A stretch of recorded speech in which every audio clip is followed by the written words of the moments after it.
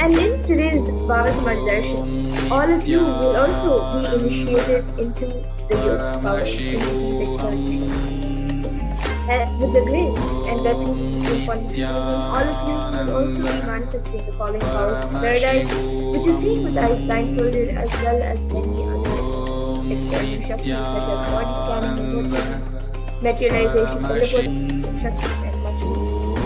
And for those of you who might be wondering where exactly is the third eye located, how the third eye works, what is their where they describe. So the third eye is a cosmic browsing center located between the poles upon initiation. One can effortlessly access powers and see through the third eye just as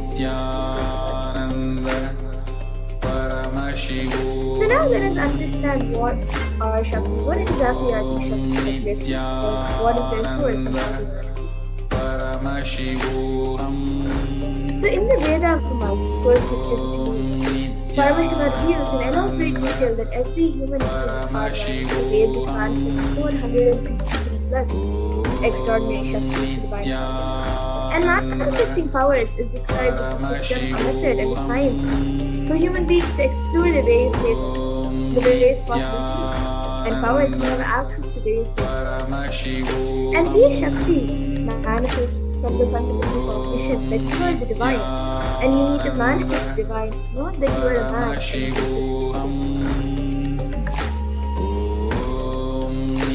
Now, some of you might have heard the term of Siddhis, as it's a very common term used for any type of external manifestation. When you see somebody manifesting powers, then you call it a siddha, or the powers that they manifest, call them as a siddhi. So let us look at the exact difference between Shaktis. So Shaktis express from the space of enlightenment as a side effect of deep connection with the divine and high integrity with the Guru, and are a source of enlightenment, whereas Siddhis are powers that manifest from tapasya penance for enlightenment and are And the Shaktis of Paramashiva manifest in ordinary human beings in an extraordinary way after initiation and are permanent, whereas Siddhis are not permanent and may diverge with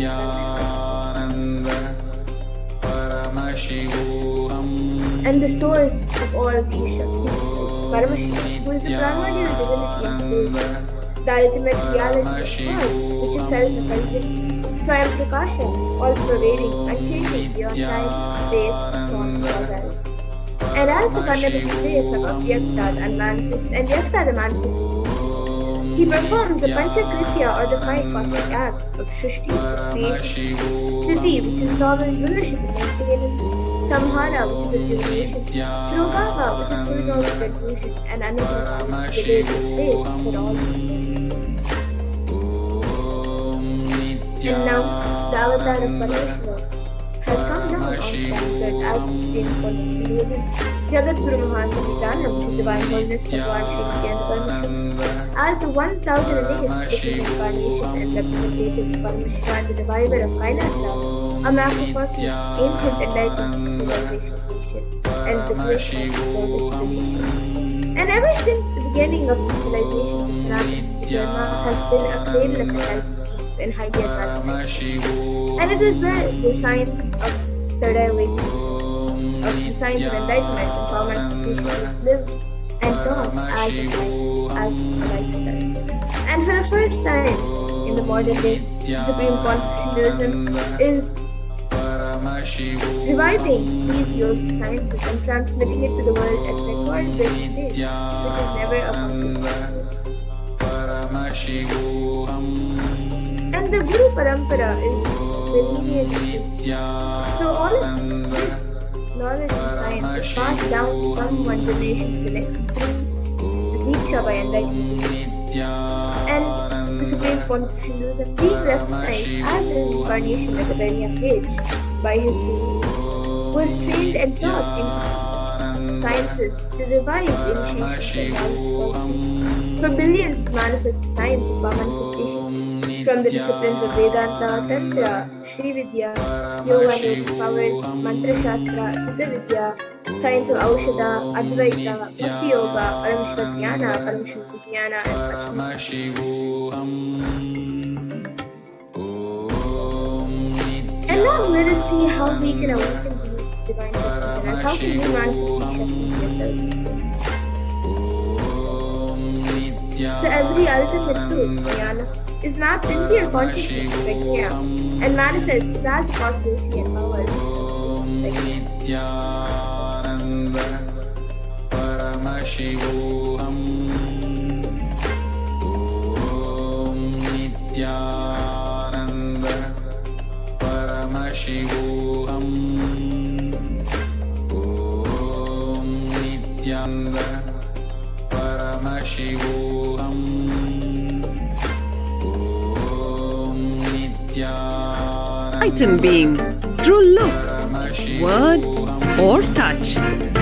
The traditional Vedic book Navaratneshwara states, Sarva samapi dikshanam muktihi phalamakanditam avirodhat bhavantyeva prasangyastu bhuktayah. The main benefit of all initiations is moksha, enlightenment.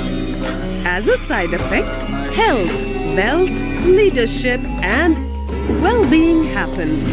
And in Rudrayamala Tantra, Shiva says, Devi Diksha Vihinasya na siddhihi na cha sadgatihi tasmat sarva prayatnena guruna dikshito bhavet. The one who is not initiated does not attain liberation nor a better future. So by all efforts, one should get initiated by Guru. What is the science of initiation? Neuroscience has proved that the process of initiation floods the brain with energy. This is the superconscious energy of Kundalini, our own highest inner potential energy. As the Kundalini flows from the thalamus to the cortex, it sets up a powerful energy loop within the brain, which awakens the latent non-mechanical parts which we have never used before. With increasing levels of coherence, the whole brain comes alive, turning into a superconductor of conscious energies that heal, empower, transform our lives, bliss and fulfillment. Initiation creates high awareness, visualization, creativity. It also slows the aging process and improves the immune system. Kundalini awakening, healing experience, levitation, teleportation, materialization. Experience the power of initiation through a range of exclusive programs conducted at the ashram. Nithyananda Dhyanapeetham, Nithyananda Nagar, Birdi, Bengaluru. Contact 97422 03311. On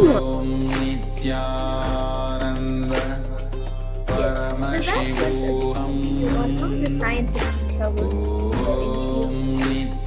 So now let us see how the science of manifestation is authenticated with four aspects of adventures or pramanas by Sept. So the first out of four pramanas, the first pramana is the Shastra pramana, which is the eternal unchangeable truths revealed in the source whispers of truth. Then the next is the Apta pramana, which are the experiences and results of Aptas or authorities, where the Vedic rishis and scientists have scientists and verified these sciences.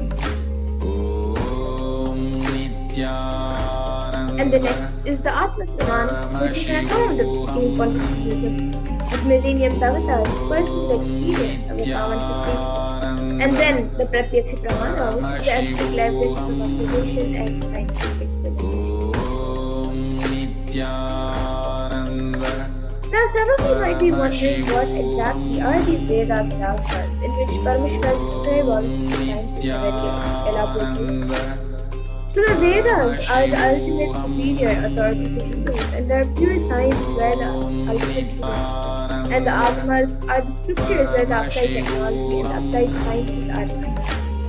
So the Vedas and the Atmas, the Vedatmas, are given the status of Shruti as their direct equivalents by Paramashiva. They are the ultimate eternal unchangeable. And a often cited from these Shastras or source scriptures is called the Shastra Pramana. Paramashivoham.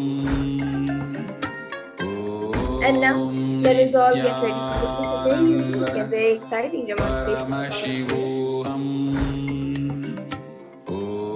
So we will now be going through 4 Pramanas for the power of third eye. Themes I explained. So the first is the Shastra Pramana, which is the scriptural reference for the power of third eye. So it comes from the Vijnana Paramashiva. I will be chanting.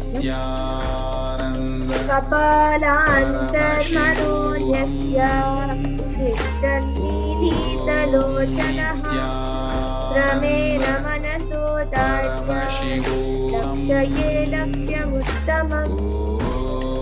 And the translation for this verse is, by fixing the mind on the inner space within the Brahm center and sitting stably without any movement, having the eyes closed in succession, by that stability of the mind and inner space through the power of the third eye, one directly sees the ultimate world Lakshyam by having the vision beyond the sight that reveals any object or place attaining the space of oneness with the source Paramashiva. And the next is the Apta Pramana, where Krishna initiates Arjuna into the power of third eye during the revelation of the Quran as a Gita. So Arjuna could see Bhagavan Krishna's vision. So Bhagavan Krishna says to Arjuna, Natu mam shakyase drashtu manenaiva svachakshusha divyam dadami te chakshum pashyame yogamaishwaram. So in this verse, Bhagavan Krishna says to Arjuna, but you cannot see my cosmic form with these physical eyes of yours. Therefore, I grant you divine third eye vision. Behold my cosmic opulence. So this is from the 11th chapter of Bhagavad Gita, which contains the description of Bhagavan Krishna's cosmic form. And this description of Bhagavan Krishna's cosmic form is completely narrated by Arjuna. Bhagavan Krishna.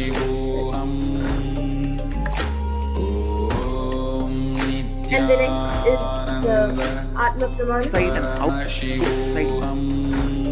broke. The first So experience. it's not his own words. The first experience that I was able to see everything around above me, the whole 360 degree, 10 directions, below me, everything.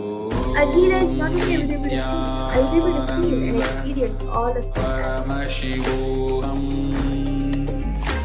And then the next is the Pratyaksha Pramana. So here also you can see study measures were done on the brainwaves using a PET scan, which is a positron emission thermometer. And it was measured that when doing daily activities, there is high activity in the brain where the third eye is located. And when in deep Samadhi state, only the third eye region is active and almost 90% of the rest of the brain.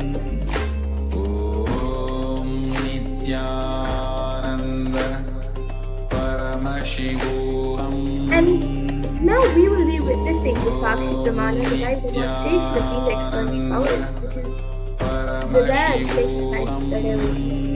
And this science being made available to humanity for our ultimate enrichment and conscious evolution by the Supreme Quality. And as the reincarnation of Sarveshwara Supreme Quantum Hinduism embodies the most profound yogic states that surpass all the counts of time, space, and matter. And the Supreme Quantum Hinduism is gifting this pure and great science of third eye vision, along with many other spiritual sciences, to the world through the science of Diksha. And every single person, all the millions of people around the world who have been initiated into these sciences have actually witnessed, experienced, and seen the profound results and extraordinary manifestations of their daily. So now we will be getting into Sakshi Pramana, the direct demonstration of these extraordinary Shaktis. Paramashivoham.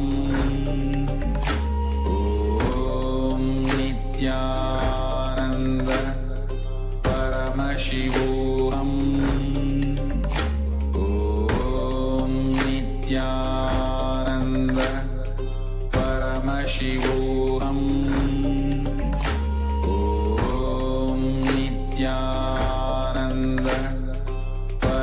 Paramashivoham. Om Nithyananda Paramashivoham. Om Nithyananda Paramashivoham. Om Nithyananda Paramashivoham. Om Nithyananda Paramashivoham. Om Nithyananda Paramashivoham. Om Nithyananda Yes, so now we will be getting into live demonstration. So here with me I have Ivan, which in front is a fake plastic sheet. And in the back there is a black sponge which will not allow insect light to enter on the eye. And into these two sockets over here by us, and it will also be covering the picture. And this eye band is actually certified by ophthalmologists, and it is usually given for people who are suffering from insomnia and who are not able to see properly. So it prevents all the light from entering around the eyes, so they can have a better sleep. And this eye band will now be put on my eyes, and all of you can see as the eye band is being used by a wallpaper. And once that is done, any of you watching us live on YouTube, you can put your section in the chat box, and it can be anything that you would like to see. It can be a sequence of emojis, numbers, it can be anything, and I will be reading your comment out.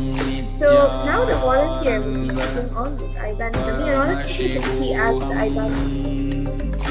Om Nithyananda Paramashivoham. Om Nithyananda Paramashivoham. Om Yes, you can Nithyananda move to the center. Paramashivoham. Om Yes, Nithyananda so now the eye band has been put. I will be turning to my right, left, Om Nithyananda and down. So all of you can see that the eye band has been put, and there is no gaps inside around. And now the YouTube comment section will be projected in front of you, and will also be projected picture. And once it is done, any of you can post anything that you like to see. It can be a sequence, numbers, letters, words, sentences, emojis, or it can even be something that does not make sense at all. So you can post anything in my chat box on YouTube, on Kailas's HDH Nithyananda YouTube channel, and I will be reading out your comments. Paramashivoham. And after this, we will also be having body scans. So if any of you would like a body scan, any of you watching us now, you can comment. Om Nithyananda Paramashivoham. Om Nithyananda Paramashivoham. Om Nithyananda Paramashivoham. Yes, now we have a comment from Masaranka Nithyananda, who has put and Galata Kanada. She has put Nithyananda and then a Namaskar emoji with brown hands and then a smiley emoji. Paramashivoham. So Masaranka, you can even put more comments if you would like, and anybody else also watching us right now, you can put anything you would like to read. Om Nithyananda Paramashivoham. And you can also put various languages and Paramashivoham. anything that anything else that you would like me to read. It can be anything. It can be a scientific term or a different language that you think I may not be able to read or I may not be able to see. And specifically for those of you who might be skeptical about this power, you can put in your comment.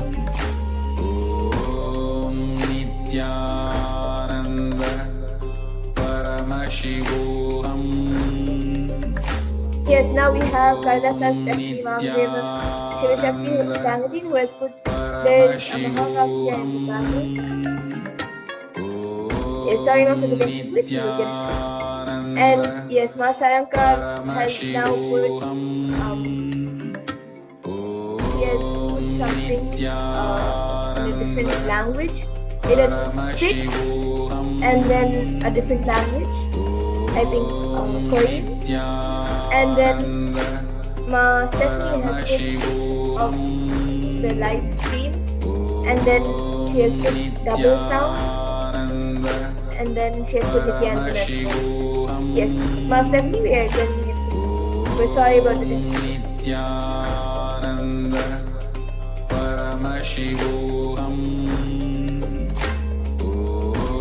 And Ma Saranka, maybe you can get back on what language you have put. There is letters in a different language, and then in the end there is H, T, B, and O. And in the beginning there is a 6.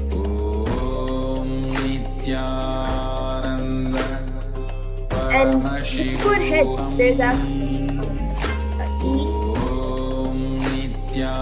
and then a K. It looks like a K. And then there is even A. Okay, so there is 6. And okay, so it's, I don't think it's a different language. I think it's just a random. Okay, that was Russian. Yes, and it actually looks there is English letters, and there's a pi sign 6, then a pi sign, then A, and then something like K to the K, and then even on the other side the lines are there, so it's like opposite K and the proper K together, and then E, H, C, T, B, O. And yes, you have put that it was Russian.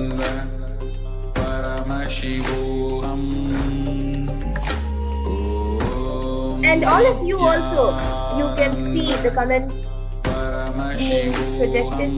We are projecting the comments for all of you, so you can also see the comments. And yes, Ma Stephanie has now put thank you Ma, and then a heart emoji with a dot under it, and then namaskar, 3 namaskar emojis, round hands, and another heart namaskar, heart emoji. Paramashivoham.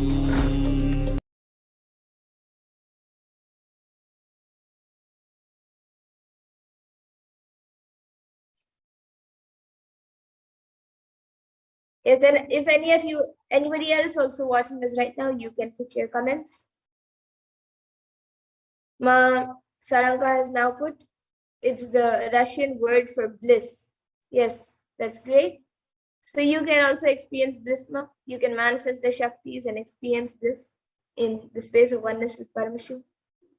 And yes, then Ma Stephanie has now put, also thought it was Russian.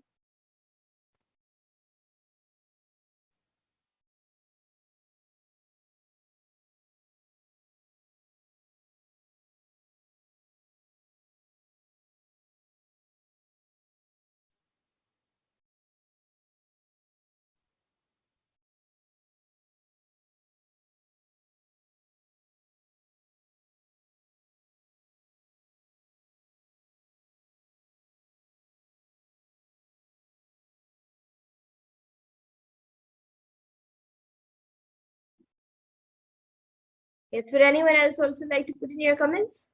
It can be anything, a sequence of emojis, numbers, words, letters, sentences. It can be a scientific term which you think I may not be able to read.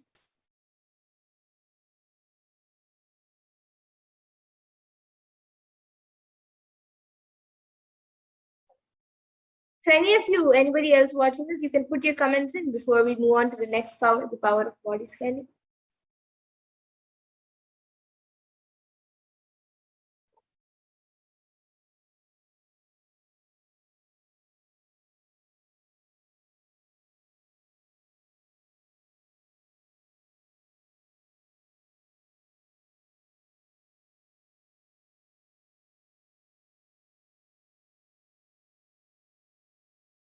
Yes, okay. Now the volunteer will now be removing the IBAN.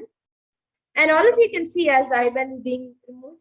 But yes, before that we have Manitya Kshipra Prasad Nithyananda, who has put a blue bird and then a blue heart, a purple heart, and then a pink heart with stars, and then a lion emoji.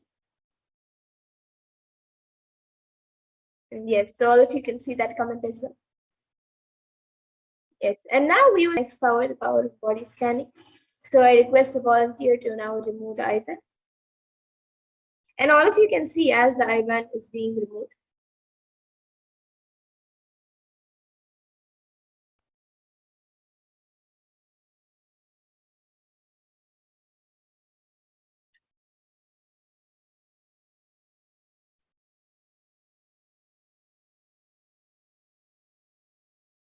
Yes, so all of you can see the IBAN is just as it was before. There's nothing added or removed from the IBAN. And now, any of you who would like a body scan can put your comments in the YouTube comment section, and we will be doing the power of body scanning after we go through the pramanas for the power of body scanning.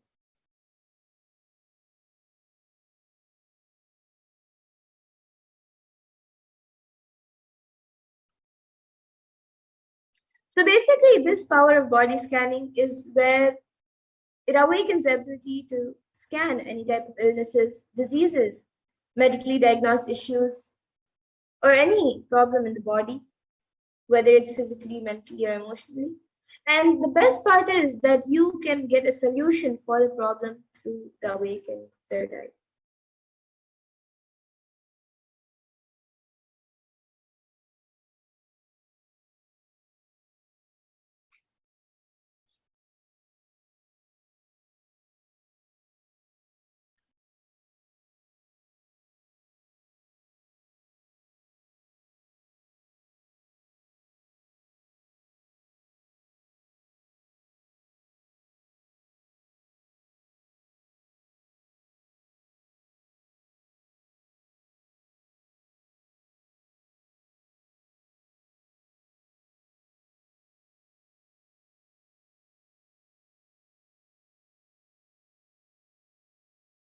Yes, so now we will be going through the pramanas for this power of body scanning. So the Shastra Pramana for the power of body scanning comes from the Vijnana Vairava Tantra, and I will be chanting it now. Swadehe jagato vapi sukshma sukshmatarani cha tatvani yani nilayam dhyatvante vyajyate para. And the translation for this verse says, Bhagavan Paramashiva beautifully says, cognize deeply that from the subtle to the subtlest constitutive principles of your whole body, Swadeha, or of the whole universe, simultaneously consist of the essential reality. They are being absorbed in their source cause, Paramashiva. By the experience of such restful awareness, one becomes complete from all thoughts, and the ultimate universal divine power, Paradevi, Adi Shakti, is revealed, and the supreme manifestation happens. And the next, the Apta Pramana for this power comes from the life of a Siddha whose name is Terayar. So Terayar was a Siddha and one of the prominent disciples of Agastya. And one day a man suffering from severe headache comes to Agastya for healing. So then Agastya uses the power of body scanning and identifies the root cause of the headache. And he reveals that there is a small terai, a type of frog, sitting in the person's brain, And Agastya immediately instructs Teraya, his disciple, to perform an open head surgery and remove the frog. And after the surgery is completed,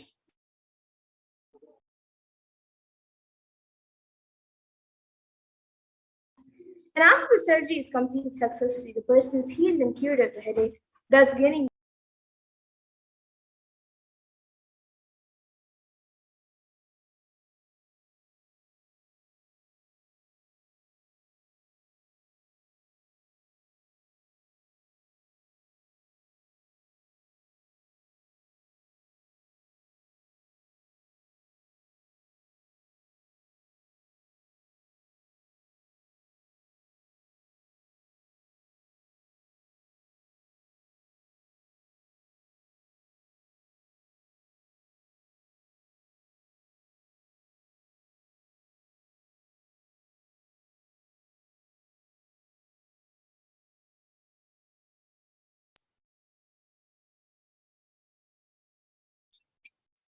And the Atma Pramana for this power comes from the life of Swamiji himself when he shared how he uses the power of body scanning on the 22nd of December 2019.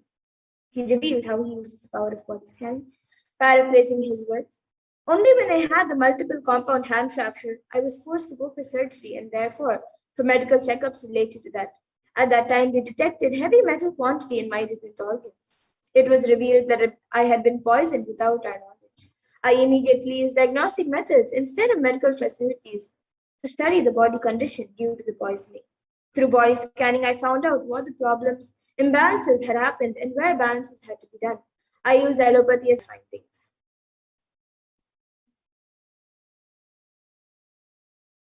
And here you can see the Sakshi Pramana, which are the experiences and results of the extraordinary manifestation happening through the initiated disciples of the Supreme Point of Hinduism. So here you can see just a few sharings, but around the world, thousands have experienced these powers. And after the initiation, even you will be able to experience these powers. So now, any of you who would like a body scan can put your comments in the YouTube comment section, and we will be doing a body scan for you.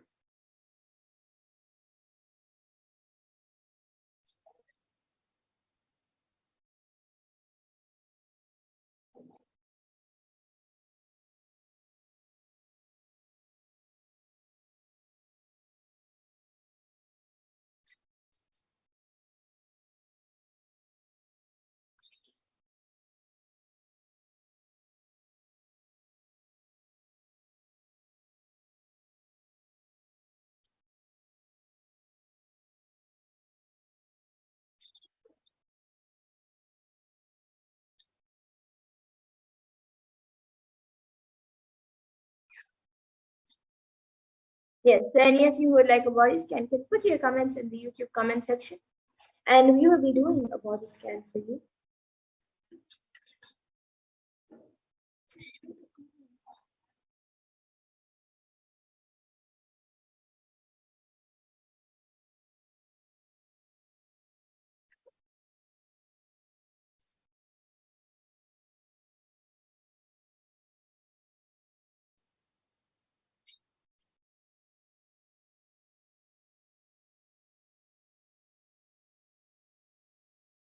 Yes, any of you watching us right now, you can put your comments if you would like a body scan. Yes, so Ma Lindsay Carabano has asked Nithyananda, I was wondering if you could do a follow-up scan and doing Panchakriya as you recommended.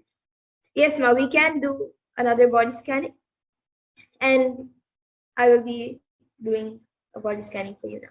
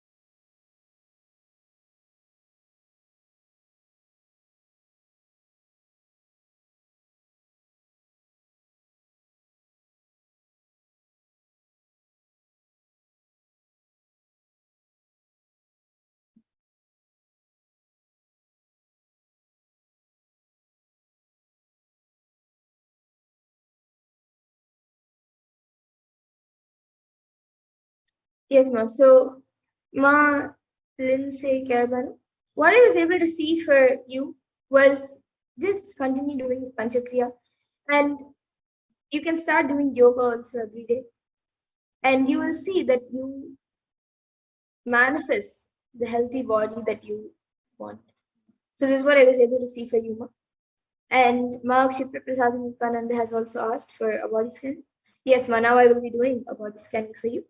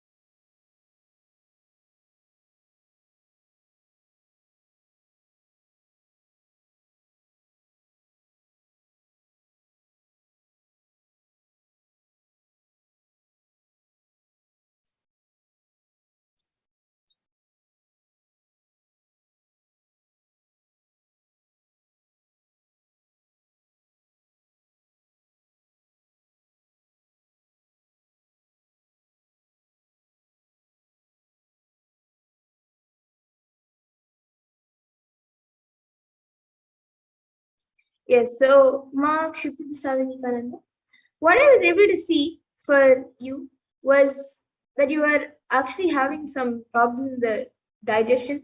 The food is not getting digested properly, but that I was able to see will get healed on its own in the next 3-4 days. But I was also able to see that you are having cramps quite often in your legs and even in your stomach, and also you are having a slight backache, especially in your lower back, and even near your, there's a lot of pressure being put on your neck.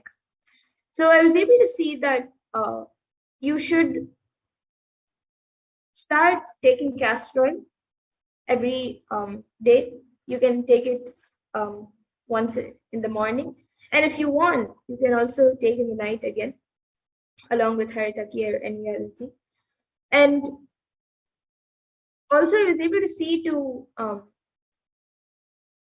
you should start taking care of your body. You shouldn't put so much pressure on your body physically.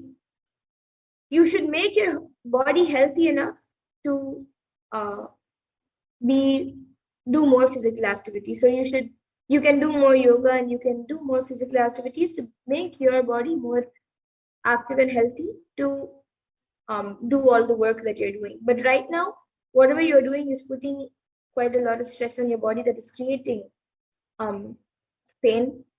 So you should not put physical pressure on your body. And this is what I was able to see for you. So you start taking castor oil, you can start doing yoga as well. Just for a few minutes, how much ever you can start with, and then you can do more. But make your body more healthy enough to be more active. So this is what I was able to see for you, Ma Kshipra Prasad Nityananda. And Ma Lindsay Carabano has gone back saying thank you. Yes, Ma, thank you for getting back. And with that, I thank all of you who have joined us today for the Power Manifestation. Ma Kshipra Prasad Nityananda, Ma Lindsay Carabano, Ma Stephanie, and Ma Saranka, and everyone else watching us right now. I thank all of you for joining us for the Power Manifestation segment. And we will now be moving on to the further segments of this program, where all of us will be learning more about who Devi Parashakti is, how we can manifest Devi Parashakti, what she has revealed in the Akashas, and much more about Devi Parashakti. So please stay tuned for the further segments of this program where we will be learning more about Devi Parashakti. And we will be back after a really short break.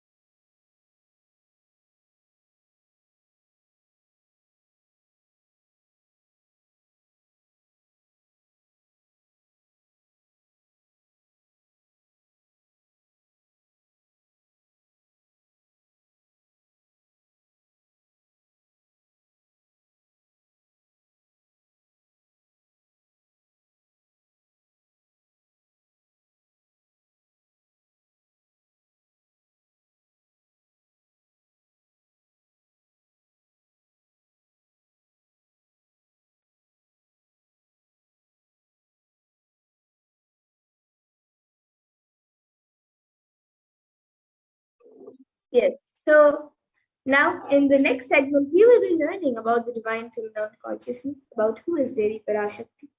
So we'll be first looking at the Dhyana Shloka of Devi Parashakti, which comes from the Lalita Sahasranama Dhyana Shloka. And I'll be chanting, सिन्दूरारुणविग्रहां त्रिनयनामानिक्यमौलिस्फुरत् तारानायकशेखरां स्मितमुखीं मापीनवक्षोरुहाम् पाणिभ्यामरिपूर्णरत्नचषकं रक्तोत्पलं बिभ्रतीं सौम्यां रत्नकटस्थरक्तचरणां ध्यायेत् परामम्बिकाम्.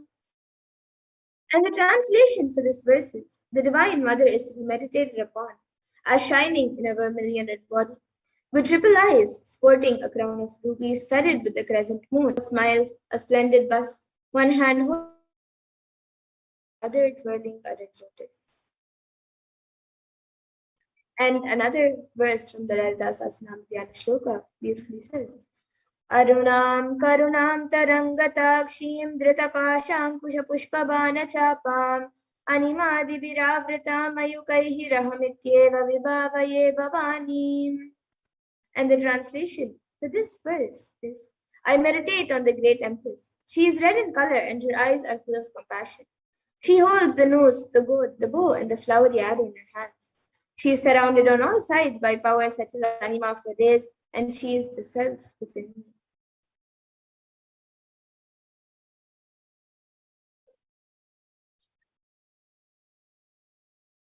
Devi, the ultimate pure feminine consciousness. Parashakti is the cosmic mother.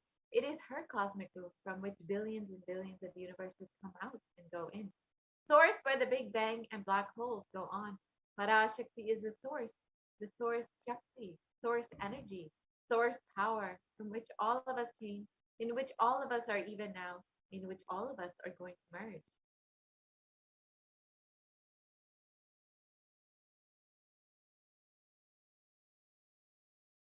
Out of her extreme love and compassion, Parashakti herself is manifesting through the embodied form.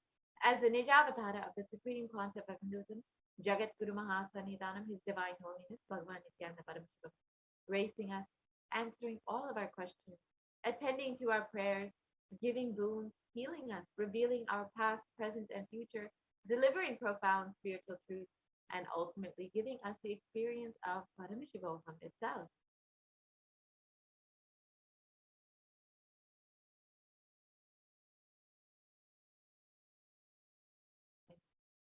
In the words of Devi Parashakti herself, describing herself, raising as Omkara, expressing as the Vedas and Agamas, blossomed as Rimkara, filled as Parashodasi, living in the 40 triangles, the Kailasa Swami, who is in Kailasa Sripura Chintamani, Parashodasi, sitting as part of Paramashiva, Parameshwari, who rules the world, Paramashakti, Manoன்மணி, Meenakshi.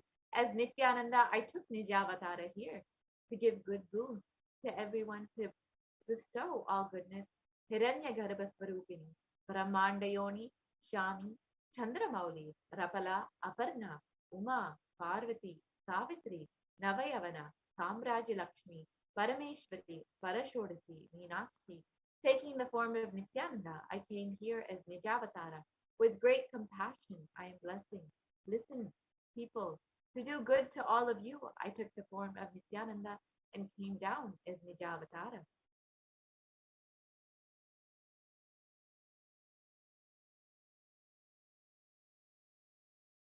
And Devi continues on, raising in Omkara, blossoming as Shiva, manifesting as source of existence, powers of existence, expression of existence, from the oneness of Om, blossoming into two as Prakriti and Purusha, blossoming as the three Shaktis, Ikshaktiya, Jnana, growing as the four Vedas, expanding as the five Panchabhutas, beyond the six chakras, filled as the Gotras of the seven Rishis, expanding as the eight directions, existing as the nine grahas, blossoming as the 10 indriyas, being as 11 rudras, creating all the world, bringing to light, to tell and make truth blossom, and to do good. Parashodasi, Meenakshi, in the form of Nithyananda, I came to bless every one of you.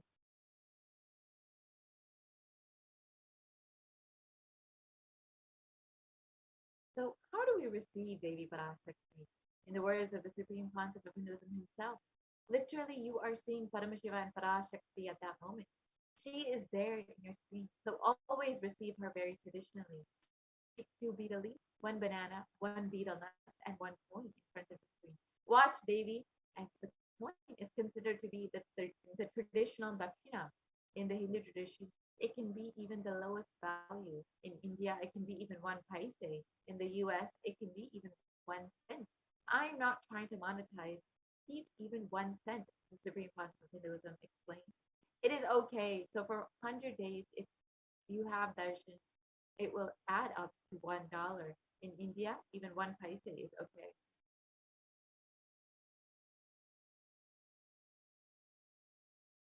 So once you have Devi Darshan, you can off when you offer that tambulam to Devi Parashakti. After the darshan, you can do the namaskar and eat the banana, the betel leaf, and the betel nut, and take it as prasadam immediately. Collect all the coins after a few days, after 1 month, or 100 darshans, how many ever, and then send this to the LA temple. This betel leaf, betel nut, this betel leaf, betel nut may look too small, but in a few days you will see how much it adds to your sentiment that really Devi Parashakti is there. You will not take the Devi Darshan for granted.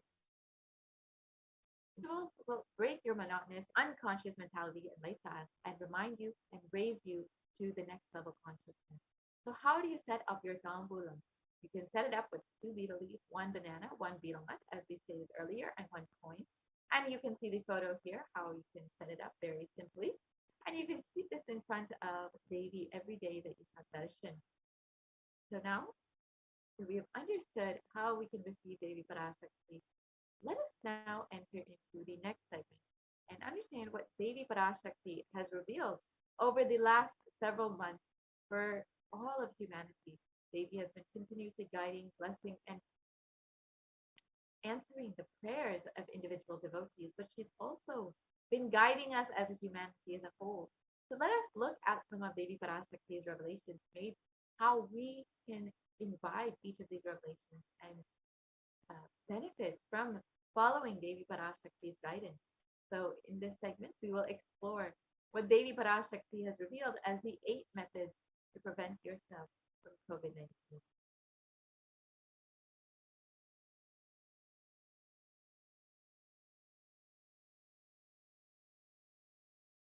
So first, let us understand Devi Parashakti has been continuously manifested through the supreme concept of Hinduism, and it is out of his deepest compassion that he has been manifesting the divine cosmic mother in order to heal and bless each and every one of us during this time of crisis.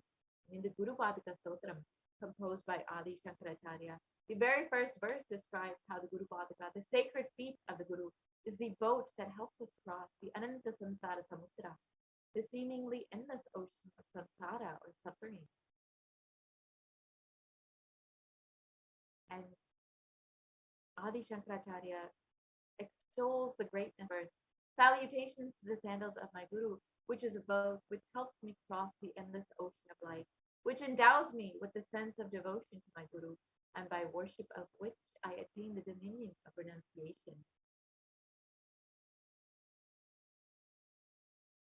Many of us have been feeling stuck in the same storming and raging ocean, being unable to navigate ourselves and lost in this overwhelming vastness of the suffering that is this great deluge, this pralaya. Many of us have been waiting eagerly for this end of this pandemic to finally go back to what we consider as the norm. But unfortunately, we have not been seeing that yet. And we're only experiencing our loved ones dying due to this pandemic, our homes being destroyed due to natural disasters, and the social institutions that what we once held so highly crumbling around us. And the whole of humanity is in a desperate and dire need of hope.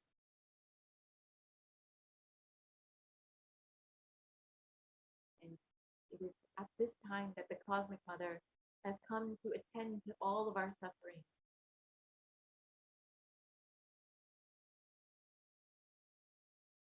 It's at this time that the Supreme Pontiff of Hinduism, the incarnation of the cosmic consciousness, out of his love and compassion, having taken the spiritual responsibility for the superconscious breakthrough of the whole of humanity, is manifesting Devi Parashakti, the cosmic mother, and guiding and healing the whole world as literally the boat that helps us through this pralaya, this cosmic deluge.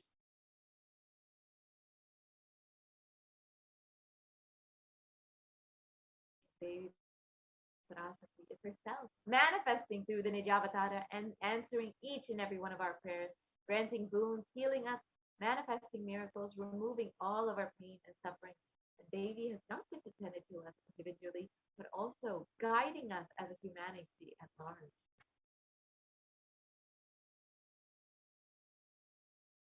And Devi Parashakti has guided the whole of humanity in the form of revelations of profound sacred secrets of Sanatana Hindu Dharma, and by showing us the future regarding global issues, the COVID pandemic, natural disasters such as fires, floods, and more, and even the twisted human conspiracies and underground wars, which have not surfaced to common knowledge as yet.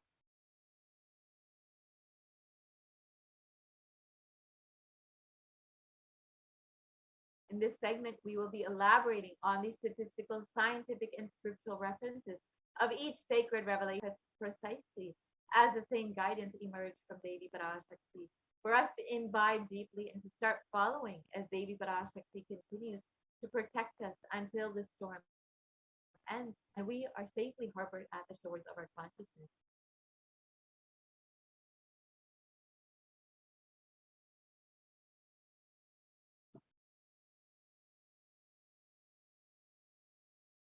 Let us look at some of the manifestations of Devi Parashakti in Akashic reading.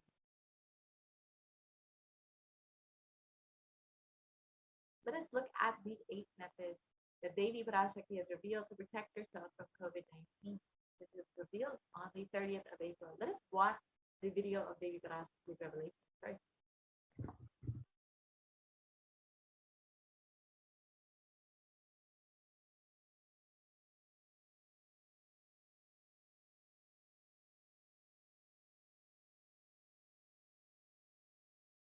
Parashodasi Meenakshi, Parameshwari Meenakshi, Parashakti Meenakshi, இங்கு எழுந்து அருளினோம் எல்லோர்க்கும் ஞானமும் தன்மையும் தந்திட நன்மையெல்லாம் அளித்திட நாமே வந்தோம் இங்கு கைலாசத்தின் சுவாமினியாய் பரமசிவன் கிரகத்திருந்து நம் அனுக்கிரகத்தினால் நித்யானந்தன் விக்கிரகமாய் மலர்ந்தோம். உங்கள் எல்லோருக்கும் நல்லதை செய்திட நன்மையை சொல்லிட தர்மார்த்த காம மோக்ஷம் எனும் புருஷார்த்தங்கள் நாளும் பொங்கி மலர்ந்திட வந்தேன் இங்கு. மாந்தர்கள் கொடுந்தொற்று கொரோனா கண்டு அஞ்ச வேண்டாம். 8 வழியின் மூலமாகவும் எண்ணத்தில் தியானித்து என்னை பிரார்த்தித்தல் 1, சமூக வலைதளங்கள் மூலமாய் என்னை சரணடைதல் 2,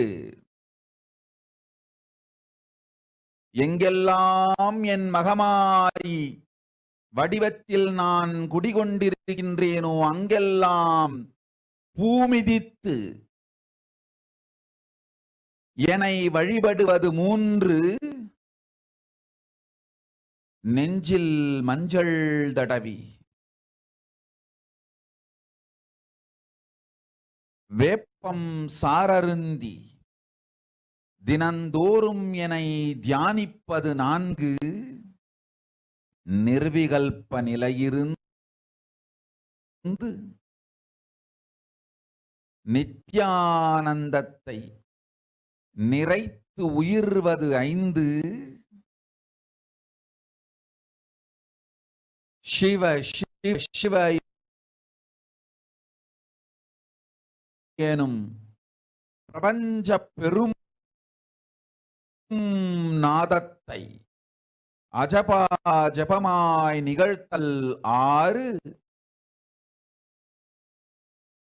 நிறைவான பூரண மனத்தோடு வாழைப்பழத்தோலும் வெங்காயமும் குதிகாலில் வைத்து பத்திட்டு நித்திரையில் அடங்குவது 7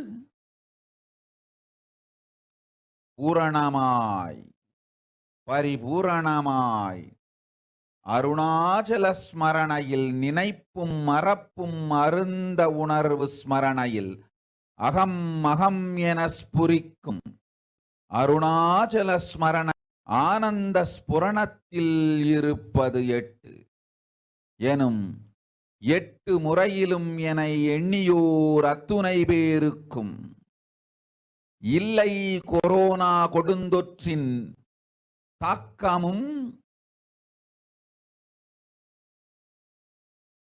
கொரோனா கொடுந்தொற்றின் பயமும் கொரோனா கொடுந்தொற்றின் மயக்கமும் வாழ்வீர்கள் வளத்தொடு நல் ஞானம் யோகத்தொடு நாமே நிம்மோடு நானே நீயாய் நீயே நானாய் நல்வாழ்வு வாழ்வீர்கள்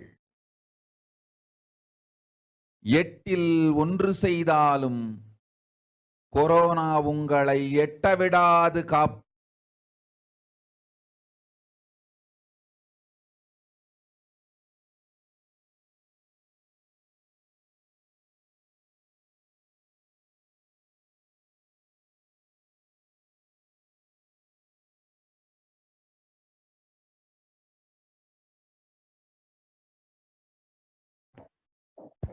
Let us understand Devi Parashakti's revelations now into English.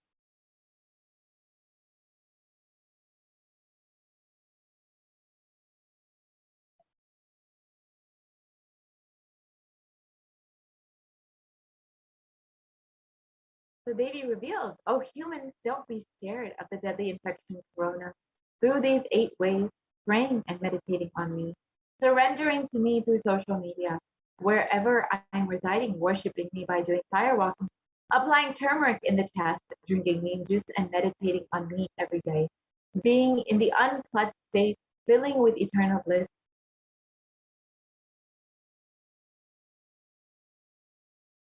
doing the ajaba ajaba of the cosmic sound, Shiva, Shiva, Shiva, with complete mind, applying banana peel and onion in the field, and going to sleep, being in the state beyond any remembrance or forgetting, in the Arunachala Surana that blossoms as aham, aham, in the state of Ananda Surana. So everyone who thinks on me through these 8 ways, they will not have suffering or effects of corona. They don't have fear and delusion of corona.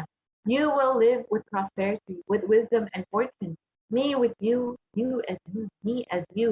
You will live good life, even if you do one of these 8 ways. I will protect you. Corona will not reach you. Don't have fear, O people. Be blissful.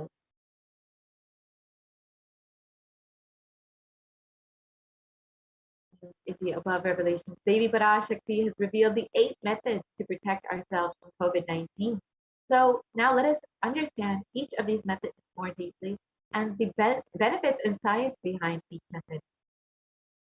So the first method that Devi Parashakti has revealed is praying and meditating on Devi Parashakti.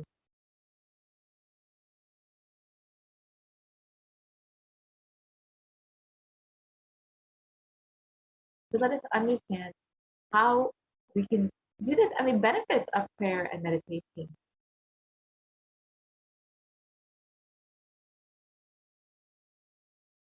So science has extensively studied meditation, and over the last few decades, it's become more and more popular, and it's very much recognized by science that it has many benefits.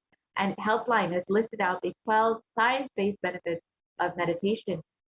The first is that it reduces stress, it controls anxiety, it promotes emotional health, It enhances self-awareness. It lengthens the attention span. It may reduce age-related memory loss. It can generate kindness. It may help fight addiction. It improves sleep. It helps control pain, and it can decrease the blood pressure, and it is easily accessible anywhere.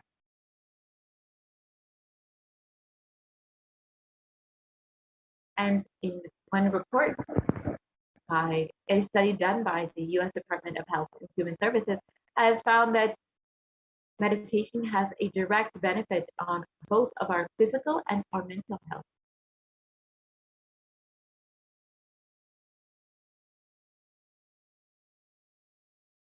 And another study by the Cambridge University Press reiterates the necessity of meditation during times of crisis such as COVID-19.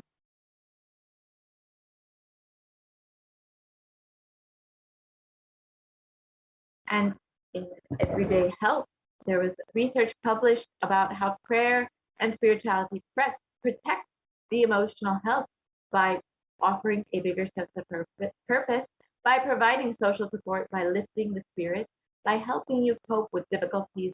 And in September 2015, a report was published in Health Psychology that found that people who were followed, 191 people with congestive heart failure who were followed for 5 years, experienced better health outcomes when they had feelings of spiritual peace and when they made some healthy lifestyle changes.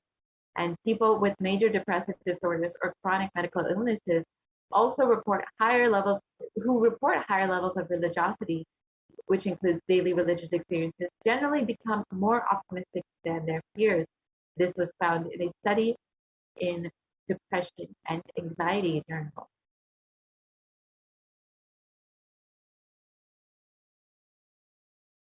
And the Supreme Pontiff of Hinduism has also scientifically shown how meditation impacts our brains, and there have been multiple studies done on the avatar's own brain to understand the impact of it on the impact of meditation, the impact of Samadhi on the brain. So now let us watch that video and understand how meditation directly impacts.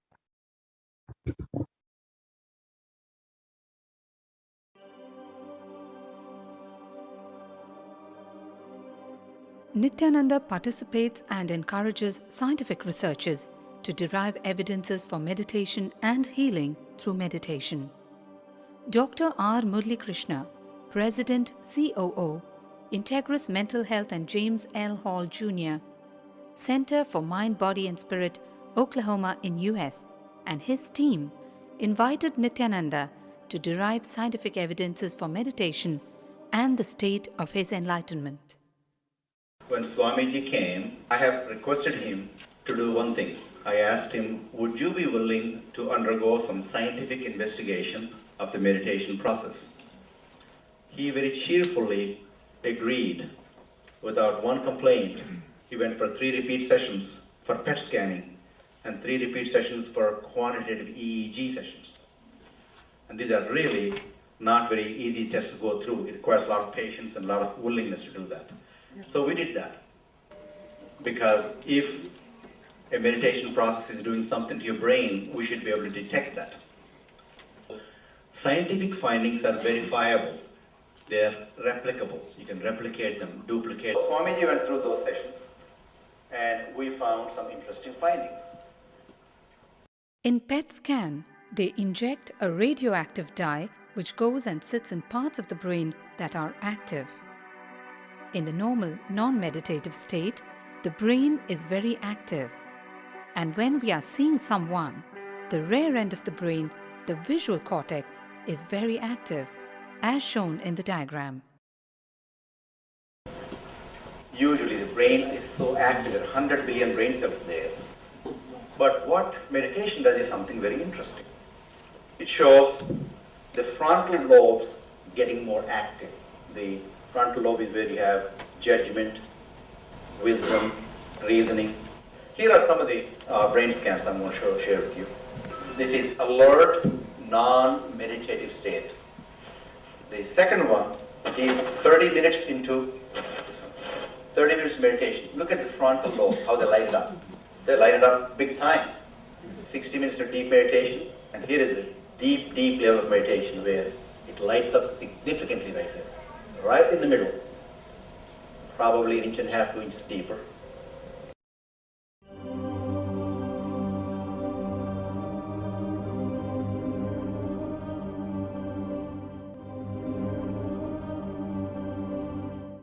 What's interesting was, Swami was inside, and that's the last part of that one. See that light right here? So what's interesting was, I've never seen that before in my life. So the other parts I've seen may not be to the extent that Swamiji showed, but this is something interesting.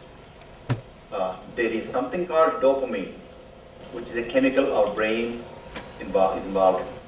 Dopamine is produced mostly in this area. And when you have any pleasurable feeling in your body, it is mediated through dopamine. It's a neuroreceptor. It's a chemical that transmits messages of pleasure.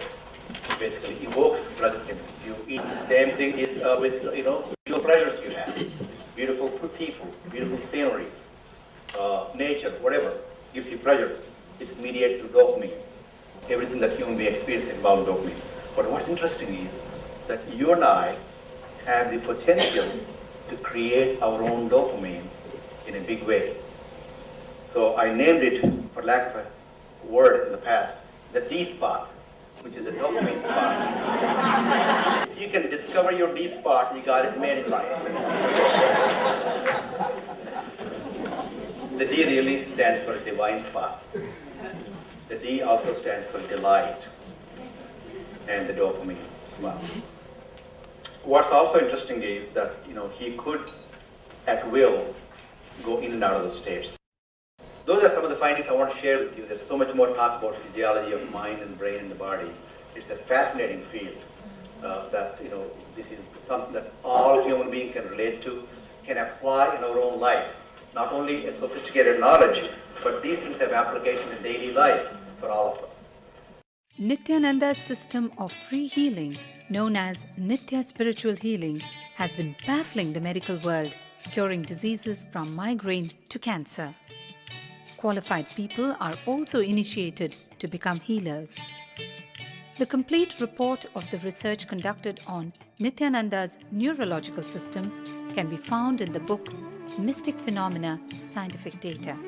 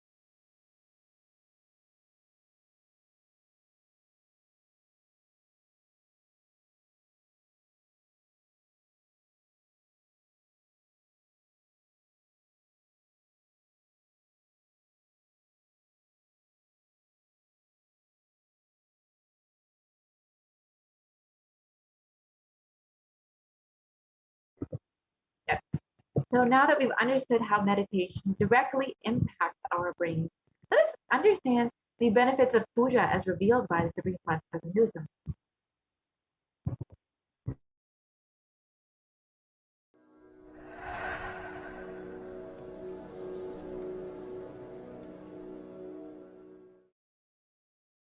If you are not allowed to do yoga, made to believe early morning sleep is the best thing in your life, you are tortured, you are abused, your divine rights are violated.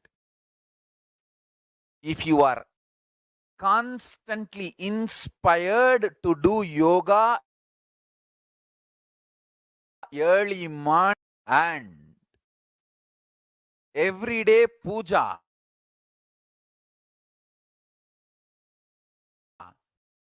Sit by feeling connection, understand nothing can be compared to prayer to bust your stress.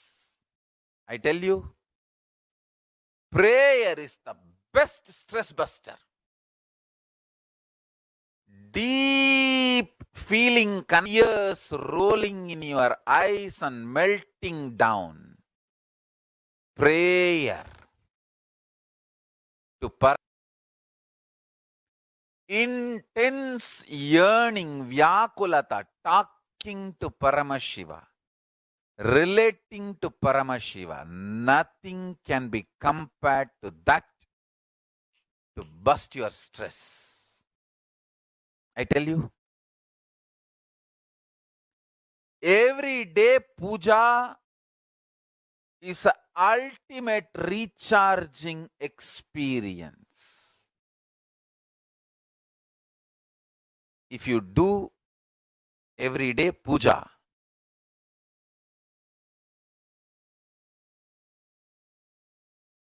the kind of the stress-free life you will live, your whole biological clock will be aligned to Kailasa. I tell you,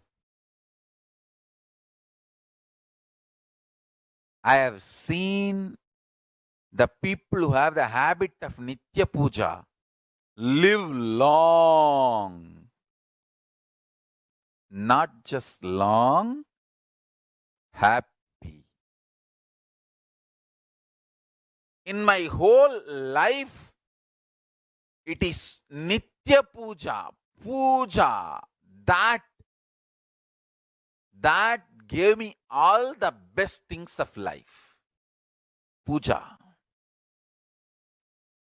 Relating with the deities is the best stress buster.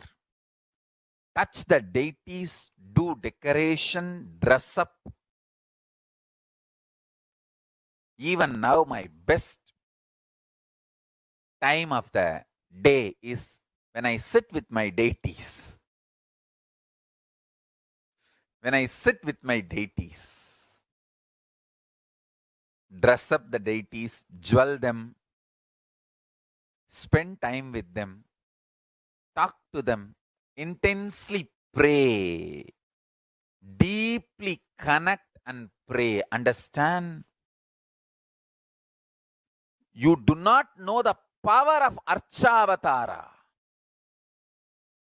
God landing in physical deity form. Never underestimate the power of Archavatara. The Archavatara is equivalent to living avatara. What living avatar can do to you, an Archavatara can do.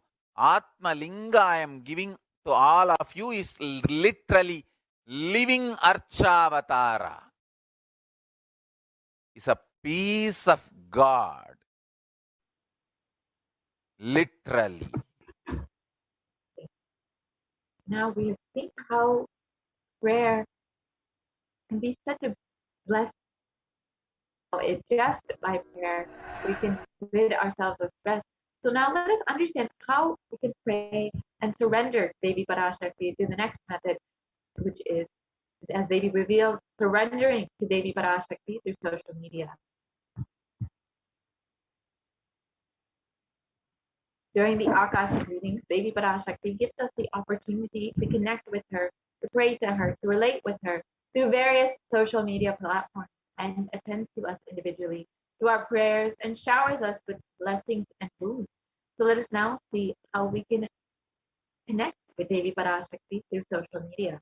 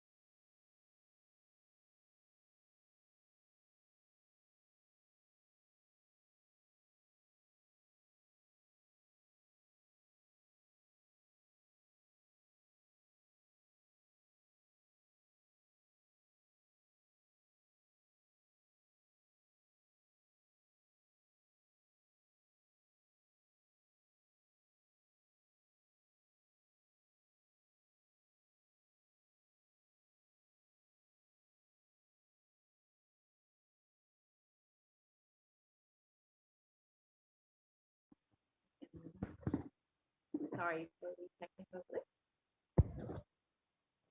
So Devi Parashakti has revealed that you can connect with her and surrender to her on social media. So let us see the various ways that we can connect with Devi Parashakti.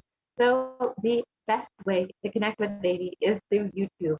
So whenever Devi Parashakti comes back, you can directly ask her, ask your questions to Devi Parashakti in the comment section of the live video. And you can do this by first becoming a member of Kailasa's SPH India, the YouTube channel. And once you've done that, during the live Devi Parashakti Akashic reading, you can ask your questions directly to Devi, and Devi herself will directly attend to you. And the next way is by liking and following Kailasa's SPH JGM Nithyananda Paramashivam Facebook page. And then you can ask your questions again in the comment section of the live Facebook video.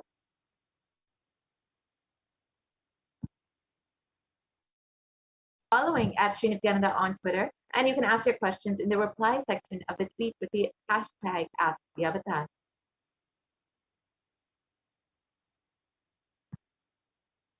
You can also connect on Instagram by following Sri Nithyananda on Instagram and asking your questions in the comments section of the photos. And lastly, you can connect on WhatsApp by going to kailasa.org and asking your questions in the WhatsApp chat box. So the pop-up box that comes up on kailasa.org, you can ask your questions and receive the guidance and blessings of Devi Parashakti during the live Akashic reading. Now let us watch a short clip of Devi Parashakti blessing people.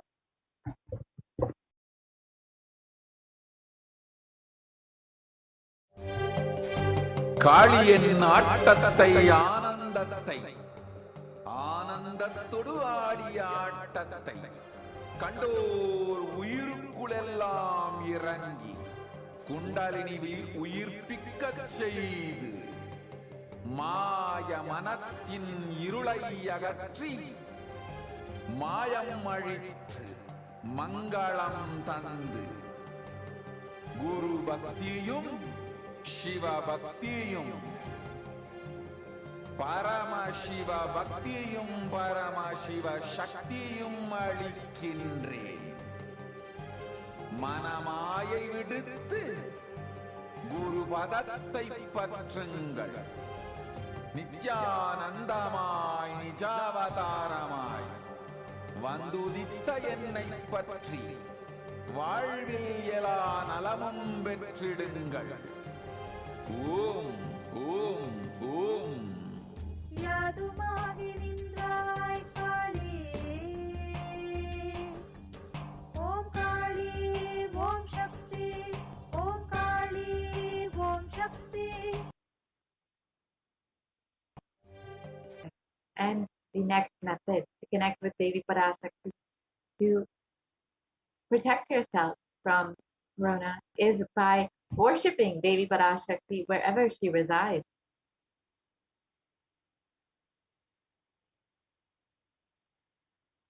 And the Supreme Council of Hinduism has revealed that fire walking is a sacred alchemy science. And in the words of the Supreme Council of Hinduism himself, our rishis and munis have been, whether health or keeping the society safe, and in every field. So all the vratams, the pujas, the spiritual techniques, the religious rituals, anything they design is highly scientific and directly useful to the life. Coronavirus will not affect you at all because the fire walking time, the small blisters you get just shoots up your whole immunity. That power, the power to protect yourself from any virus, any problem, it's actually a powerful technique. It's a very powerful technique followed in those days, especially during this season.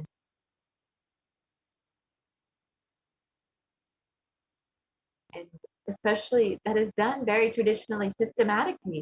If you had even small blisters, and even if you did not have any blisters, you are protected already from corona problem. You will not be affected at all. Corona will not work on you. It will not affect you. Don't worry. It is a traditional way of making you immune. Actually, it's a traditional vaccination process. It's 11 feet length, the burning live charcoal on which you are supposed to walk, with the traditional powerful music which activates your lymph system, that mukulam, we call it in the back of the neck. This music will feel like it is hitting the back of your neck, and your whole detox system will be awakened. In that peak altered state of consciousness, you should walk on fire. Not just like that, you will walk. You will first awaken, trigger the detox system, and then walk on fire in the 11 feet fire pit.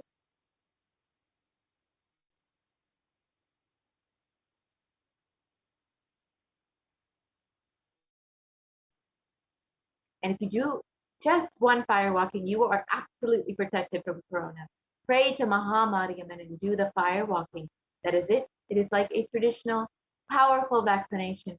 Pray to Parashakti Mahamari, do the Patipatiratam, and do this traditional fire walking. You are absolutely protected from coronavirus. No need to panic. Traditional vaccination, traditional, natural, organic, no bad side effect vaccination is the Hindu fire walking.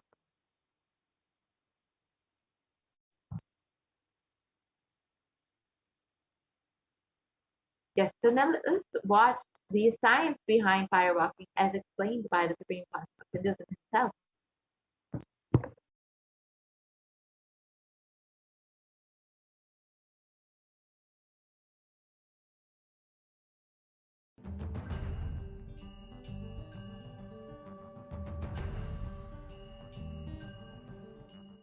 All these transmutation processes means balancing the system and awakening the whole consciousness to your whole body is what I call transmutation processes. Some parts of your body becomes insensitive to the existence because of the job it is doing, like a feet, because of the continuous walking, it becomes insensitive. Your cheeks, how they are sensitive, they don't become, they lose sensitivity to the reality. But for a complete Kundalini awakening, your whole body needs to be alive and experiencing the reality and ability to experience the higher consciousness. That is the reason we have the process of fireworks.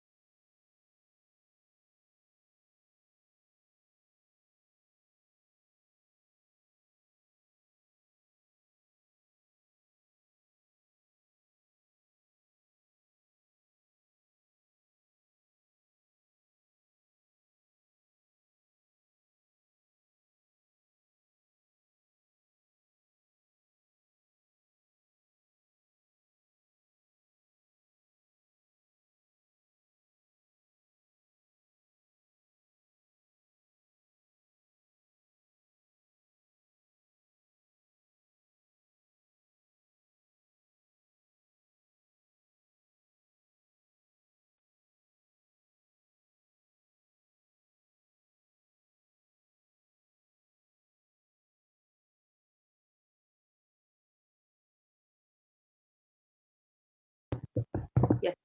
And now let us watch the video of the Supreme Concept of Hinduism himself doing the fire walking in the sacred city of his birthplace, Tiruvannamalai.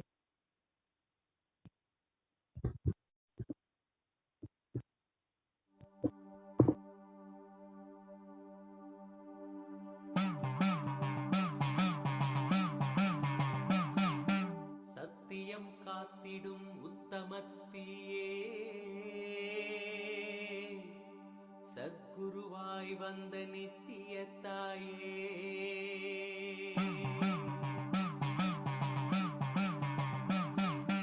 வேத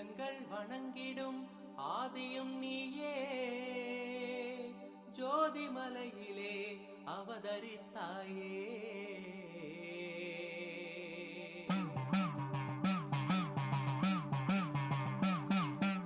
அவனியை பேணும் ஞானமும் நீயே, அக்னி வடிவிலே அருள் புரிந்தாயே.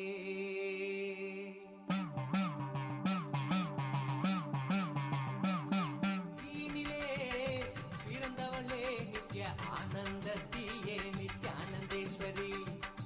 தீயினிலே பிறந்தவளே நித்ய ஆனந்தத்தியே நித்யானந்தேஸ்வரி. கர்மங்களை கொன்றிட வந்தாய் நித்யானந்த, தர்ம மண்ணில் வென்றிட வந்தாய். கர்மங்களை கொன்றிட வந்தாய் நித்யானந்த, தர்ம மண்ணில் வென்றிட வந்தாய். தீயினிலே பிறந்தவளே நித்ய ஆனந்தத்தியே நித்யானந்தேஸ்வரி.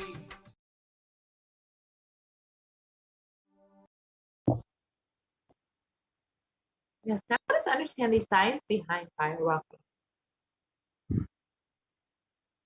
A study conducted by the U.S. National Study of Medicine, the regarding the various effects and benefits of fire walking, has shown that people who participate in fire walking have increased levels of happiness and lower fatigue levels compared to people who did not participate in fire walking.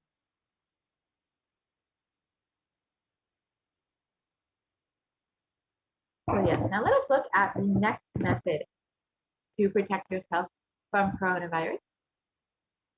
Baby has revealed that you can apply turmeric on your chest and drink neem juice and meditate on Devi Parashakti every day. Let us understand the benefits of neem juice as revealed by the Supreme Pontiff of Hinduism himself.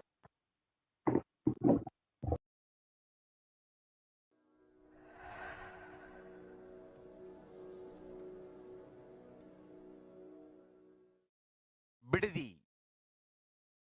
It is not, I'm not talking from air, I'm talking from ground. In Bididi, before we came to that land, 30 borewells were dug, no water. Now, from the day we came till now, we have water for 10,000 people to live comfortably in that very land. It's only pouring, pouring. Karumari's grace. Wherever we started ashram, nature completely cooperates because we know biology, whole biology thinks.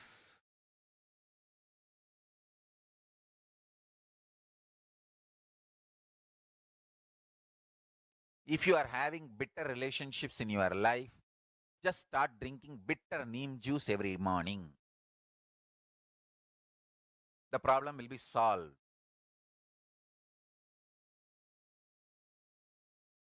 Understand, if you are irritated, even if you don't react, even if you don't talk to people, you release that kind of vibes.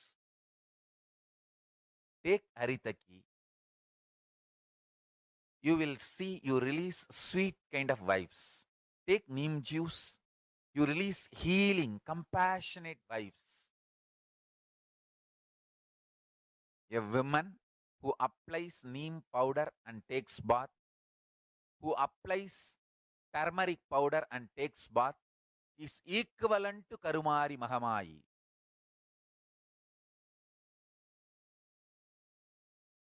That neem paste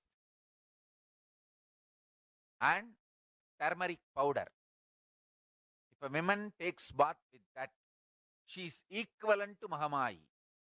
She is embodiment of Karumari because she will be manifesting that same vibes of Karumari. I sincerely recommend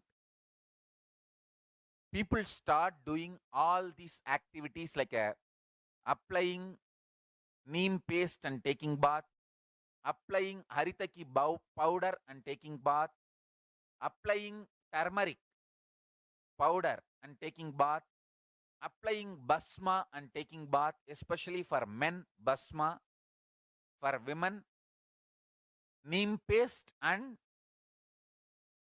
turmeric paste. All four can be used by both all genders. That is different. If you want specific, I'll recommend the neem and turmeric for female body, haritaki and basma for male body. Understand your whole biology things.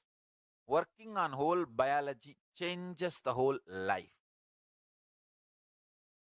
So, now with this understanding the whole biology things, think Mahavagya. This is Ajapa Japa. Think Mahavagya. With the understanding your whole biology thinks. Om Nithyananda Paramashivoham. Blessings to all of you. Start manifesting powers now.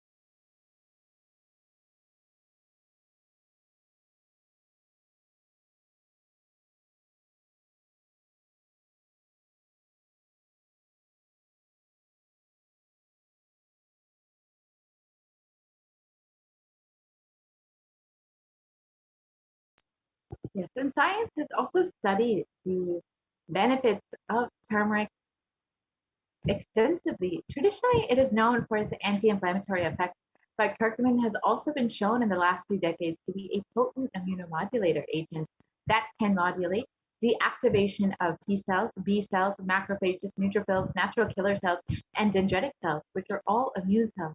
And curcumin can also downregulate the expression of various pro-inflammatory cytokines and chemokines.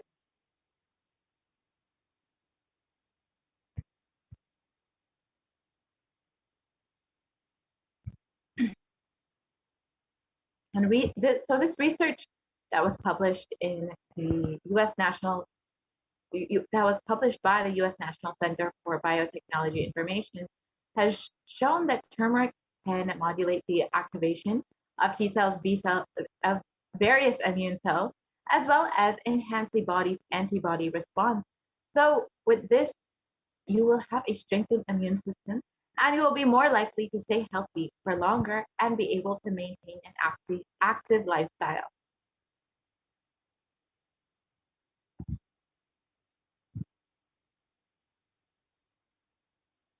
And in India.com, it was also reported that neem can help you fight against corona, and it is a very important part of Ayurveda.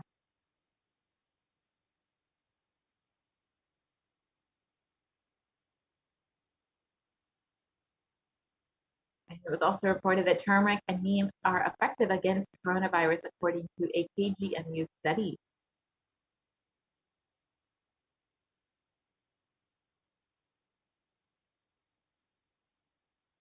So the next method that Devi Parashakti has revealed is the complete mind, applying banana peel and onion in the heels and going to sleep.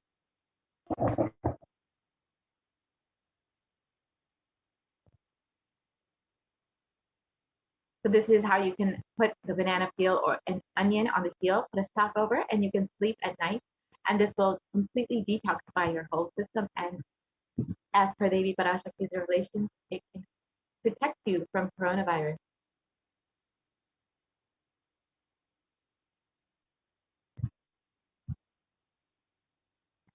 And onion has been shown to have various detoxifying effects. And in Medical Daily, it was reported that the beneficial properties of onion for our health include, because onion contains a high amount of sulfur compounds, which not only give onion the recognizable smell, but also the powerful detoxifying agents. And with more than 100 sulfur-containing compounds, which are what cause the eyes to tear up, onions can help prevent and treat ailments from diabetes to heart disease, which is why it is very traditionally known in Ayurveda to be a very potent for its medicinal purposes, and that is its primary use in Hinduism.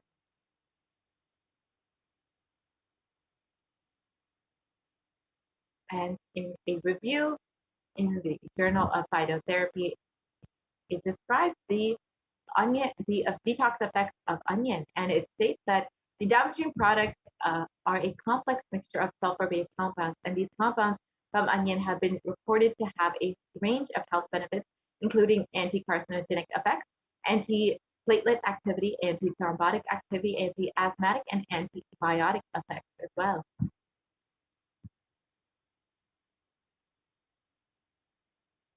And the next method revealed by Devi Parashakti is to be in an unclutched state, filling with eternal bliss.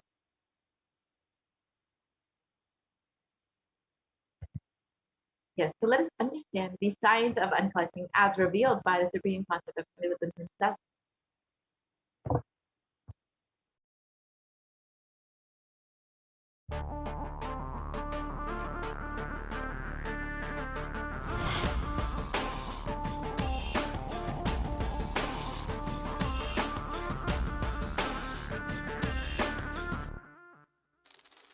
The brain is the organ which controls our whole physical being.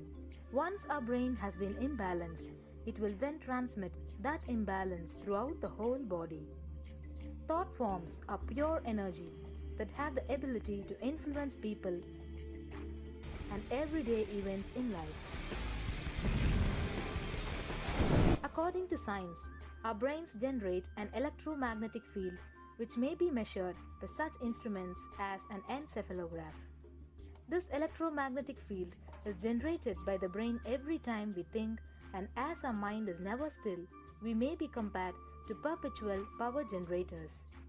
Fear produces nervous disorders. Anger produces headaches and violence. Confused thoughts produce congestion and ill health. Depression causes cancer, tumors, mental diseases, and lowering of the immune system, causing death through own willpower. Our thoughts generate intricate energy packed by sensitive equipment and seen by clairvoyant individuals. These energy patterns are known as thought forms. Surprisingly, thought forms are shaped by the thoughts themselves. Each of us creates hundreds of thought forms every hour and release them into the environment. Although we cannot see them, the thought forms have as real an existence as any other form of energy. Most people can sense others' thought forms, and a continuous energetic exchange happens between people, about which we are usually unaware. This also explains why we sometimes take a sudden liking or dislike to a certain person directly on meeting them. We just catch their vibes. Unclutching is a guide for equanimity and enlightenment. Thoughts are like bubbles in a fish tank. Just as bubbles in a fish tank rise from the bottom, our thoughts also rise in the same manner. When one bubble comes and reaches the surface of the water, the next bubble starts and the third bubble starts. Because the bubbles are rising at high speed, they look like a continuous stream. But our mind is not a continuous stream. There is always a gap between two thoughts. Like the bubbles, we also experience a neutral space between two thoughts. This neutral space between two thoughts is our original state, the pure silence. It is a state of pure consciousness, the state of God. Since the gap or the neutral space between two thoughts is too small, we think all thoughts are connected and form a shaft. But there is always a gap between two thoughts. In the forest of northern India, the hunters trap the birds using a trap. They tie a rope between two trees. The rope is the shaft that we create by connecting two thoughts. In the middle of the rope, they secure a wooden stick. The stick is our mind. The rope is tied at the midpoint of the stick. When a bird comes and sits on the stick, the bird's own weight turns the whole stick upside down. It turns topsy-turvy. The moment it turns upside down and loses its sense of balance, it feels totally shaken and tightens its grip on the stick. It simply holds onto the stick as if its life depends on it. Similarly, we connect thoughts and form a shaft out of it and live in the fear that if we drop our mind, we might be lost. We might lose our identity. Because it is hanging upside down, it thinks, if I unclutch from this stick, I will fall and die. Is similar to the fear that if we start trusting that we are unconnected, unclutched, independent and illogical thought, if the bird lets go and relaxes, it may flutter to balance for a moment or two. When it leaves the stick, maybe for a few seconds it will fall, but then it will adjust itself and start flying. In the same way, we hold on to whatever we think is our identity and security, our education, our mind, our life, our relationships, or our bank balance. Ultimately comes to remove the stick that is our identity. Just like the bird, we don't realize that if we drop our mind, at that moment we can become a Paramahamsa. That very moment we can be liberated.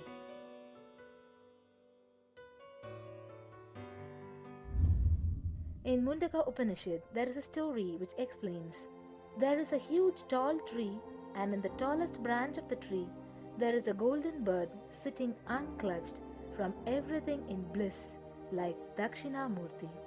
In the lower level branch, there is a small bird which jumps from here and there to various branches eating fruits. When it eats a bitter fruit, it feels bad. Whenever she eats the bitter fruit, she sees the bird which is looking above silently like Dakshinamurti and feels why I should not be like that bird. But unfortunately, when this same bird, when it eats tasty fruit, it forgets the bird sitting above it. In the same way, she keeps battling between branches, eating bitter and tasty fruits again and again. One day, as a small bird flies up higher, and as it reaches near the golden bird, it realized that he and she are the same. There is no difference between them both and realizes her original state. The small bird realizes that she also can be in the same state of the golden bird and become a Paramahamsa. This moment, trust yourself. Don't bother about losing your identity. Just trust yourself and let go of your identity. You will immediately become a Paramahamsa and be liberated. All you need to do is to trust that you're unclutched. Dropping the conclusions you can't be transformed is unclutching.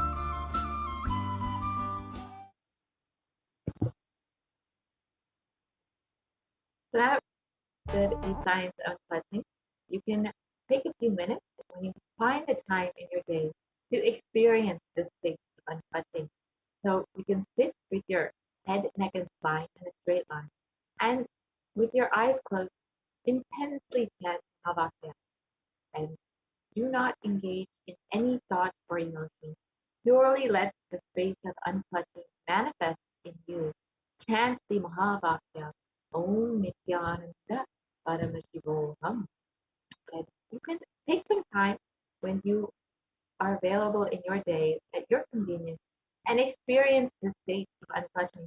can also play the Mahavakya on YouTube as you are sitting in the space.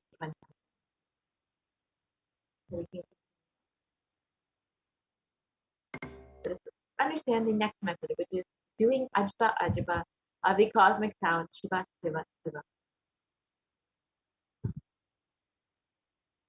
And a study conducted by the US National Library of Medicine on the benefits of chanting has clearly established how doing the Ajba Ajba, the chanting, has a direct and positive benefit for the physical health and mental well-being. The study correlates the chanting of the Ajba Ajba to the vagus nerve stimulation used as a treatment for depression and epilepsy.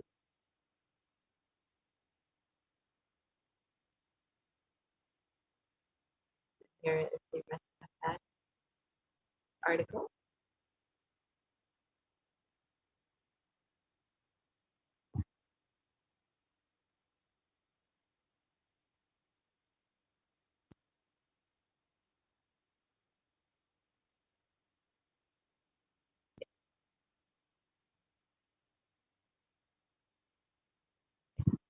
And a study conducted by Dr. Masaru Emoto establishes how human intention or thoughts can actually change the very molecular structure of water.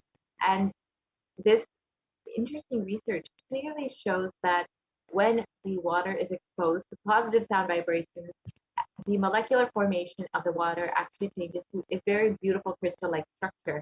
Whereas when negative sounds or emotions are exposed to water, the water molecule becomes disfigured, distorted, and disintegrated. So in the next slide, we will see the various photos of what water looks like when exposed to positive vibrations words versus negative vibrations words.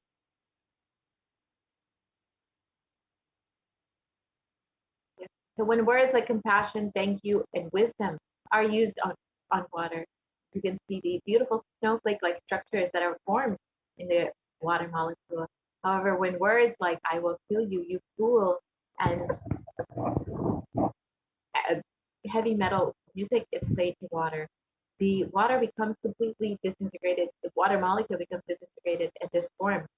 And you can imagine what happens inside of your body, which is composed of up to 60% water, when you chant the Ajba Ajba, the sacred, powerful chant, the mantra, and that will bring such a positive high vibration in your system and create these beautiful molecular formations and completely change your entire system.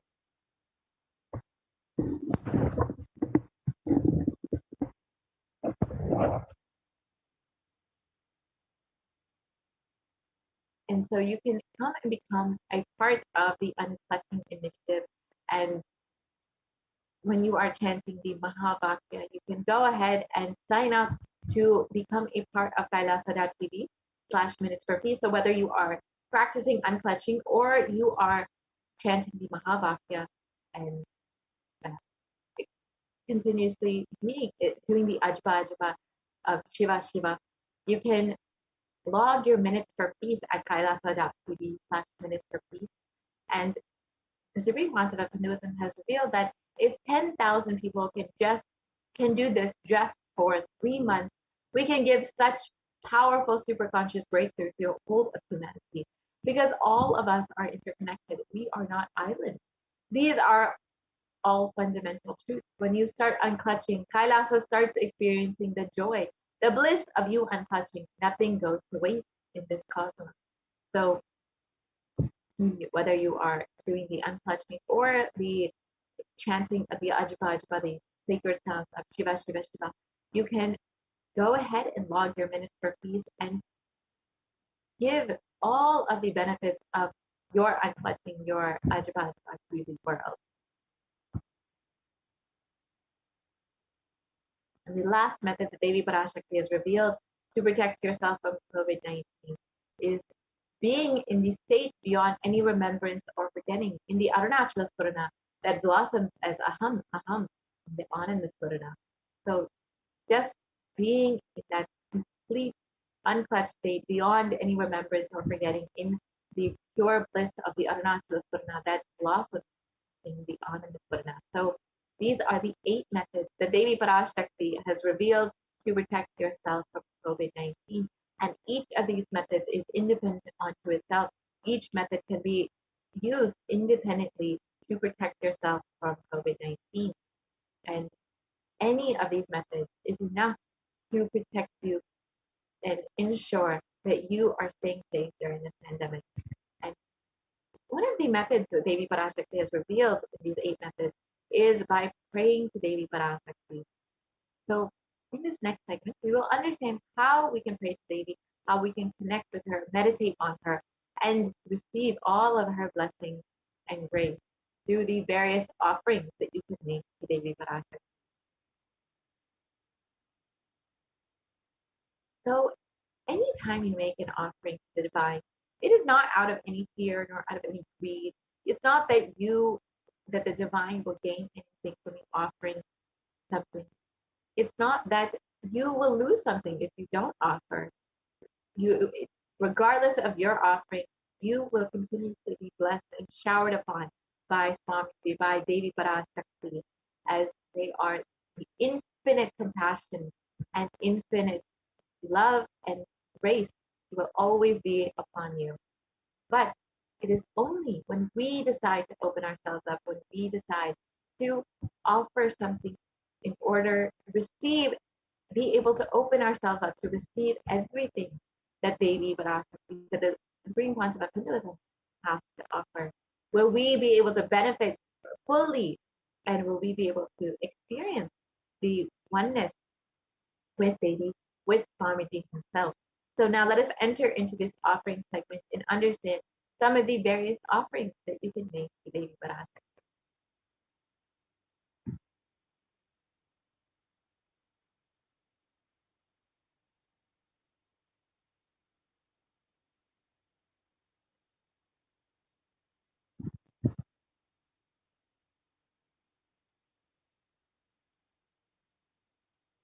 So an offering is the divine gift of pure love, devotion, and oneness, and it consists of 2 parts, the giving and the accepting. And only when the divine accepts what one offers, the offering becomes complete. Offerings are not made out of any fear nor out of any greed, but when an avatar lands, the offerings are purely a part of the grand Leela played out for the only purpose of your enlightenment.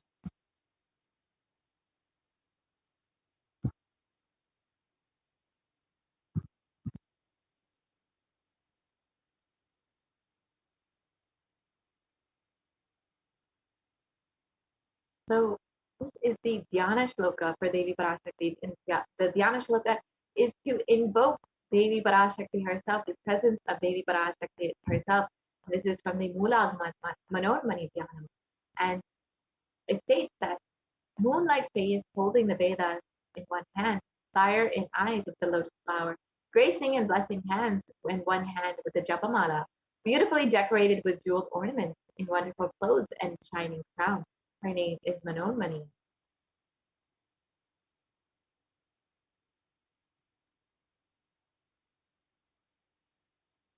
And it continues on.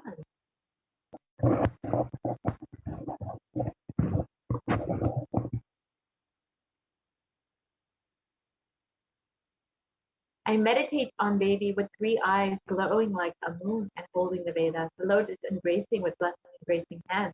She is wearing beautiful ornaments. She is worshipped by goddesses, by Brahma and other many gods, and showers auspicious boons for all actions every day.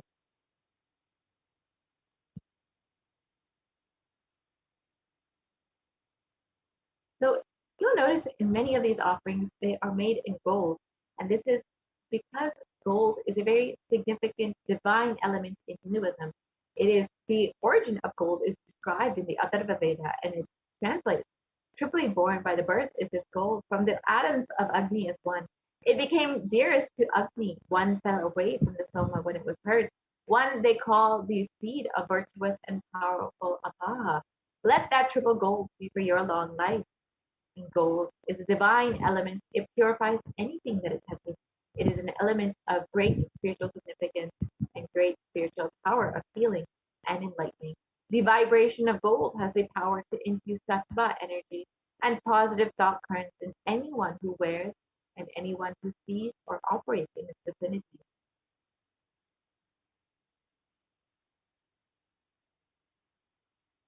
And gold is present in all of our scriptures, the Agamas, the Vedas, the Shrutis, the Itihasas, the Puranas.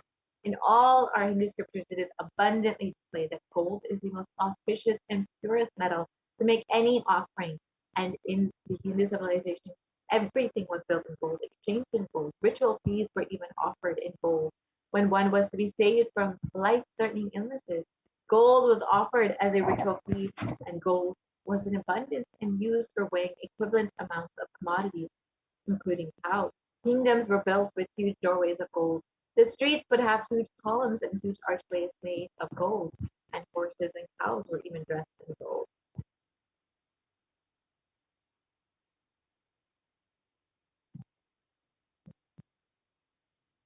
The Hindu civilization thrived on the banks of rivers of gold.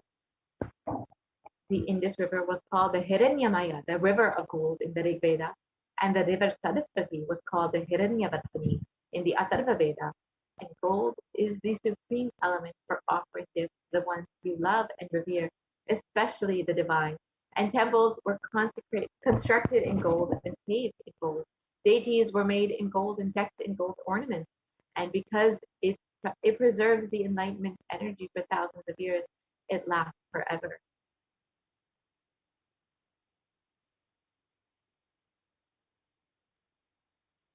The first offering that you can make to Devi Parashakti is the E-Hundi offering, which is just a general donation that you can make to feet of Devi Parashakti. And this is like in any temple that you might visit, you might make an offering, a small donation in the E-Hundi, just to say thank you to the divine, to just offer your love, your gratitude for the divine happening in your life. And Kailasa has made this very simple for you to do online as well through the E-Hundi offering. And Devi is described as the one who is fond of devotion, and she can only be won over through true devotion, and she removes all fears. So if there is any fear in the minds of the devotees, Devi is sure to remove that fear. It is stated that Devi likes to be worshipped in autumn, and this does not mean the autumn this season, but rather the autumn of our lives, when our thoughts turn more and more inward, and the role of the divine becomes much more known and clearly understood, and the need for the worship of Devi becomes much stronger. And Devi is described as the one who bestows happiness on her devotees. So you can offer your gratitude and devotion to Devi Parashakti by offering your kanika, and your name shall be chanted in the offering to Devi Parashakti. The next offering that we have is the Sankalpa chanting, the offering of your conscious resolution. So before you, in Hinduism, before you start any new endeavor, before you try to do anything, you always want to set an intention, set a conscious resolution for what it is that you want to manifest. And when you offer your conscious resolution to the feet of the Supreme Master of Hinduism, who is manifesting Devi Parashakti, you will be bestowed with all of the overflowing energy of Devi Parashakti and Swamiji himself to manifest exactly what it is you want in your life. And in the Devi Mahatmyam, it describes the goddess enchants this universe, and she herself gives birth to this universe. That goddess being prayed without interest, that knowledge that leads to salvation and gives wealth in the midst sense. So not only will you attain wealth in the world, in your worldly life, but you will attain the ultimate knowledge and salvation by praying to Devi Parashakti, by offering your conscious resolution. You will experience the fruition of all your desires and wishes.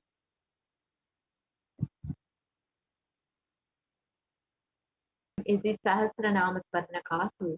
And this is the gold coin with the inscription of the various names of Devi Parashakti. So Devi is described as Namaparayana Prita. This means the one who likes the repetition of her various names. And these various names are not just names of Devi Parashakti. They are the various qualities, the divine attributes of Devi Parashakti, whether it's her overflowing compassion, her grace, her infinite knowledge, whatever aspect of Devi Parashakti you connect with, You can offer that name of Devi on, inscribed on a golden coin to Devi Parashakti.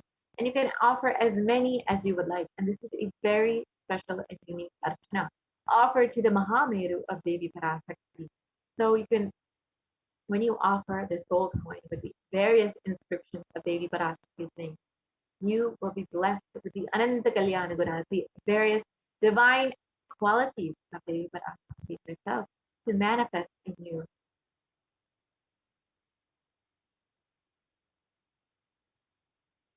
The next offering is the Mukta Anguti, the finger ring with a pearl. And Devi is well known to be adorned and fond of pearls. And of course, the pearl actually represents infinite compassion that is Devi herself. And in this verse, it describes, I bow to the goddess Meenakshi, whose crown has garlands of pearls, and the face shining like a full moon, who wears the anklets that are studded with gemstones, and has small bells, who is shining like the splendor of the lotus, who grants all the wishes, the daughter of the mountain, who is worshipped by goddesses Van and Brahma. I remain ever bowing to the goddess Meenakshi, the ocean of compassion. When you offer this mukta anguti, the finger ring with a pearl, you will be blessed with the overflowing compassion and pure love of Devi Parashakti on in all of your business endeavors.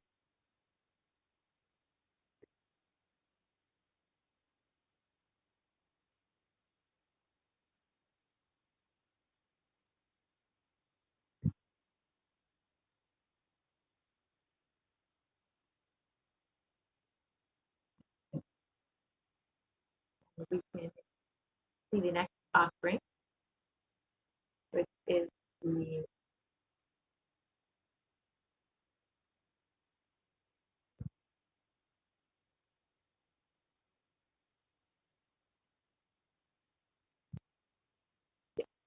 Sarna Padma Pushpa. And in the Kamikagama, this is the golden lotus. And in the Kamikagama, it describes the significance of this golden lotus. It states that all the kalashas should be wound around with suitable thread and covered with the new cloth. They should be adorned with a lotus flower made of gold. And so when you offer, you can see actually the significance of this golden lotus as it is found in many, many Hindu rituals where the kalashas are used, whether it's the homas or the pujas, whatever it may be. Many rituals use these kalashas, which should be adorned with this golden lotus. So you can see the significance of this golden lotus. And actually, the lotus flower is found in many, many aspects of Hinduism.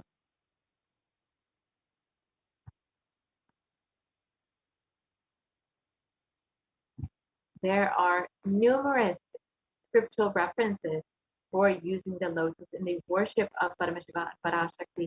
Almost everything in the worship, the ultimate, involves the consecration of deities of worship using the lotus flower, the lotus leaf, the lotus pericarp, the lotus petals, and the lotus is a very divine flower. The Shakti of Paramashiva is called the lotus. The base of the Paramashiva Linga is the lotus, and the disciple of Paramashiva is also considered as a lotus ready to bloom. So you can offer the lotus in any size that you wish and be blessed to have the state, space, and powers of Devi Parashakti in your inner space amidst any and every adverse situation. Just as the lotus blooms in murky waters, you too shall bloom in any adverse situation in your life with the grace and blessings of Devi herself.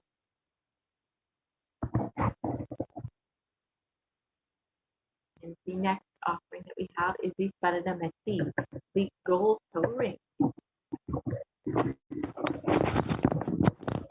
And this verse describes the power of Devi Parashakti's very toenails. It states, you whose brightness from the toenails destroys the darkness of ignorance from the minds of the devotees who prostrate at your feet. You whose brightness from your 2 feet overpower that of the lotus flower.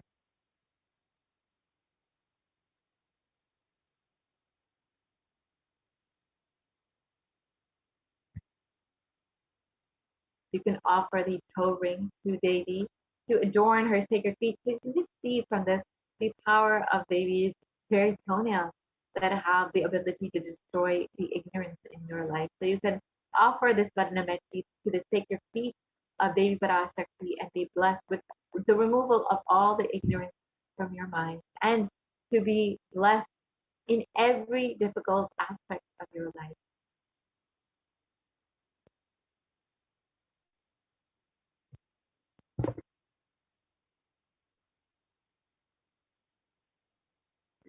The next offering that we have is the Sarna Mantika, the gold hairline jewelry. And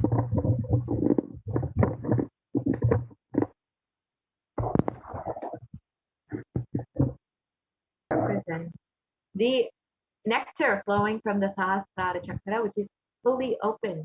And Devi is described as Shuddha Tarabi Varshini, and the one who makes the nectar flow in all of our nerves from the Sahasrara, she who gives the very pleasant experience of the ultimate.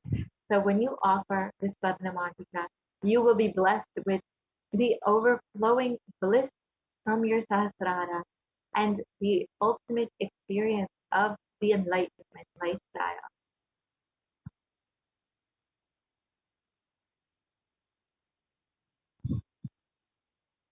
You can offer this mantika and receive the blessing to have the blissful state of overflowing gratitude and the space of complete completion from Devi Parashakti.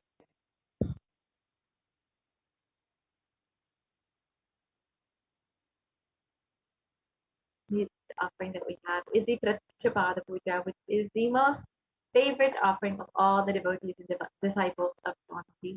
And you can offer the Pratyaksha Puja, the worship of the divine lotus feet of Swamiji, who is manifesting Devi Parashakti herself to bless and heal each and every one of you. And in this verse from Saundarya Lahari, it states that the nails have been sharpened by constantly being touched by the crowns of celestial beings who always prostrate before Devi. Tamogana is darkness, and in this stotra, tamas is indicative of the ignorance in the minds of the devotees.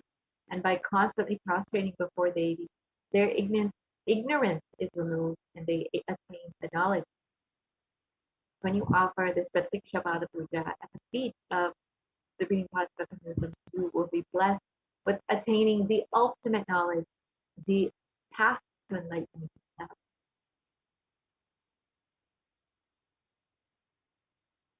The next offering is the Vastra Seva, which is the offering of clothing during the Pada Puja to the divine lotus feet of Swamiji himself. And when you offer this Vastra Seva, you will be blessed with all protection in your path to enlightenment. So here is the list of the various offerings that we have. The Ihundi offering, the general donation, the Sankalpa chanting, the offering of your conscious resolution, the Devi Sahasranama Sparnakasu, the offering of a gold coin with the inscription of Devi Parashakti's various names, the Mukta Anguti, the finger ring with a pearl, the Swarna Padma Pushpa, the golden lotus, the Svarnameti, the golden toe ring, the Mantika, the gold hairline jewelry, the Pratiksha Pada Puja, the offering of gratitude to the feet of Swamiji, and the Vastra Seva, the offering of clothing to Swamiji. So you can very easily offer this by going to kailasamailer.com/sevas, and we will be shortly filling up that website. It's a very simple process. You can go to the Devi Parashakti offering and choose whichever offering you would like. We will shortly show that.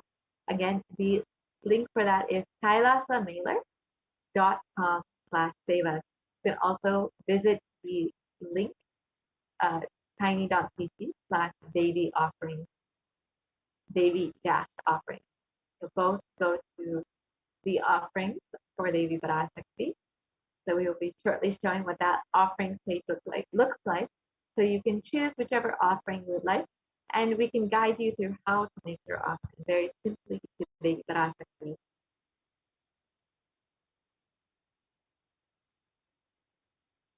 And if you are still needing help manifesting your offering you would like more details about this offering, you can visit tiny.cc/Bhavasamadhi and fill out your intention form to make sure that you are able to manifest exactly what you want, to manifest the offering that you want to make to Devi Parashakti.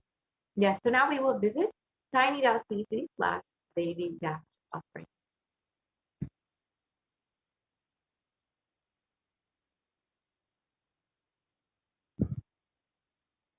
And this is a very simple process to make your offering. You will see a drop-down menu with all of the various offerings available, and you can choose whichever offering you would like. And once you choose that offering, you can choose how many ever you would like to make, whether you want to make one on behalf of yourself and one on behalf of your sister. You are welcome to do that. You can choose as many as you would like. And once you are done with that, you just add that to your cart very simply, and you can view your cart. Yes, so here is the page. This is exactly what it looks like. So you can select an option, whichever option you would like. You say you would like to offer this Padna Metti to Devi Parashakti, you can choose that. And once you have chosen that, if you would like to offer one for yourself and one for your mother, you can go ahead and choose two and add that to your cart. And once you are done with that, you will be directed to this page. Yes, so once you are here, you can just check your cart and ensure that all of the offerings that you would like to make are there. And then you can go ahead and proceed to the checkout. And once you proceed to the checkout, it's a very simple process. You just fill out your billing details like you would for any other online payment. Once you are done with that, you can go ahead and place your order and offer your seva to Devi Parashakti. And you also want to offer your love and devotion to Devi Parashakti through the YouTube super chat and super sticker option. You are welcome to do so. You can just very simply go to the YouTube, the Kailasa's HDH Nithyananda YouTube channel, and during the live Darshan, you can just offer whatever it is you would like through the YouTube super chat and super sticker option. And be sure to join as a member of Kailasa's HDH Nithyananda YouTube channel. It's just a very simple process. Once you go to the channel, you just click the join button. Once you choose the join button, you'll be directed to a page which has all of the various levels that you can join as an e-Kailashian, whether it's bronze, silver, gold, platinum, or premium. You can choose whichever one suits you. And once you have done that, you can go ahead and make your payment directly through YouTube. And once that is done, you will have joined as an e-Kailashian of Kailasa through the YouTube channel. And you will have the opportunity to ask your questions to Devi Parashakti live in the YouTube comment section during the live darshan of Devi Parashakti. And she herself will be directly seeing and attending to each of these comments. So with this, we will be concluding this portion of the program, and we'll be entering into the next segment where we will be hearing from Adi Kailasa Satyajit. As many of you have heard, Devi Parashakti has been continuously warning us, and the Supreme Pontiff of Hinduism has been continuously warning us that the only priority for this year is to protect yourself. And in order to do this, the Supreme Pontiff, with its overflowing compassion, opened up all of the Kailas of multi-layered quarantine. Ma Dayamayi Swami with us here today to guide us through all of the activities of the Kailas COVID Care Centers in India. Thank you so much, Ma Dayamayi Swami, for joining us today. Thank you, Ma Nithyanandam. Nithyanandam, everyone. So welcome back to this segment. In this segment, we are going to learn about the multi-layer quarantine COVID care protection centers at the Kailasa's de facto spiritual embassies. With the blessings of the Supreme Pontiff of Hinduism, Jagat Guru Mahasannidhanam, His Divine Holiness Bhagwan Nithyananda Paramashivan's blessings. Let's start with the Sadguru Vandanam. Nithyanandam Paramasugatam Kevalam Jnanamurtim Dvandvatitam Gagana Sadrusham Tattvamasya Ekam Nityam Vimalamachalam Sarvadi Sakshi Bhutam Bhavatitam Triguna Rahitam Sadgurum Tam Namami.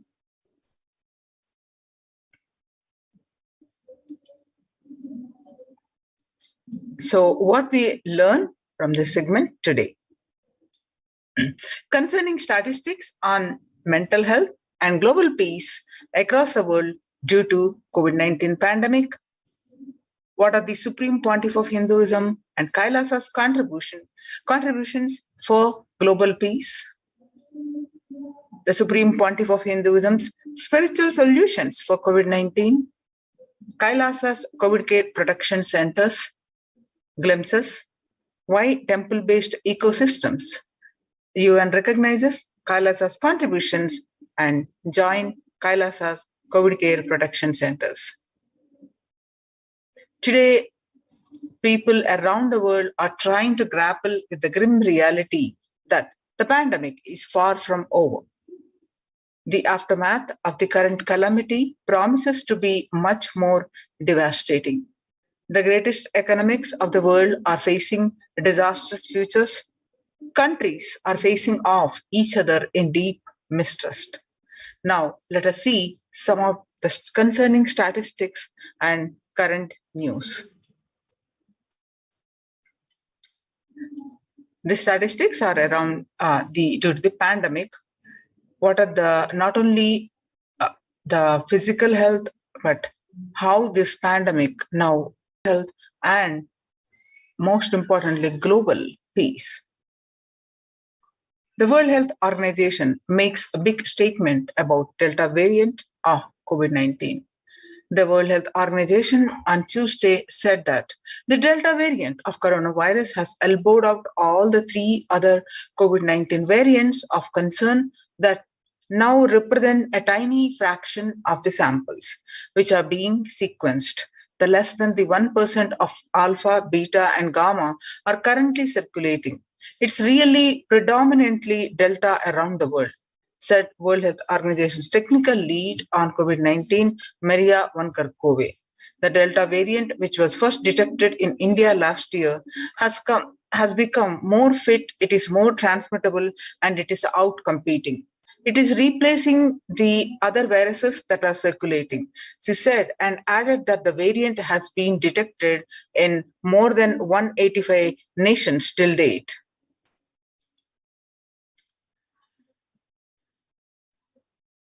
COVID-19 has now killed more Americans than the influenza pandemic of 1918-1919. The coronavirus pandemic has now killed in 1918, the influenza infected about 25% of Americans and killed an estimated 0.65% with 675,000 deaths. COVID-19 has infected more than 12% of Americans and killed about 0.2% with 676,000 deaths. Now that the US death toll from COVID-19 has surpassed 676,000, the coronavirus pandemic has killed more Americans than 1819 influenza pandemic did. Axios and the Associated Press both reported the grim milestone on Monday. So that's why the COVID-19 now officially US deadliest pandemic, as the death toll crosses that of 1918 to 1999 flu. People infected with alpha variant exhales 100 times more virus into the air than original COVID strain. We know that the Delta variant circulating now contagious than the alpha variant. Our research indicates that the variants just keep getting better at traveling through air. So we must provide better ventilation and wear tight-fitting masks in addition to vaccination to help stop spread of the virus, said Dr. Don Milton, professor of environmental health at the University School of Public Health.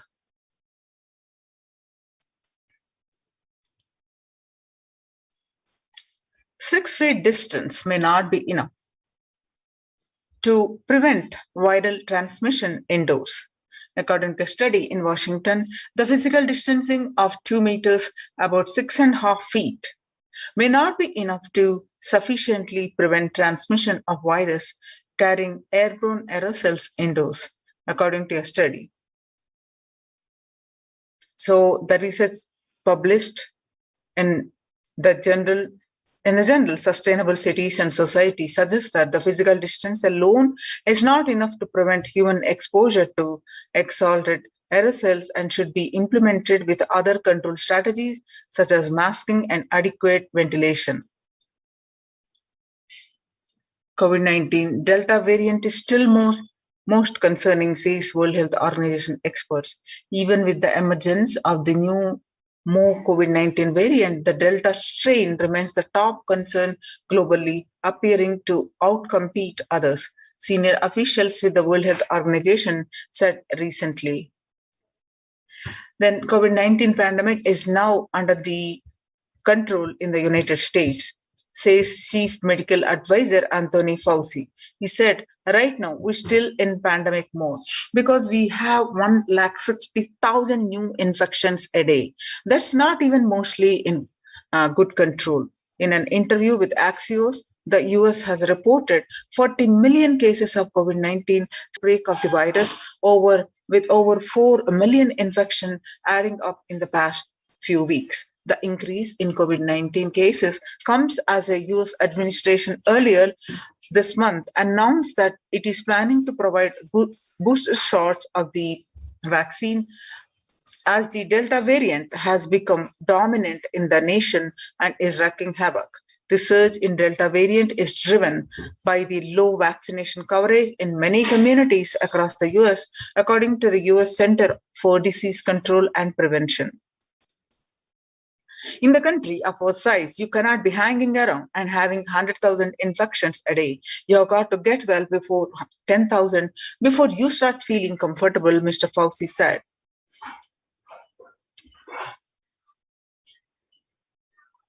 COVID-19 made the world less peaceful. COVID-19 violent incidences and fatalities January 2020 to April 2021. The violent incidences related to the pandemic peaked in April 2020.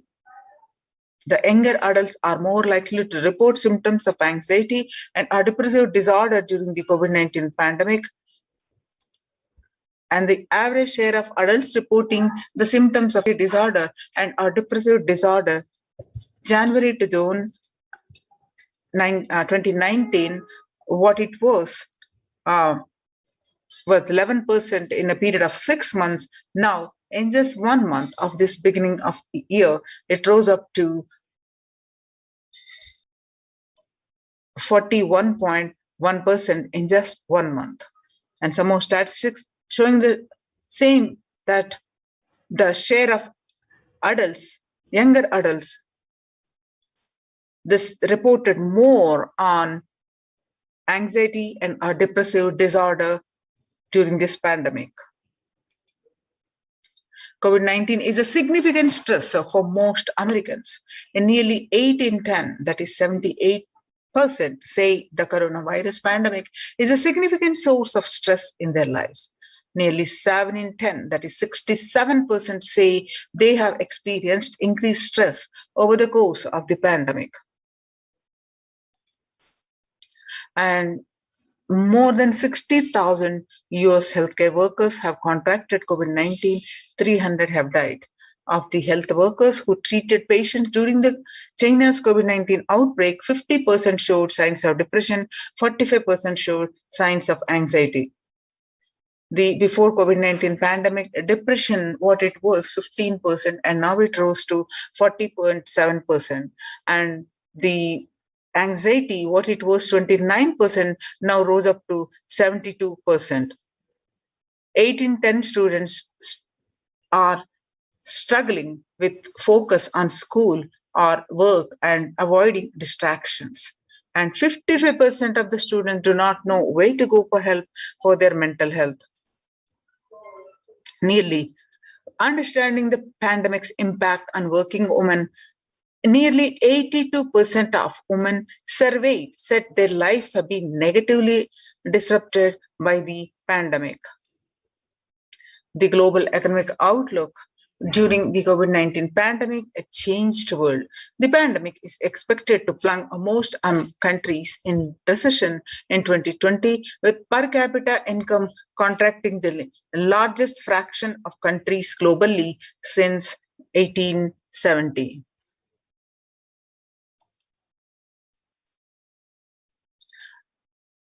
International Labour Organization, COVID-19 is a threat to peace building in conflict-affected nations.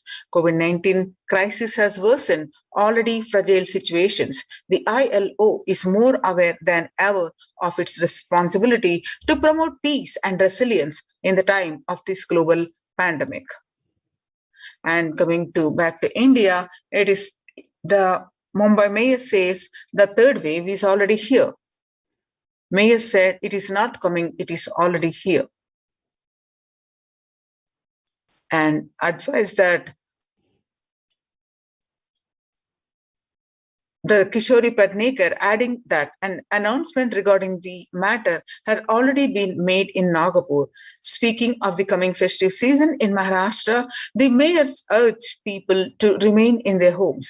The mandals have been asked to allow only 10 people and have them work in shifts, she said.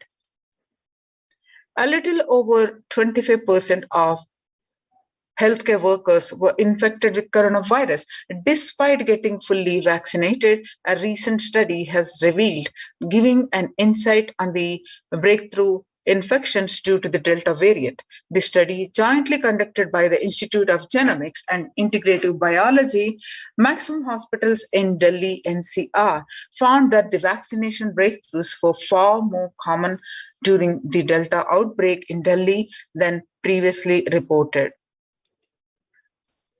A new coronavirus known as Mu, which was first identified in Colombia in January, has been designated a variant of interest by the World Health Organization.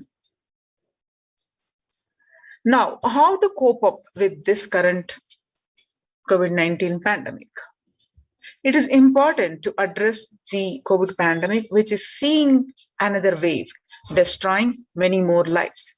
The Supreme Pontiff of Hinduism says that the pandemic fatigue is setting in a result of continuous lockdown and is resulting in delusional ignorance. Holding on to the delusion and supporting this space of delusional decisions leads to delusional arrogance. Baba Sankalpa.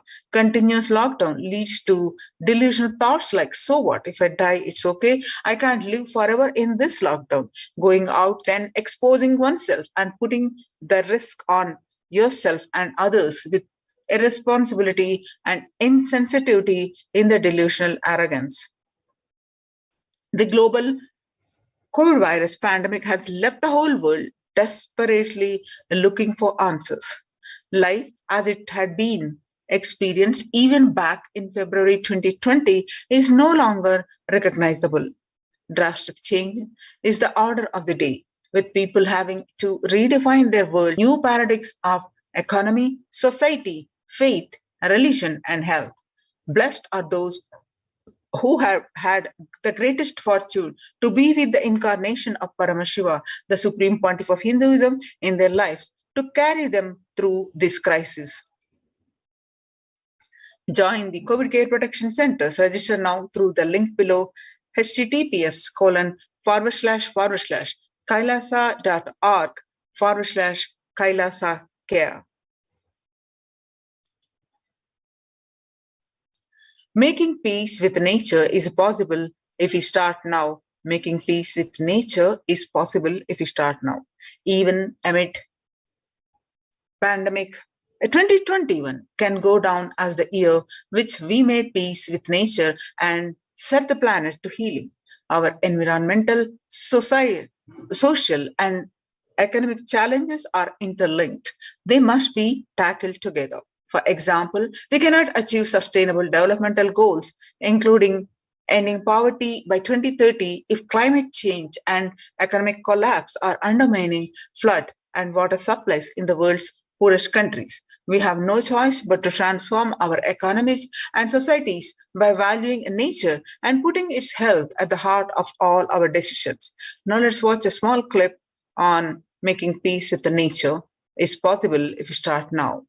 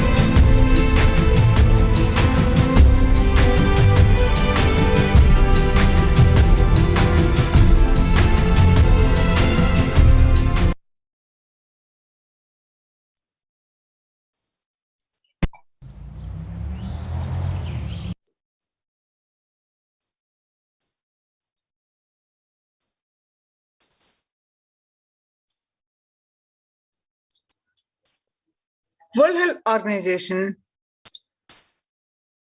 Director General of Dr.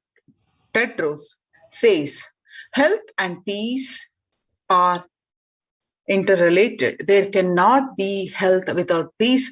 There cannot be peace without health. As part of the World Health Organization's Health and Peace Initiative, individuals and groups enjoy equitable access to health services, fulfilling rights to physical and mental health, and Health Act designed neutral health interventions that promote trust and dialogue, and communities are empowered to cope with violent conflict. Then health coverage is more universal. Grievances can be heard and addressed to generate trust around the health emergency concerns. The affected communities are more likely to make meaningful contributions to peace and reconciliation and to resist incitement to violence.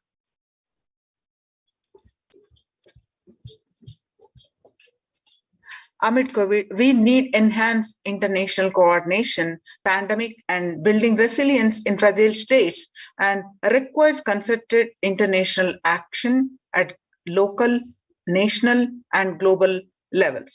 As the humanitarian and economic toll of the COVID-19 pandemic continues to grow, so does the risk that the crisis will be fuel new conflict around the world while stemming prospects for resolving ongoing ones.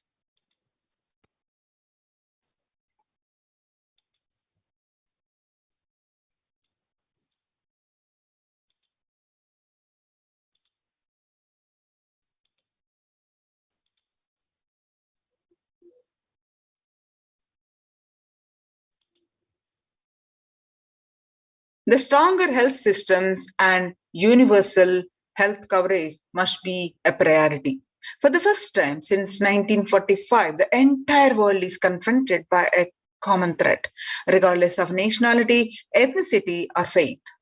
A new social contract between people, governments, and private sector, civil society, and more can tackle the root of inequality with fair taxation on income and wealth, universities, universal benefits, and opportunities for all.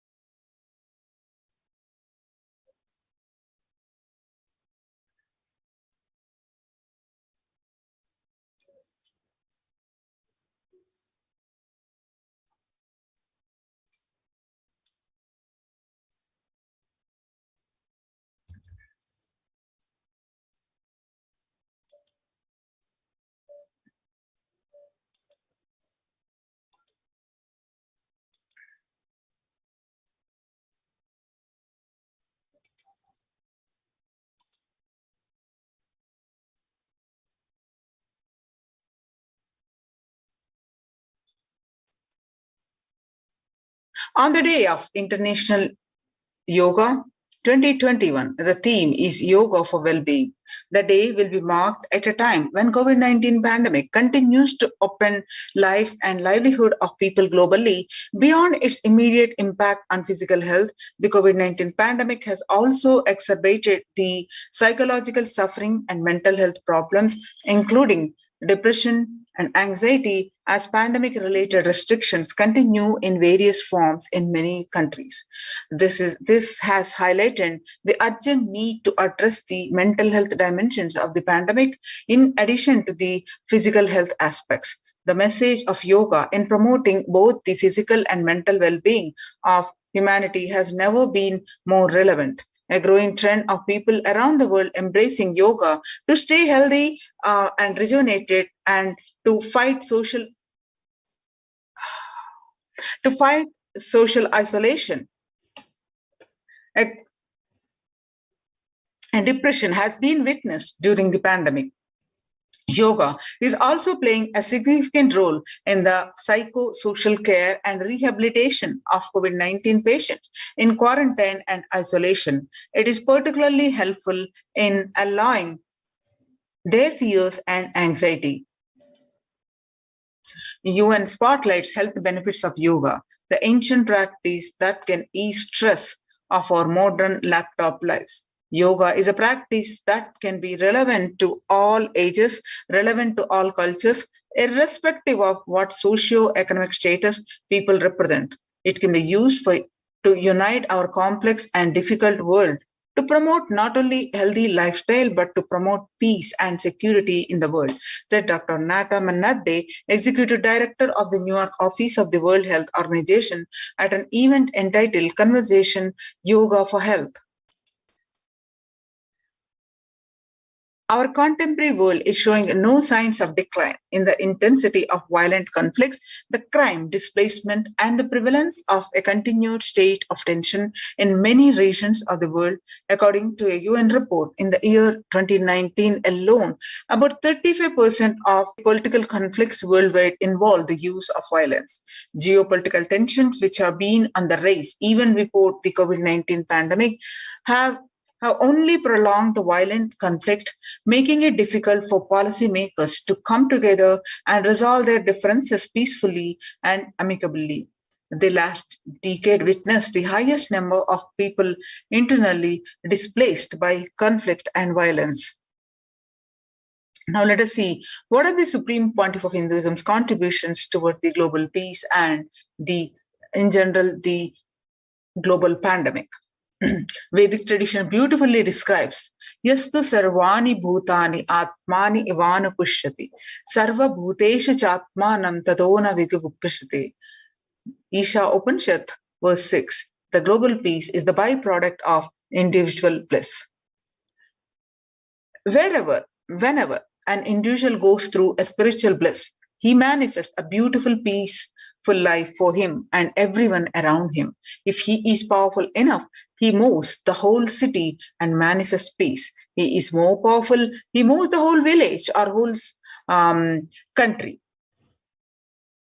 Whatever level it may be, global peace is the byproduct of individual bliss.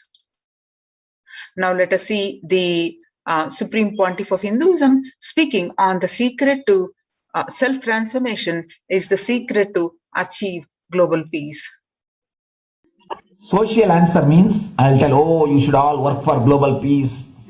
You should all work for turning the world. You should work for revolution. You should work for all these, that things. You should vote only the party which says that it will stop the war and all these things. This is the social answer.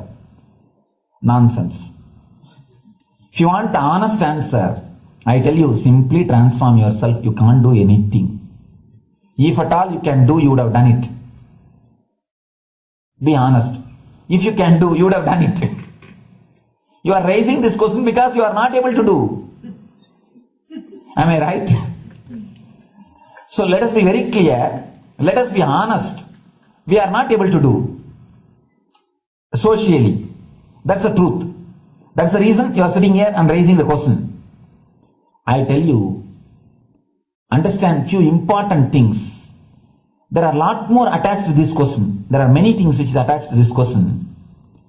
We always feel the present is the world is totally spoiled. It is not going according to the rules or how it is supposed to be. It was wonderful once upon a time. In ancient time, things were going properly. Everything was well and great. And I tell you, 10,000 years ago, they found some writings on stone in Harappa Mohenjo-daro culture. Some stone writings have been discovered. The other day I read a beautiful book about that stone writings. That writings, it says, oh, nowadays the society is not as it should be. So much of war. There is no peace. In the early times, there was so much of peace. Society was really great. Things were as it should be. And it almost looks like a today newspaper editorial. 10,000 years ago, the same thing carved on a stone. Then understand, there was no such time as only good prevailed. It is just a fantasy. Hinduism, they call it Satya Yuga, the age of truth.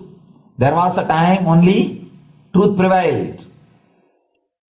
And every religion, Christianity, they say the Garden of Adam and Eve. There was a time everything was wonderful. Every religion has got the fantasy. The past was great. There was golden past. Always the idea of golden past exists only in the past. The more you go back, again you say the past was great. And I tell you one thing, it is a wonderful way of postponing accepting the reality. Otherwise, I can be sure the world was same as it is today. Whether it is 5,000 years ago or 10,000 years ago. Maybe one thing, there was no CNN channel that time. So the news did not reach you so quickly. That's all. The news did not reach you so quickly. Difference. But otherwise, I can be sure the good and the bad was equal. Good and the bad was equal. The same amount of wars were there. All the other things were there. If you read the Puranas, the mythological stories of India, you see enough of things. Enough of dirty things. I think sometimes I find a little more. And if you read completely the Puranas or the Hindu scriptures, there are a lot of things much worse than modern day. The criminal activities or bad things or negative things, whatever you say, all this stuff. And never think only present day is corrupted or violent. In the ancient days also, all these things were there. Only one thing was not there, the CNN news or the internet. So the news did not reach you. But otherwise I can tell you, enough the good and bad was there. It always will exist. It will exist. All you can do is, if you awaken yourself, if you reach the enlightenment state, you can go beyond it. And I tell you, enlightenment is the only service you can do to the society. Just become enlightened so that you will reduce the negativity.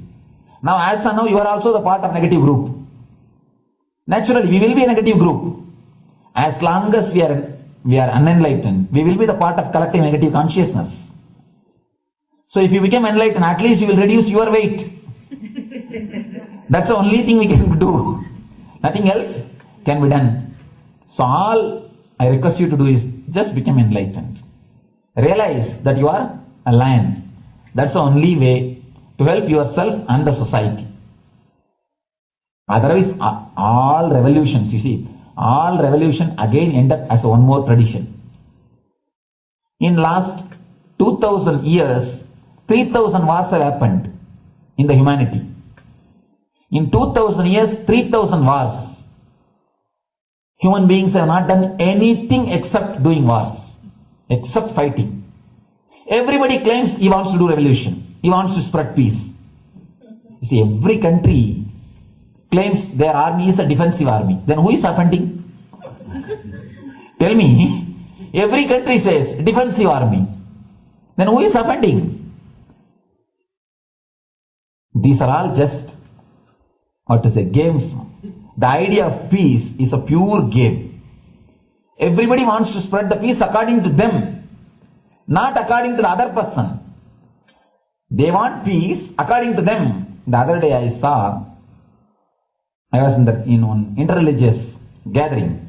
One guy is preaching, let all of you convert to my religion so that we will not have fight. He wants peace the way in which he wanted, not the way in which. And there is a beautiful saying, the sword of Muhammad, it is written, peace alone should survive, something like that. He has written some statement about the peace on the sword. We all take sword to spread the peace. So no revolution is going to help, because in the last 2000 years 3000 revolutions have happened, but still world is same, I think much worse. So no revolution is going to help, only individual evolution is going to help. So be very clear. Instead of working in the outer world, start working in the inner world. That will help you and society some way.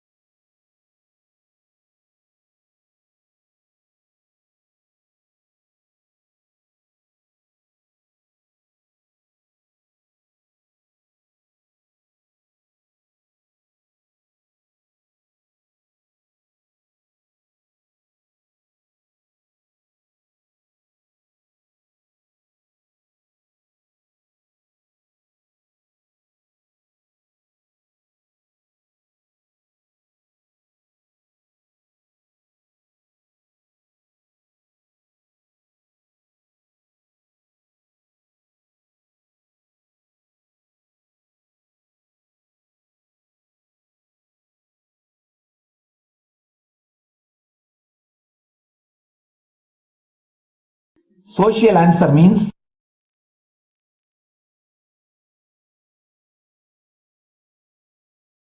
listen carefully.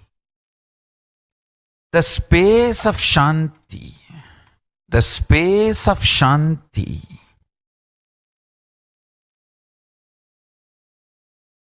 is where Kailasa grows. Listen carefully. It is in the deep powerfulness of peace, or peace-centered powerfulness is the ground, breeding ground for Paramashivatva to manifest.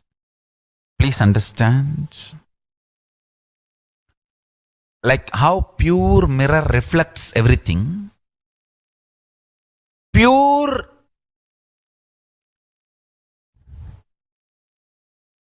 Shanti based Shakti, peace based powerfulness reflects Paramashiva. Paramashiva manifests in peace. Please understand, neither violence nor powerlessness. Powerlessness is weakness. Violence is abusive. Peace-centered powerfulness. Powerfulness-centered peace. All the Upanishads starts with peace, completes with peace. Shanti mantra starts with Shanti mantra, gets completed with Shanti mantra.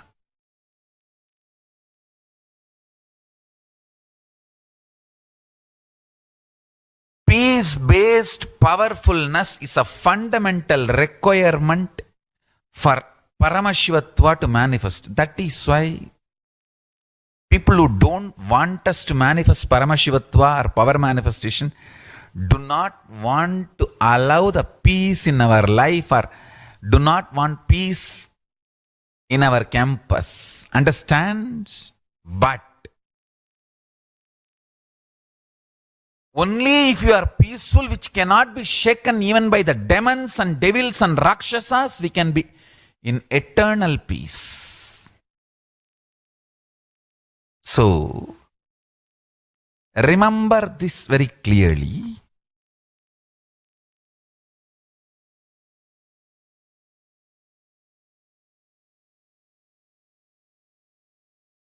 Peace alters the very DNA structure, the core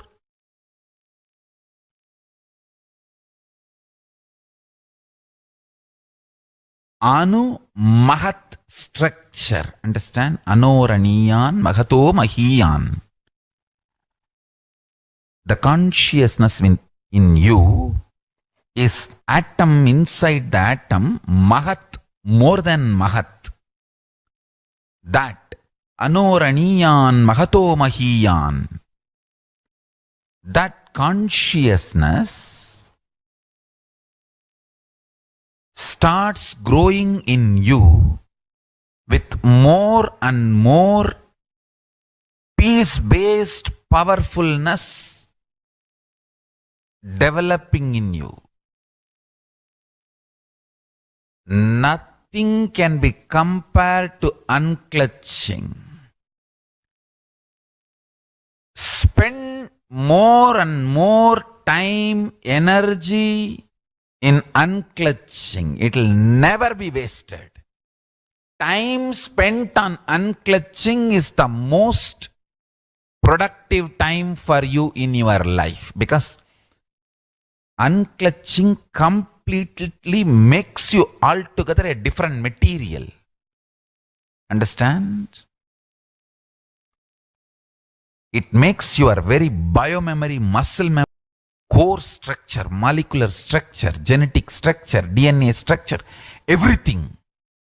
All the 8 energy flow circuits, 7 energy flows, 1 the pure conscious explosion. So totally 8 energy flow circuits exist in you.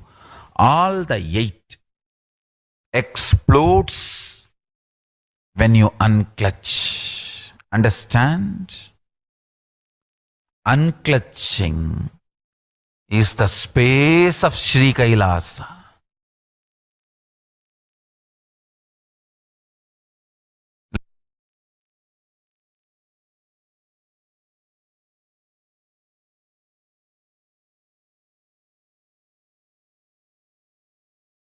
Every chanting, every prayer in Hinduism ends with Shanti, Shanti, Shanti 3 times.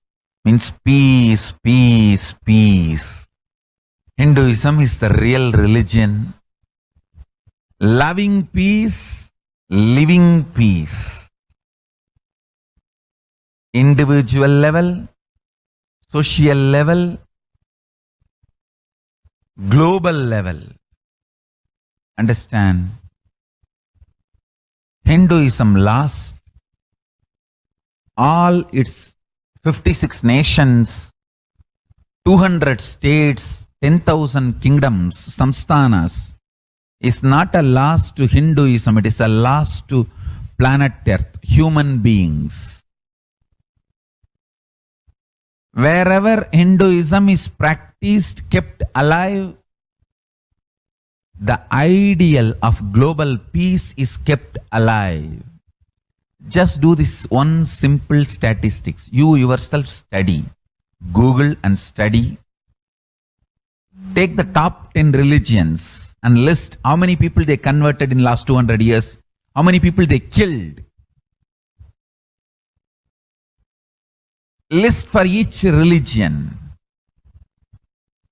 I can be 200% sure. You yourself will realize Hinduism is the most peace-loving and peace-living religion.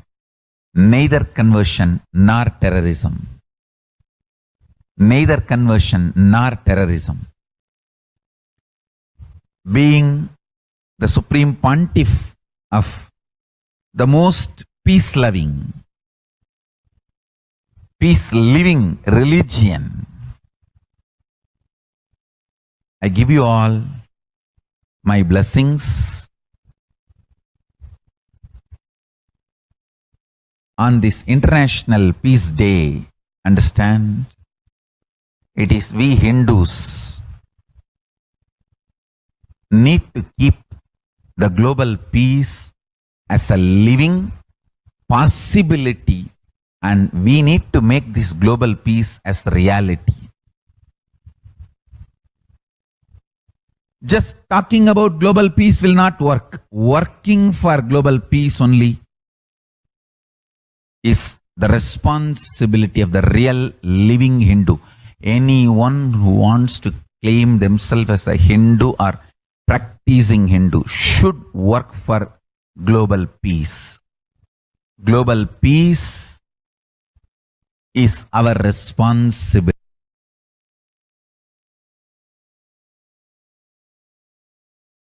Every Hindus have the responsibility to bring global peace. So you can also throw a challenge. See, if you are making a Hindu micronation, you can throw this challenge to each one, your friends, family, 10 people. Let them participate in the challenge and then let them send a challenge to others. So I welcome all the living and practicing Hindus to become founding fathers of Kailasa micronation in your countries.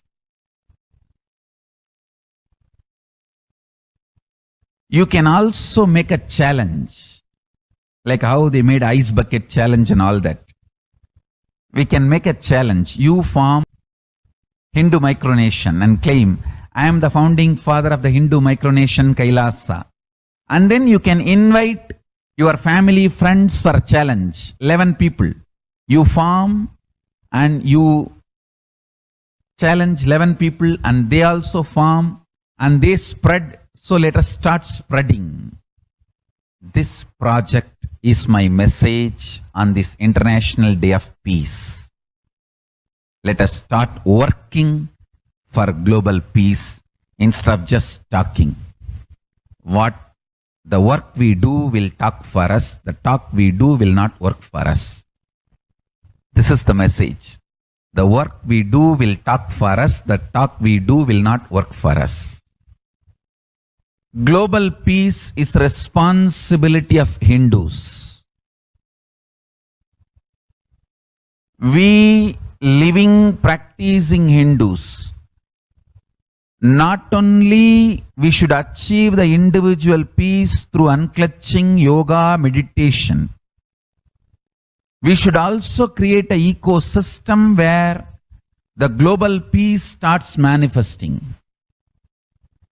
This Kailasa Hindu micronation is the enlightenment ecosystem. I request every living practicing Hindu to manifest, do it. So the global peace can manifest from these Kailasa Hindu micronations all over the world. Hindus have the responsibility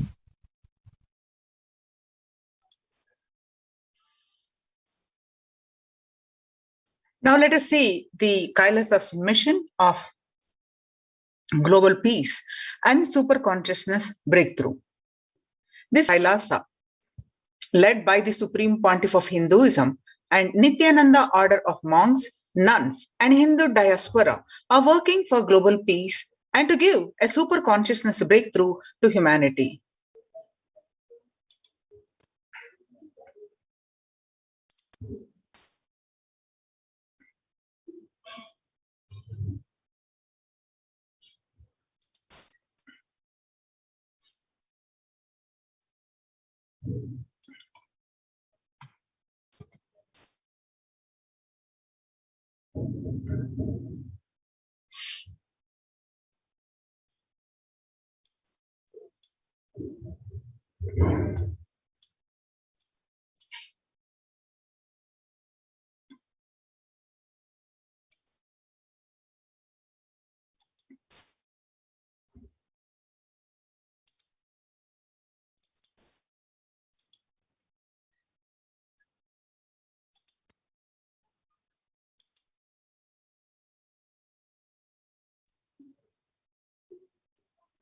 The Supreme Pontiff of Hinduism has been working from the very grassroots level to usher in a peace at all levels, individual, societal, deep insights into the workings of the human mind-body emotions have enabled him to powerfully and directly address various social and emotional problems facing humanity today.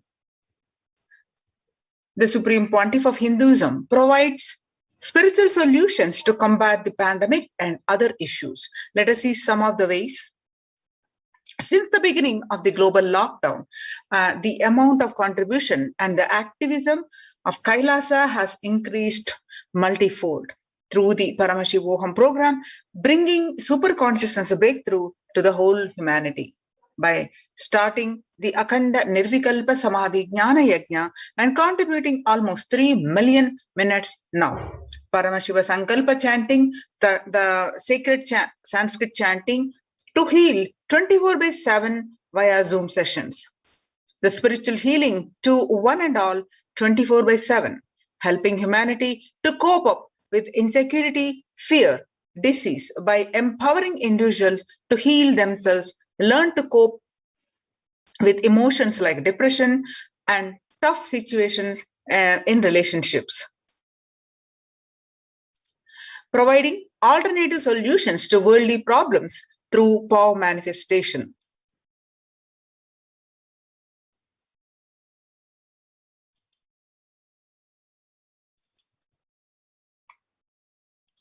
Inciting thousands every day into manifesting innate superhuman capabilities in the Kailas courtyard sessions, providing healthy living solutions like technique to clear the stomach from Ayurveda solutions, which ultimately bring clarity to the spiritual truths and give a conscious breakthrough.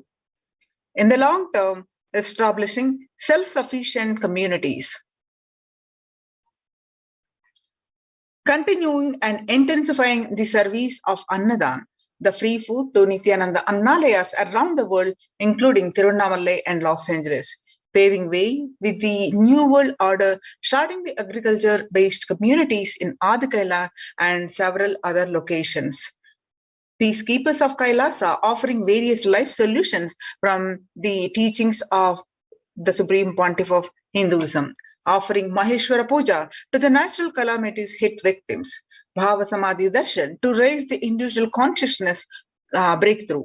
Devi Parashakti Akashic readings through cosmic revelations. Society was created with the delusional ideas of too many human beings' blind spots and the decisions made from those blind spots. If the visionary of a civilization or a country or nation has blind spots when he develops a vision for it, the whole civilization suffers those blind spots forever. Now it's time that the nature, Prakriti resets itself. Many of the blind spots based visions, ideas become important components of the society.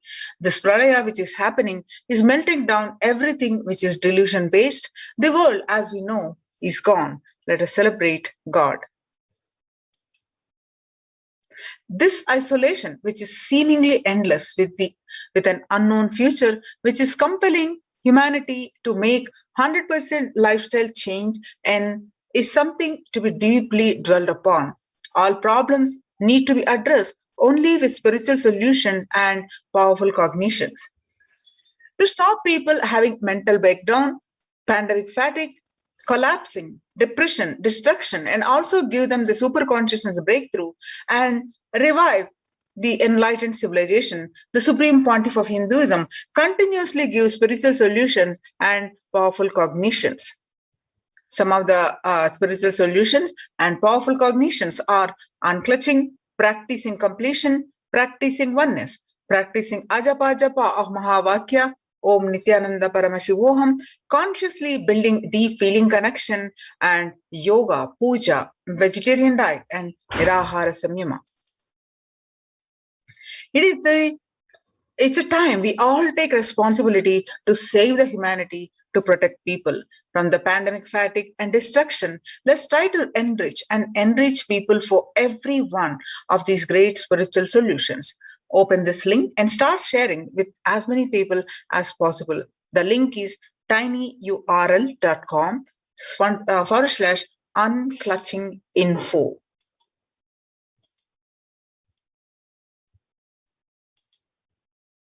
The life solutions based on the ancient Hindu tradition, the meditation and yoga techniques from the scriptures, the continuous cognitions rooted in the highest truth, the lifestyle based on living and radiating the higher values of life, and powerful way of living and realizing one's ultimate potential form the foundation of the Supreme Pontiff of Hinduism's teachings, which by their inherent nature provide the foundation for peace on planet Earth.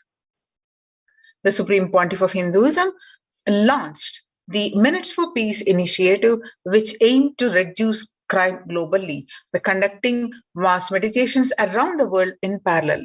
In 2014, just after 2 years of launching the program, it crossed over 1 billion minutes of meditation.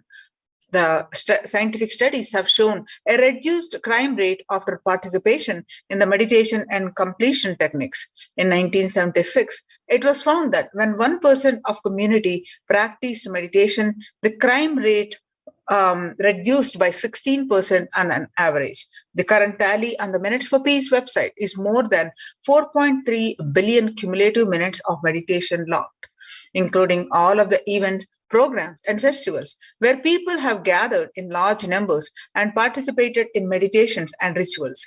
The total count comes out to be a staggering 409 minutes for peace so far. You can see a sample picture about 5,000 devotees gathered and participated in a 48-day meditation program called Shuddhatvaitam. The Supreme Pontiff of Hinduism has hosted Kumbh Mela USA in Los Angeles since 2007. Nithyananda Sangha is entrusted as the only organization to host Kumbh Mela outside India by the Akhila Bharatiya Akhada Parishad. In September 2006, the Supreme Pontiff of Hinduism organized the first confluence for world peace to honor the memory of those who lost their lives, saving others on September 11, 2001 at Irvine, California, United States of America. The second Confluence for Peace was held in Los Angeles in 2007 in collaboration with Vedanta Society, BAPS, ISKCON, Siddha Yoga, and other organizations. The Kumbh Mela festival spread fast to other countries, including Australia, Canada, etc. The Supreme Pontiff of Hinduism has organized a month-long peace walk covering 1,000 villages to bring together in harmony from all walks of life, to promote feeling connection and oneness among people. During the walk, the health camps were conducted in villages along its path.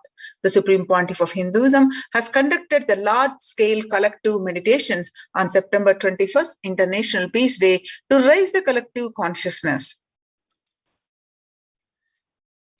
Sannyas is our social responsibility. Let us save Hinduism and humanity. One of the greatest contributions that Supreme Pontiff of Hinduism is doing is the initiating thousands into sannyas. The Supreme Pontiff of Hinduism has revitalized the monastic tradition of sannyas by initiating the hundreds of people into Nithyananda monastic order. To the all-renouncing monks contribute the best things of human civilization, living their life with the cognition life is for others.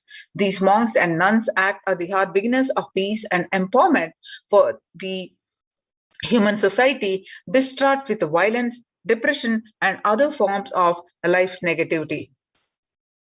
The Supreme Pontiff of Hinduism has also revived the ancient practice of embarking on pilgrimages, the spiritual journeys, taking spiritual aspirants to high-energy sacred spots such as the Himalayas, Kailas, Varanasi, Angkor, and various powerful temples of India.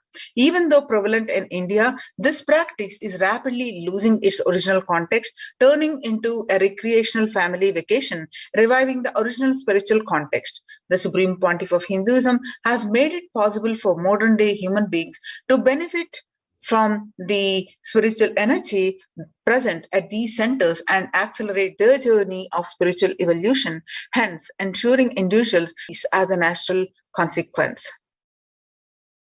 Now to ending the world hunger. Effects of the COVID-19 pandemic. The United Nations had noted a dramatic increase in the world's hunger. According to the state of food security and nutrition in the world, 1/10 of the global population, as many as 811 million people, were undernourished in 2020, an increase of 118 million from 2019. According to the EAT, a move toward the diet which is with a diversity of plant-based foods, low amounts of animal source foods, unsaturated rather than the saturated fats, or limited amounts of refined grains, highly processed foods, and added sugars could prevent between 19 and 24% of all adult deaths each year. No Hunger Project under Red Om, launched by the Supreme Pontiff of Hinduism through Annalayas, the food donation centers, the de facto spiritual embassies of Kailasa worldwide.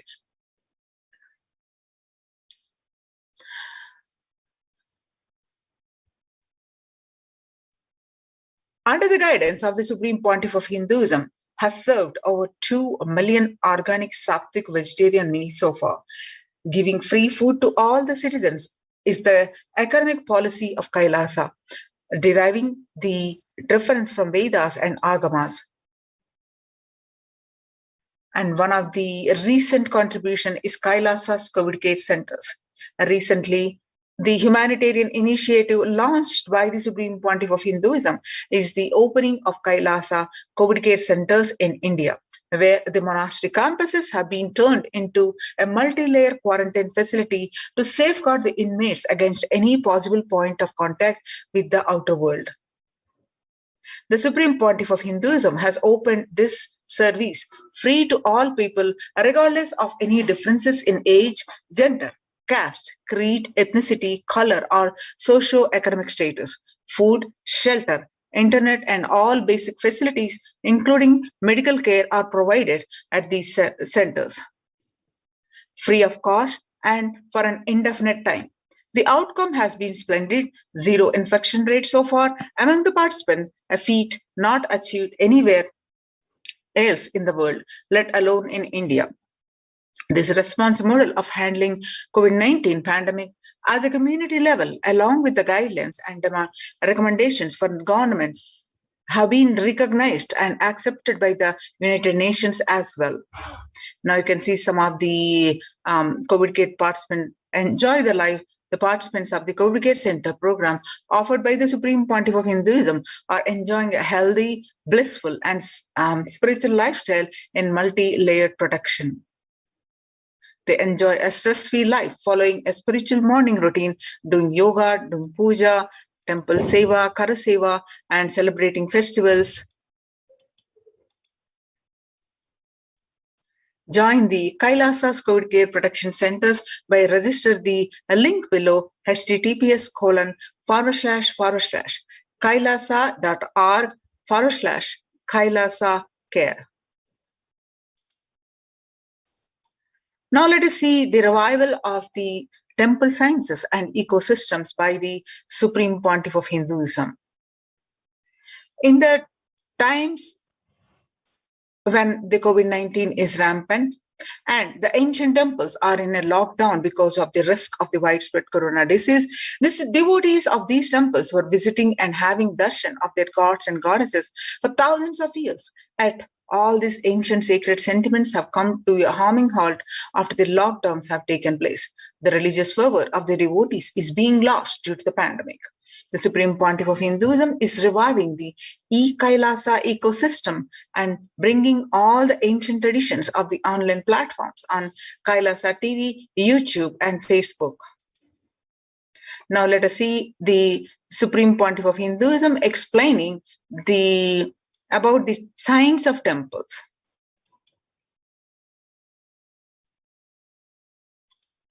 Visible functions of this temple. Please tell us, Swamiji. Read the next question also. As we see in our present time, TV or dish TV antennas everywhere connecting invisibility to satellites, doing an incredible function for individuals and for society. My question is, there is and was everywhere temples and deities in this culture. Anybody coming from outside just wonder, is this just sentimental carved stones, worshipping culture, or just artistic sculpture? What is the invisible function of temples, deities? See, both questions, same answer. That is the reason I wanted to answer both the questions together. Modern day dish TVs, antennas, mobile towers, all of them work in the level of certain frequency where the words, pictures, visuals can be transmitted. See, the verbalization and visualization, names and forms can be transmitted from one place to another place through these mobile towers, dish TV antennas. But the temple towers are created to transmit super consciousness from one place to another place. Please understand. In Meenakshi's time, there was television, conscious television. It used to be in stone slab. And if you just sit in front of that stone TV, meditate, connect with Meenakshi, she will appear live and answer whatever you want. So each of the stone slabs only slowly later on became deities. You can see in our temples this happening. The TVs in which I am appearing and speaking are slowly becoming deities. They are receiving worship. Flowers are offered to it. Aarti is done to it. Incense is given to it. Now, all our temples are planning to have a separate throne for this TV. In Los Angeles, already I am on the throne. The TV is in the throne. The TV, in which people are seeing me, have already become deity. Same way, please understand, the stones through which people were able to connect with the super consciousness have become deities. Same way, all our temples, deities Everything is a connecting mechanism with superconsciousness. The mechanism which connects with the superconsciousness.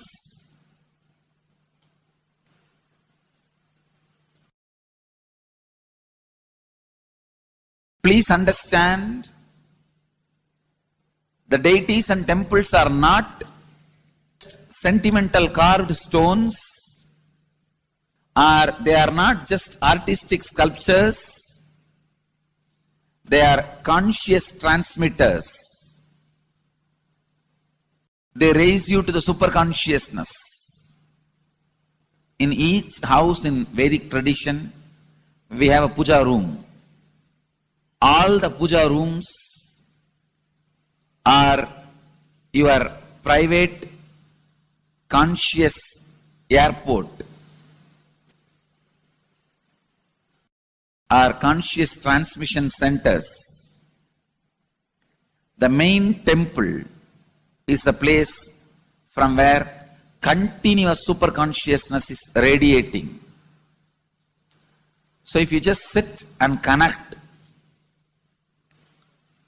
with a deep feeling connection, see, in those days human beings were so beautiful and simple. Just remembering the name of the deity is enough. They are already in connection with the deity. That feeling connection. When I read Patanjali's Yoga Sutra, it says, sit in Siddhasana and be in Samadhi. That's all. So the human beings were so simple in those days. Just if you sit in Siddhasana, you are already in Samadhi. If you sit, your mind sits. Now, if you sit, your mind sits. Mind is completely away from the body. In those days, human beings are so simple and intelligent. All the non-mechanical parts of their brain were awakened. It is Western culture which killed the non-mechanical parts of the brain, the functions of the non-mechanical parts of the brain. Please understand, in the Vedic civilization, always human beings were brought up in such a way that non-mechanical parts of the brain was fully alive and awakened. It is a cultural invasion, destroyed the greatest possibility of the human being when the non-mechanical parts of the brain is not functioning anymore. The temples, deities, all these are looking useless. Otherwise, they are a huge conscious infrastructure. Please understand. So, an example, suddenly, if we find some method to travel just 20 feet above the air or 30 feet above the air without petrol or diesel, all our automobiles, roads, everything will become useless. Then you will wonder, why so many automobile industries are established? Why so many cars are produced? Why this huge road waste? I think our ancestors are fools. You don't understand. At one period, it was used. It was being useful. Our temples, our deities, all these are useful if all your non-mechanical parts of the brain is awakened.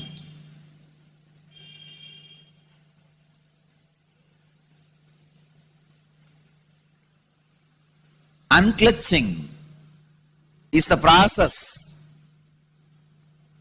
to awaken your non-mechanical parts of the brain. When your non-mechanical parts of the brain is awakened, you will understand temples, deities, how useful they are, how directly useful they are, how they are part of our life, how they enrich our life, and how they make human beings intelligent, enlightened. These are the methods created to create enlightened civilization.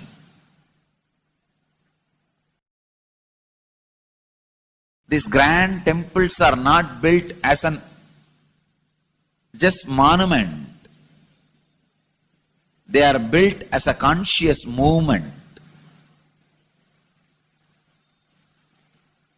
It is not like Egyptian pyramids, monuments. No. It is conscious movement to raise human beings to the highest consciousness, to make human beings experience the highest purpose.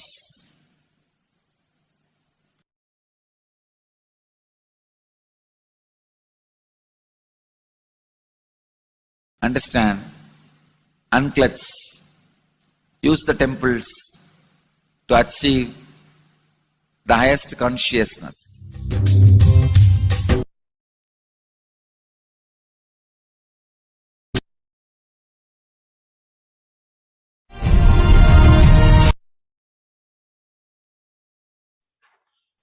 Now, let us see the revelations to the world by the Devi Parashakti in her Akashic readings on various occasions. On 12th May 2021, Devi revealed that the cosmos cannot be destroyed. The ship I did to save the cosmos from being destroyed, that is called Adi Kailasa. The ship I did to protect beings from Pralaya is Adi Kailasa. Because of conspiracy of Drohis and enemies' rule, the captain has to leave the ship. Before 12 years, knowing the great deluge that is going to happen, all Aushadas by this Guru Purnima, the Jnana Rasavadam, Navapashana is going to flower. Allow people to come and take dip in Navapashana flower. People, whoever comes and dip in Vaidya Sarovar, they will not have death, they will not have corona. Crores and crores of people will come there in line every day. They will come and take a dip in Ananda Lingam. On 13th May 2021, Devi revealed that, listen well to my words. For India, I made ship as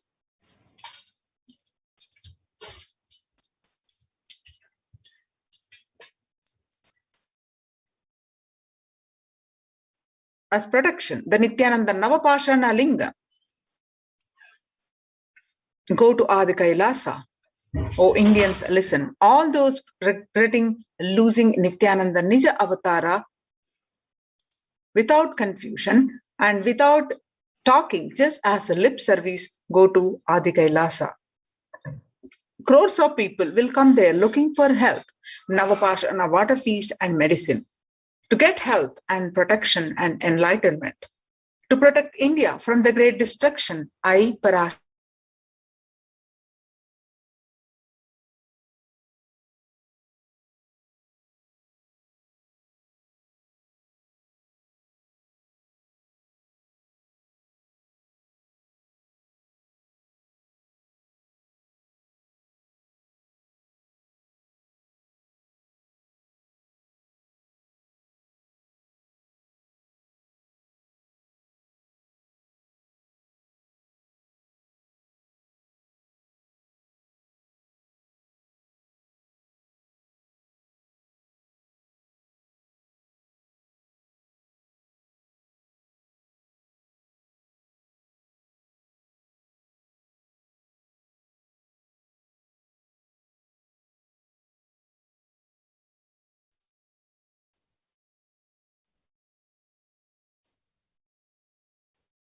On 31st May 2021, Devi revealed that the hell of Krimi Bhojanam, that is eaten up by worms, mentioned by Vyasa in Garuda Puranam, has opened and is directly falling on India as thunder.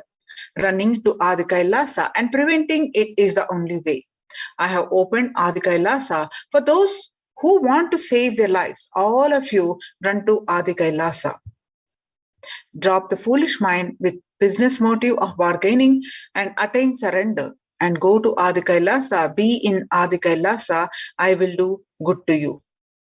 For saving your life, go to Adi Kailasa. Best life is there. Before Corona takes your life away, go to Adi Kailasa and save your life. The soil of Adi Kailasa is Sarva Roga Nivarani, cure for all diseases, for all the diseases in the world. Paramashakti, myself, taking the form of Nithyananda as Nija Avatara, walking there barefoot for many years, manifesting all powers, the very soil was converted into great medicine, and that solves all karmas. So, when the first world countries closed their borders during a massive global emergency, Kailasa has opened its doors to all without exception. The various centers which are open are Adi Kailas in Bidadi, Bangalore, Salem, Tiruvannamalai, Rajapalam, Pattanam, Srirangapadi, Madurai, Avattipalam, Huzur, all are from Tamil Nadu, and Sripuram Adinam from Hyderabad, and Baroda from Gujarat, and Puduvai Adinam from Pondicherry. Kailasa rushes to aid India as India finds itself on the verge of COVID-19 third wave. The multiple free COVID care centers opened across India, various social services offered during the pandemic in Kailasa's de facto spiritual embassies across India, and spiritual services offered during the pandemic in Kailasa's de facto spiritual embassies, and cosmic revelations on global pandemic. The free social services offered during the pandemic in de facto spiritual embassies across India are the medical care, allopathy, Ayurvedic, and Siddha medicine, infrastructure to accommodate thousands, the accommodation for multi-layered quarantine, emergency ambulances, that is ICU on wheels, personal protective medical equipment, food security management through the food banks, organic farming. Join the Kailasa's COVID care production centers. Register now through the link below https://kailasa.org/kailasa care. Kailasa's COVID response. The sovereign order of Kailasa worldwide, inspired and guided by the vision of the Supreme Pontiff of Hinduism to save lives, a one-of-a-kind humanitarian charitable service, massively mobilized to provide protection and preventive COVID care in this testing time of global meltdown. Through this initiative, Kailasa has been consistently supporting people through free food banks, that is Annadan, free medical care, and many more services. The impact of mental disorders and lack of spiritual strength during a humanitarian crisis are often difficult to assess and inflict lasting damage. To assess this, Kailasa is offering spiritual programs, temple events, and spiritual healings online. The Kailasa's recommendations on COVID-19 and multilateralism to be presented at the United Nations General Assembly Human Rights Council.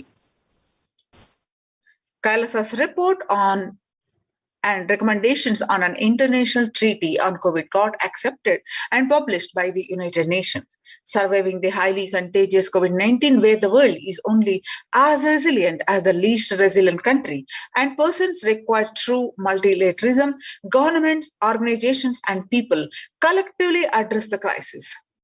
Kailasa has been successfully providing grassroots solid solutions in multifarious ways, including providing sustainable community livings through with multi-layered quarantine, educating citizens on an individual pandemic management, leveraging best of different economic systems based on charity, barter, and money, providing food security and traditional Hindu medicine. These unique contributions have been recognized by the United Nations, and the article has been published in their website, www.oschr.org. You can also download the same article in the Supreme Pontiff of Hinduism Facebook profile page and read the full description, details of the article. So join the COVID care production centers. Register now through the link below, https://kailasa.org/kailasa care. With this, we're going to move on to the next part of our segment, this program, after a very short break.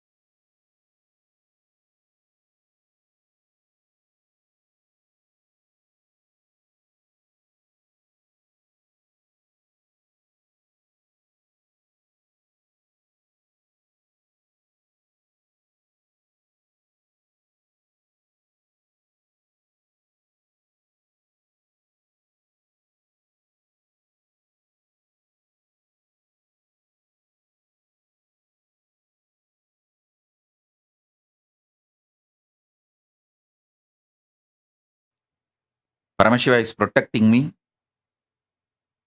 Kalabhairava is protecting me.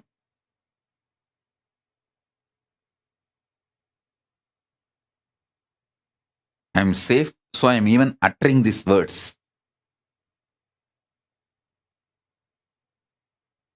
Because all of them are protecting me.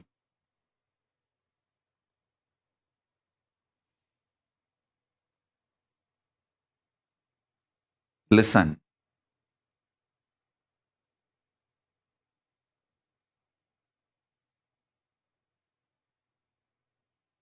Instead of spending my time and space with them, I decided to spend with the right people and right team. Sat in the Paramashiva space, organized myself properly, built a right team, right space, started doing right work. Now, we already have not only Kailasa, the Hindu nation, we are already having many countries, diplomatic relationships, and recognitions, multi-level recognition. There are some countries recognized me as a Supreme Pontiff of Hinduism and given their highest honor, respect. There are some countries given even awards. Some countries have recognized the Kailasa nation, and some countries have recognized the persecution.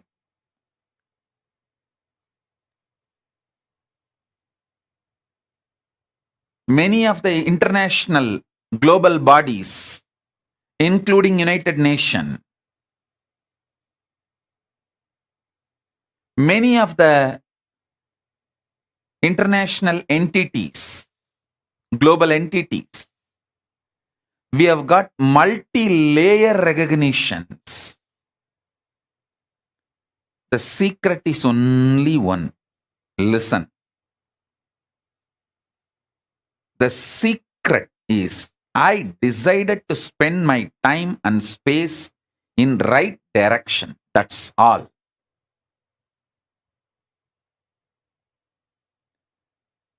Listen. Even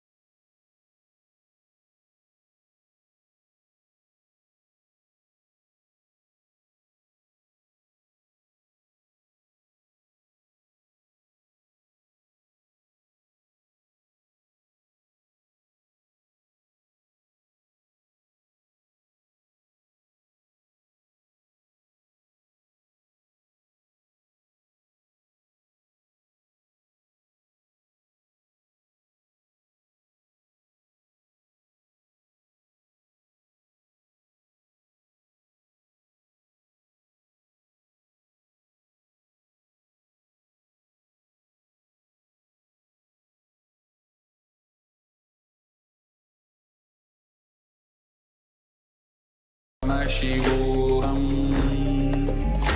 Om Nithyananda Paramashivoham. Om Nithyananda.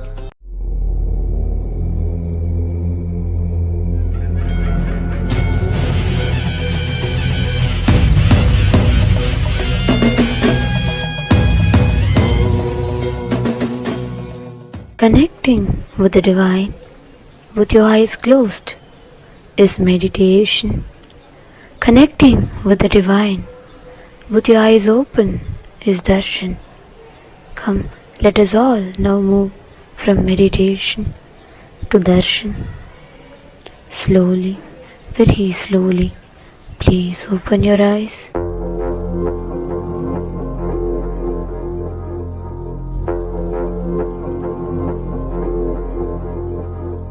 Shivaya Namah, Shivaya Namah, Shivaya Namah, Shivaya Namah, Shivaya Namah, Shivaya Namah, Shivaya Namah, Shivaya Namah.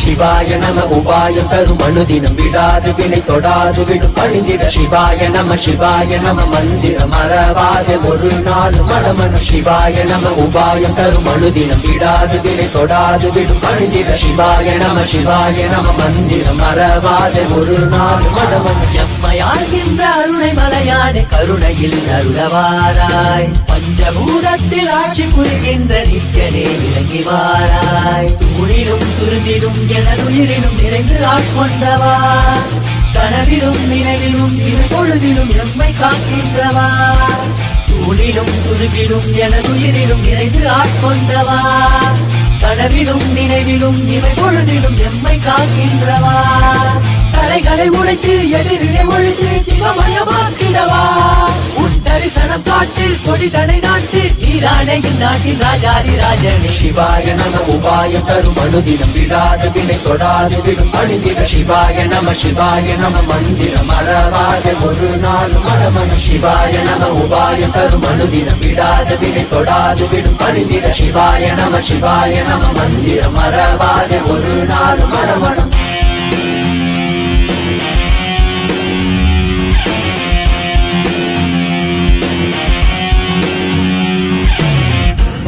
Pani zani zari zari zari zari zari zari pani pama pama gaza. Pani pani zani zari zari zari zari zari zari pani pama pama gama pama pama pani pama pama gama pama pama pama gaza. Gama pama pama pani pama pama gama pama gama zari zari zari zari zari pani zani zari zari zari zari zari pani zani zari zari zari zari pani zani zari zari zari zari pani zani zari zari zari மண்ணிலே மாண்டு போகும் நோய்களில் வீழ்ந்து போகும் எண்ணிலா பிறப்பின்றோம் கண்ணிலே நீர் வடிந்து தன்னிலை தேற்றி வந்து எல்லையில்லா உன் வடிவை துதிக்கின்றோம் மனம் காற்றாய் அலைத்தோடும் எனும் போதும் கைவிட மாட்டோம் இடைவிண்ணை தொடும் நேரம் நீயே பார்த்துக்கொள் மனம் காற்றாய் அலைத்தோடும் எனும் போதும் கைவிட மாட்டோம் இடைவிண்ணை தொடும் நேரம் நீயே பார்த்துக்கொள் சுடும் தீயில் விடும் தேகம் பதம் பற்றிடும் சிவாய நம உபாயம் தரும் அனுதினம் விடாது வினை தொடாது விடும் பணிந்திட சிவாய நம மந்திரம் மறவாத ஒரு நாள் மனமன சிவாய நம உபாயம் தரும் அனுதினம் விடாது வினை தொடாது விடும் பணிந்திட சிவாய நம மந்திரம் மறவாத ஒரு நாள் மனமன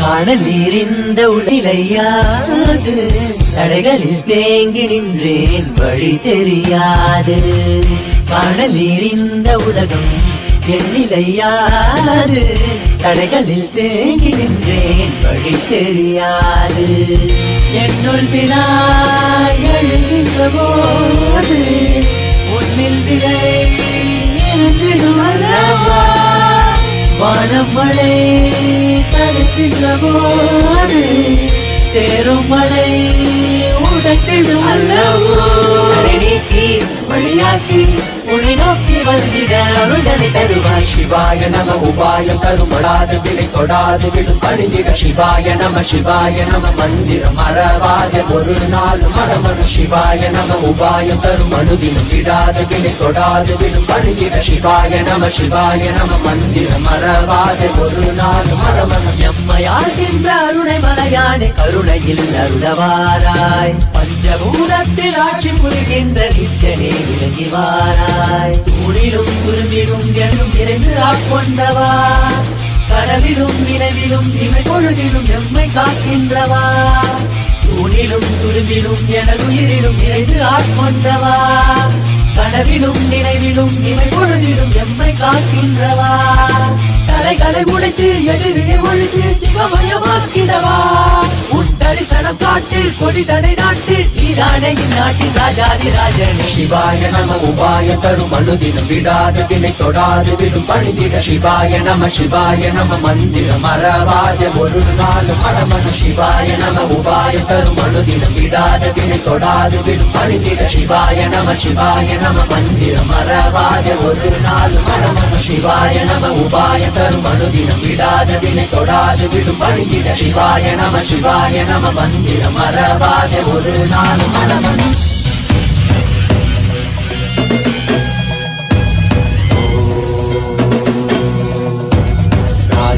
राजाय प्रशक्यशालिने नमो वयं वै श्रवणाय कुर्महे श्यामे कामाय कामेश्वरो वै श्रवणो ददातु कुबेराय वै श्रवणाय महाराजाय नमः.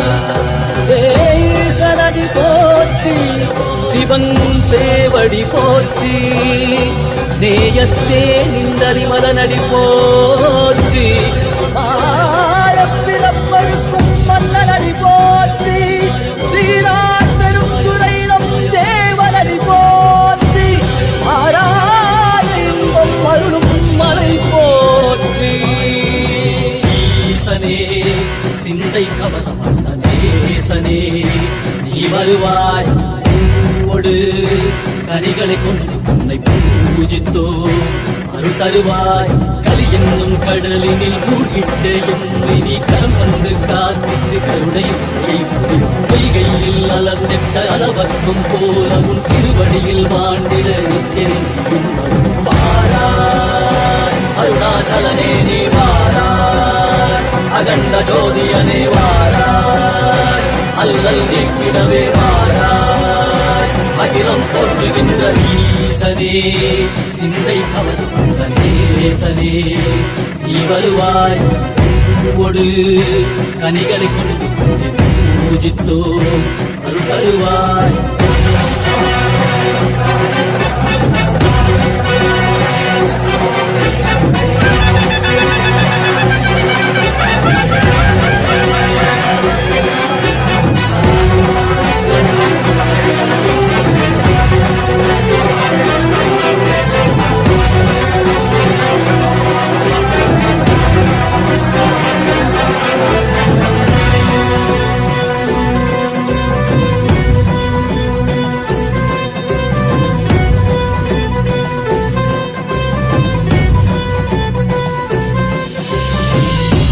சூலமும் மெய்யினில் வில்வமும் நிறையார் கடல் நீர் குடியோடு தரிசனமல்லவா. செம்பொன் மாட சிற்றவை தனிலே சிந்தை கவர்ந்த உன்னை சிக்கன பிடித்தேனே. தன்னும் புகழ் பெறும் நான் வரை நாயனா மதியனில் இறைந்திடுவாய்.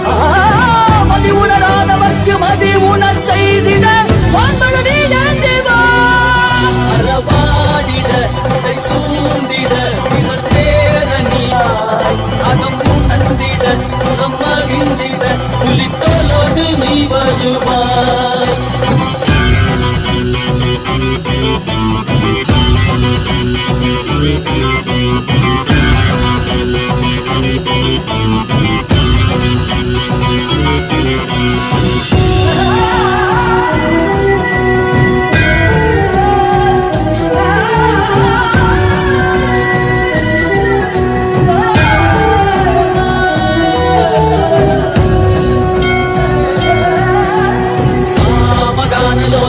विमुक्ति कारणे नादिकेश दिव्य ಸ್ವರೂಪನೇ ಮೀನಾಕ್ಷಿ ಶಕ್ತಿ ಸಹಿತ ಸುಂದರೇಶನೇ ಅಣ್ಣಾಮಲೈ ಉದಿತ್ತ ನಿತ್ಯನಂದನೇ சித்து அச்சித்தெல்லாம் முன்னாலே இயக்கும் முன்னாலே உங்கள் கண்ணாலே சிகையில் அணிந்திட்ட மதியாலே பதிலின் வழியாலே தெரிந்திடும் வழியாலே ஜீவன் முக்தி பெற விழைந்தோமே உந்தன் திருப்படியில் தொழுதோமே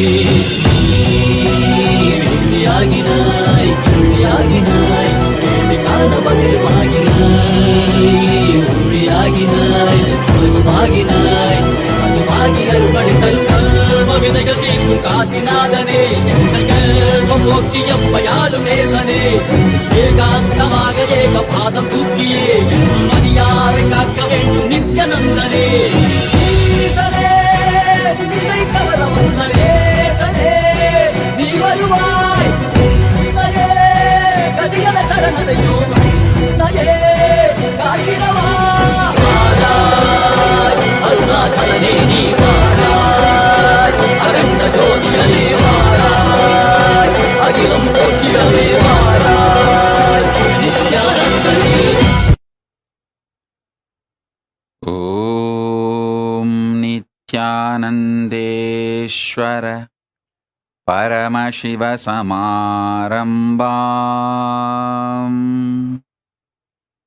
நித்யானந்தேஸ்வரி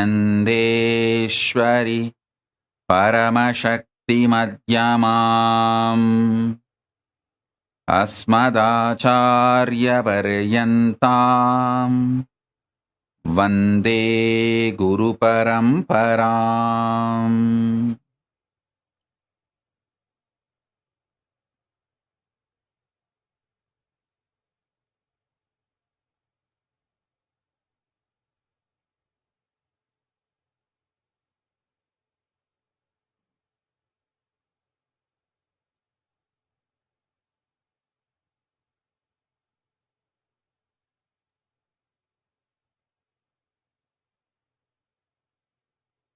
I welcome you all with my love and respect. I welcome all the devotees, disciples, Sarvanya Pita Kartas, Yajamans, Sarvaparityagis, sitting with us all over the world. Mantreshwaras, Vidyeshwaras, Ganeshwaras, Lokeshwaras, Astreshwaras, with my love and blessings.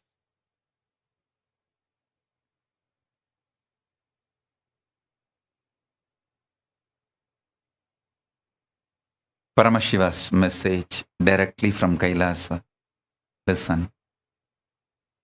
Conscious sovereignty becomes your reality just by spending your time and space to understand, cognize, realize conscious sovereignty.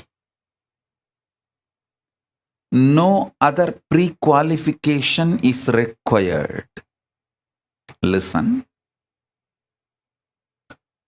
You spent a lot of time and space in forgetting your conscious sovereign state.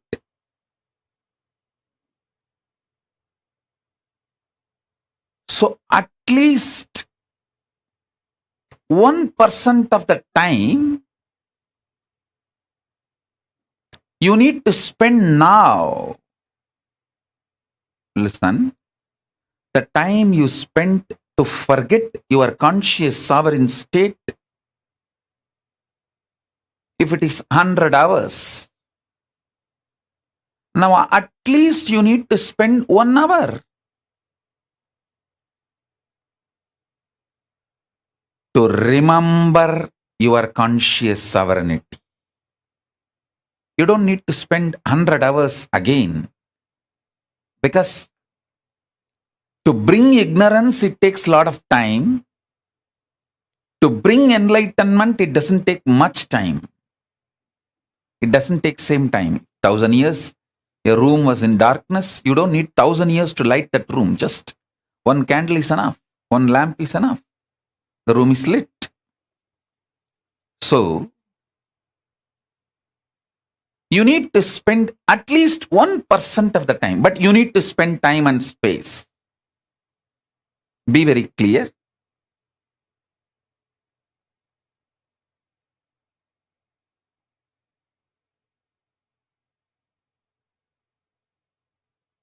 Listen carefully.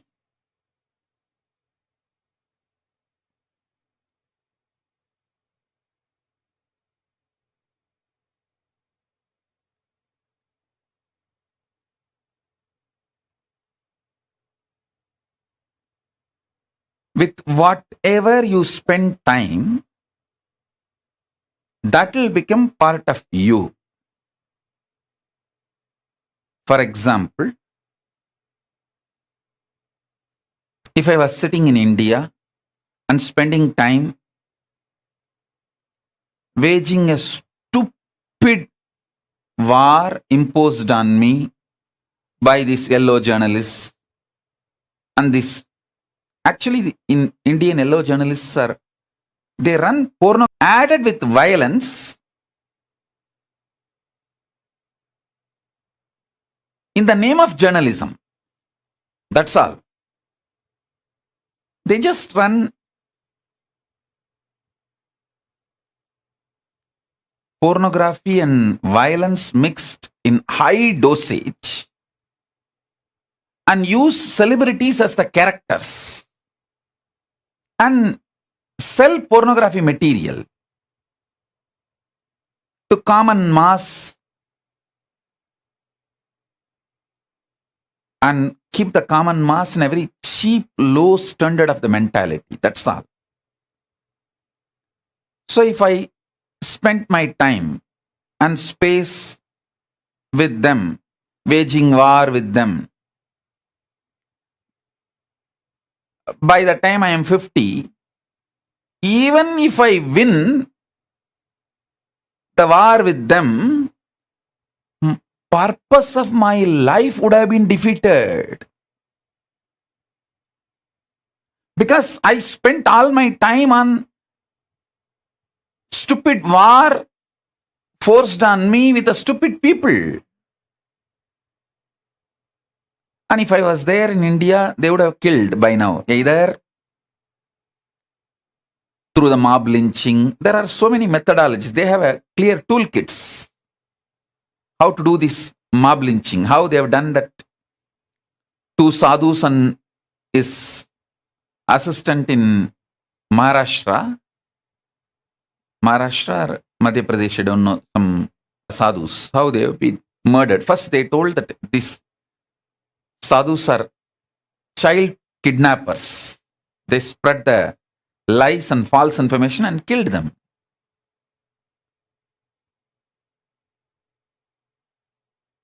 Fortunately, we know their identity and they are from a very well-known Akada and Mahants.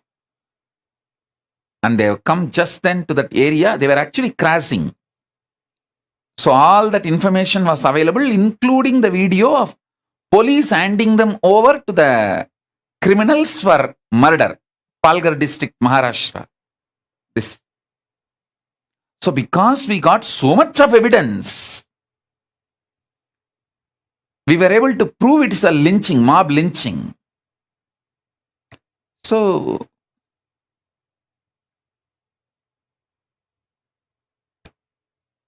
this incident, they failed. The Hindu-phobic terrorists, they failed in this incident. Investigation revealed the truth. Toolkit, a very organized toolkit, how to make somebody look like antisocial and then take the law in their hand and kill.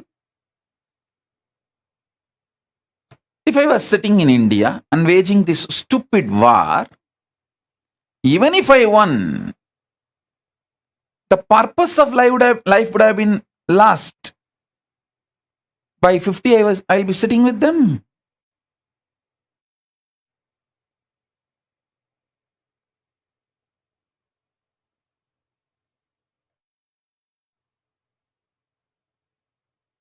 But surely if I was in India, I would not have been allowed even to live. That's the ultimate truth, the way it was going on and the way it is going even now.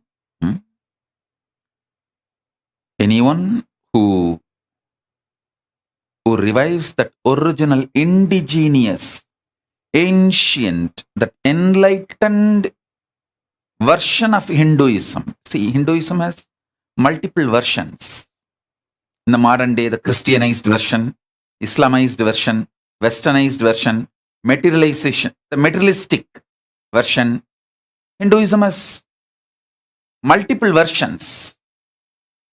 Anyone who tries to live or revive the ancient, authentic, indigenous, enlightenment-centric Hinduism, the enlightenment version of Hinduism, anyone tries to revive or works for it, they are eliminated because they are the threat for people who are trying to dilute Hinduism by Christianizing it, Westernizing it, modernizing it, using it for political purpose, political advantages, using Hinduism for their materialistic advantages, all those vested interests. People who are interested in Hinduism for any reason other than Hinduism itself, for all of them, this indigenous Hindu enlightened masters are the threat. Anyone who touches, promotes the indigenous, enlightenment-centric,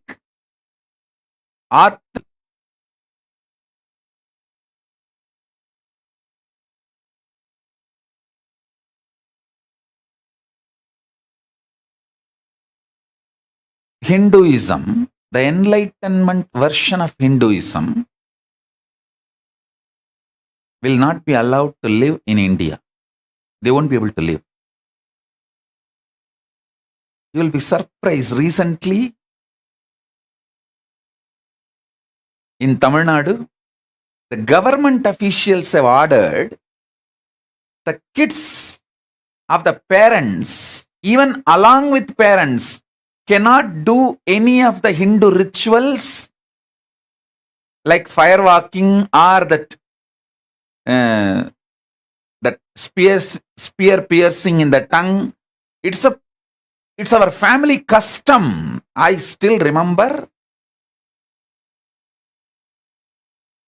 when I was hardly able to walk, along with my mother and my Guru Kuppammal, I did the firewalking in Draupadi Amman temple in Thiruvannamalai. By the time I was 7, 8, I have done this spear piercing in my tongue, in my body, in my aunt's village, Kuvanur. My family was the head of a village called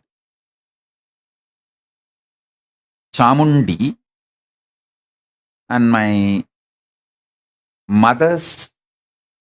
father's sister was married to a family who were head of the village called Kuvanur, and that village temple, there is a Shiva temple and Subramanya temple. In that temple there is a festival. Still I remember, I was taken to that festival and where I did that tongue piercing and even in the body, the piercing. It's a family tradition, indigenous lifestyle. All this has so much of benefits to make the child immune to physical, mental pains. It's a very powerful way of training. Now, in Tamil Nadu, they passed an order. No children, even along with parents, will be allowed to do any of these rituals.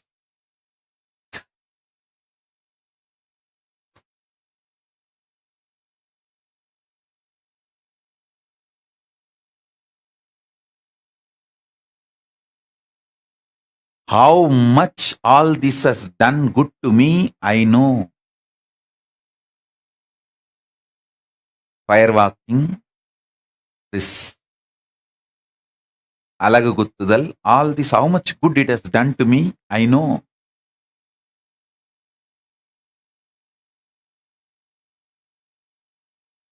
After some time, almost I became addicted to all of it. I started enjoying it so much. Everywhere, wherever, whenever it is possible, I'll start go and attend those rituals and those temple functions, festivals.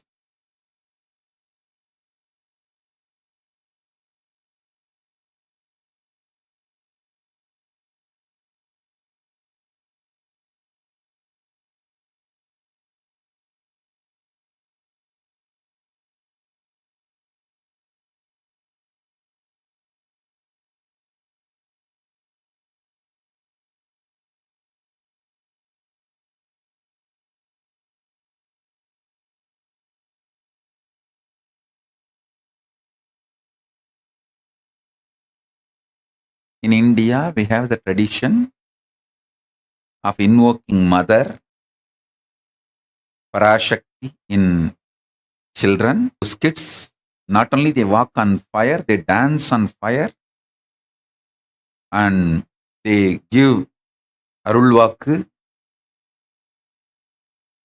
All these traditions, I don't want to utter from my mouth. Just by one order, over.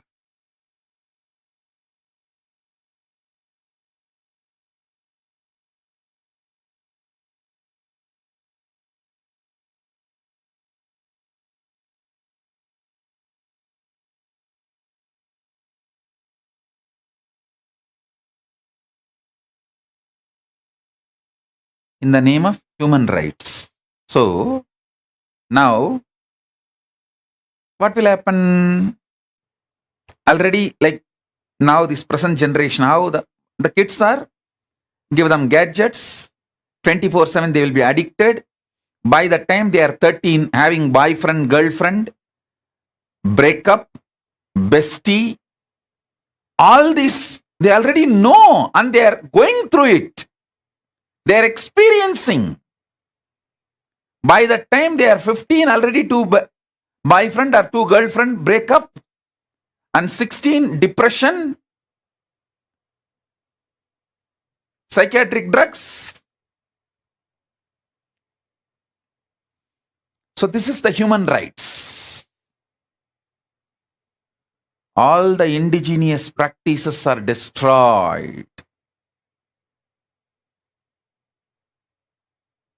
Kids are forced into drugs, either legally permitted psychiatric drugs or illegal drugs on their own.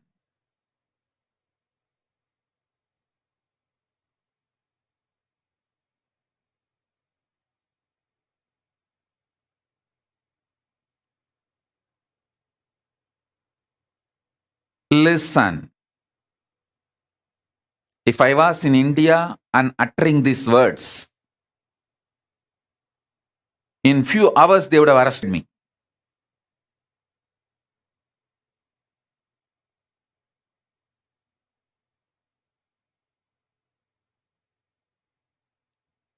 Paramashiva is protecting me. Kalabhairava is protecting me.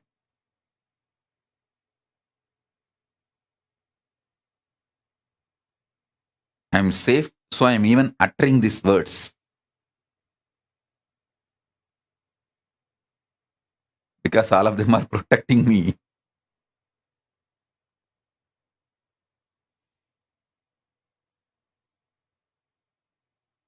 Listen.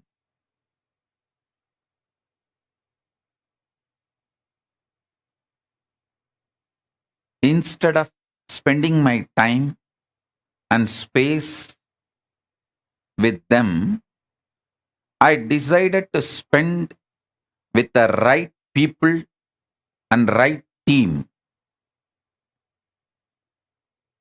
Sat in the Paramashiva space, organized myself properly, built a right team, right space, started doing right work. Now,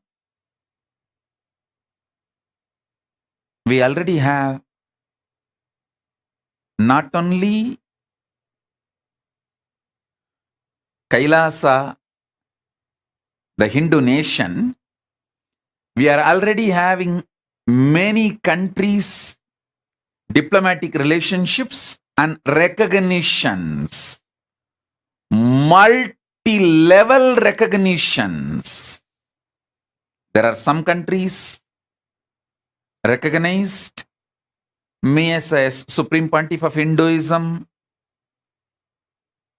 and given their highest honor, respect. There are some countries given even awards. Some countries have recognized the Kailasa nation, and some countries have recognized the persecution.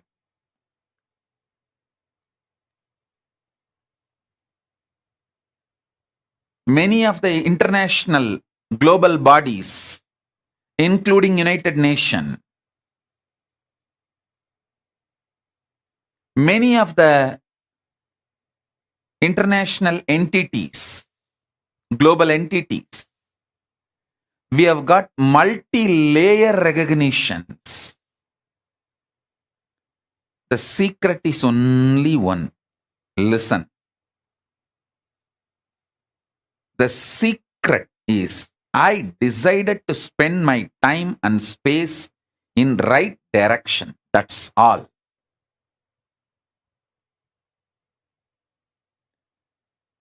Listen. Even if you have a self-doubt, self-denial, decide to spend your time and space on conscious sovereignty this Chaturmasya. This Chaturmasya till Navaratri, Dasami, Vijayadashmi. Decide to spend your time and space on the great truth, conscious sovereignty. Decide to realize conscious sovereignty.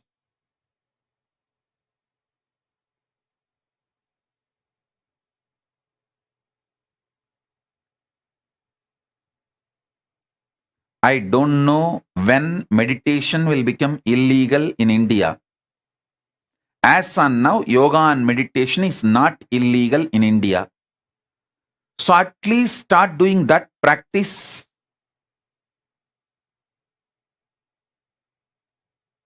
And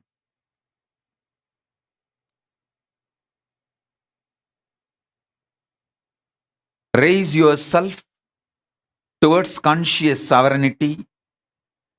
In Hinduism, every practice, whether the piercing or the fire walking or Pachapatni Vratam, every practice is to empower you with conscious sovereignty. That's all.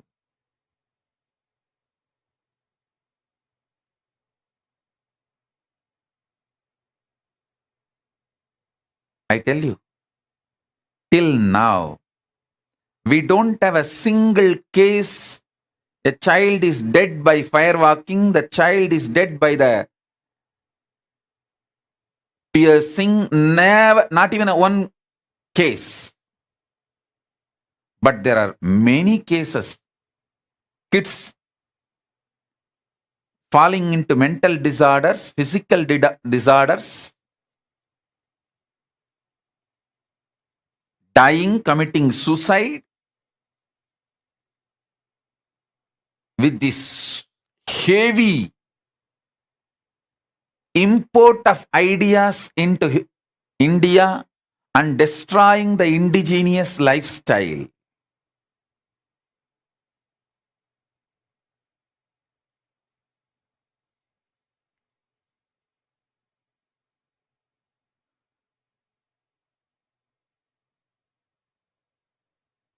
I wanted at least all my disciples to know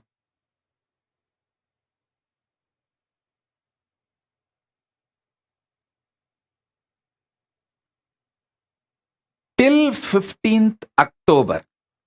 So August, September, October. These 3 months. We call it Chaturmasya because by the Hindu calendar, from Purnima to Purnima is calculated. So, from Guru Purnima to Vijayadashmi. Usually after Vijayadashmi, that 2-3 days, there will be celebration, and that Purnima, the Purnima to Purnima is Chaturmasya. After Vijayadashmi, the sannyasis have to start moving. So listen. So from not Vijayadashami, decide to spend your time and space for conscious sovereignty, especially focused on manifesting powers through conscious sovereignty.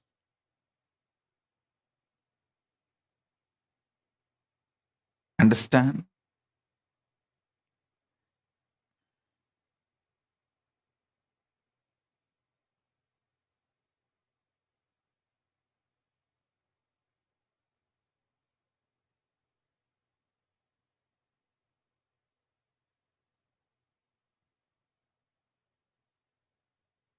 Actually, I am waiting to open the Kailasa for all of you because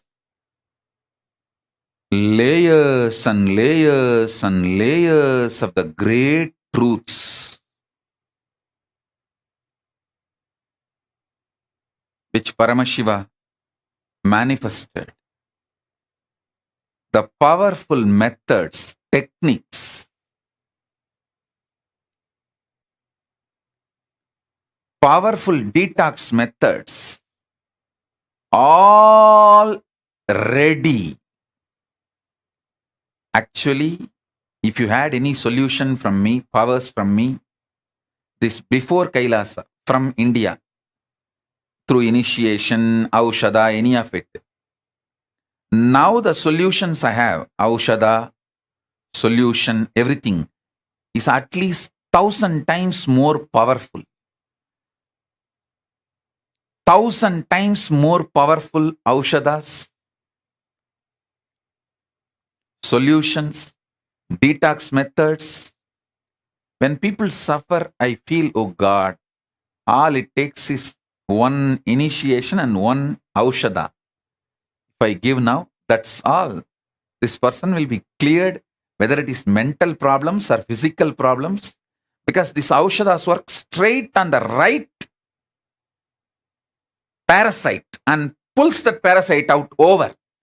See, for 10 years, you may be struggling, suffering with some patterns like frustration, anger, delusion. Just only one pinch of Aushada and one initiation, that's all. That Aushada straight goes, pulls the parasite out, parasite leaves your body by next day morning. You won't even remember you had this delusion, you had this problem. Such an extremely simple solution are available. Even for power manifestation. All those great things. Last 3 years, Paramashiva is continuously downloading. Actually, I feel Paramashiva kept me away from the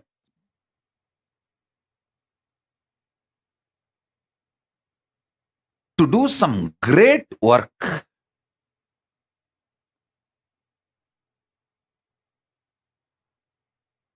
if I was continuously attending to people living in India,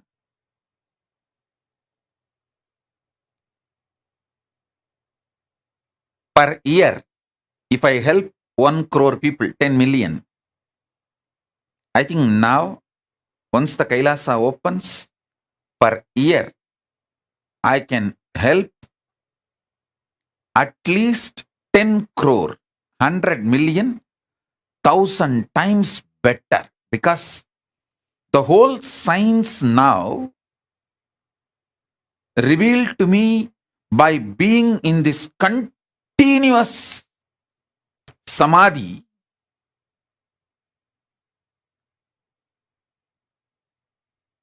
not just raised my system to the next level, it has prepared my system to initiate masses.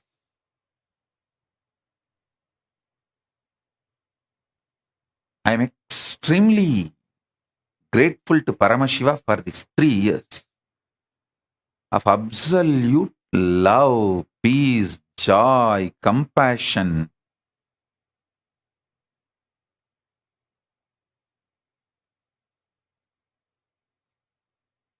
I was never bothered about death. I died long before. I had a death experience long before. I am kept alive by Paramashiva to do this work.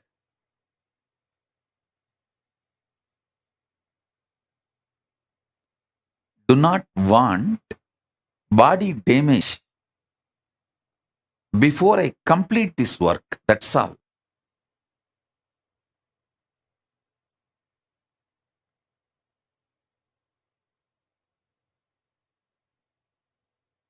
Human beings can start putting load, stress,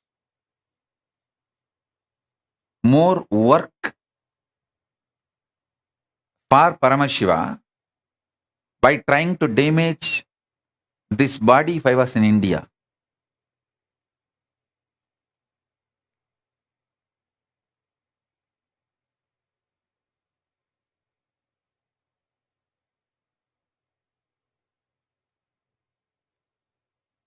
At least now,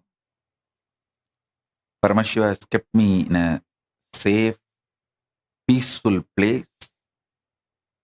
Kalabhairava protecting me personally. I could see so much. Paramashiva has prepared me to do my work, to do the right work in a matured way. I should say that now I can have a matured conversation with humanity because everything needed to manifest Kailasa is ready.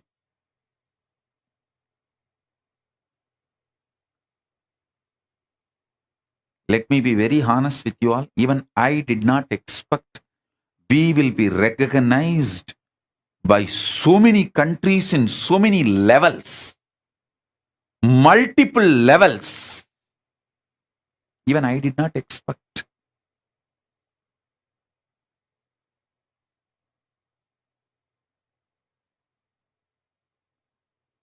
Just these 3 years.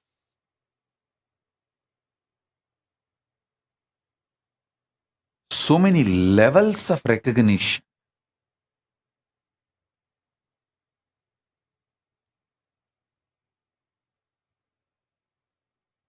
This Chaturmasya, it is only started just now. On Guru Purnima itself, we have got more than 200 commendations, like recognitions.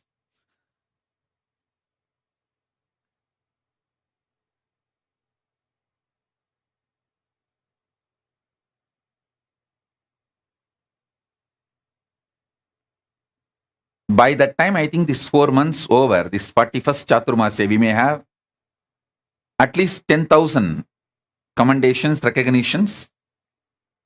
Please understand, we are publishing only non-legal, like commendations, recognitions, honor, all that only we are publishing. All that legal recognition, which is as per the international law, like embassy relationships, those documents we don't publish because the diplomatic relationships are classified documents. That is not published.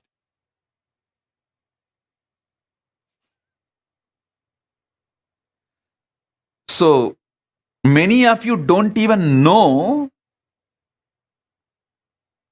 the legitimacy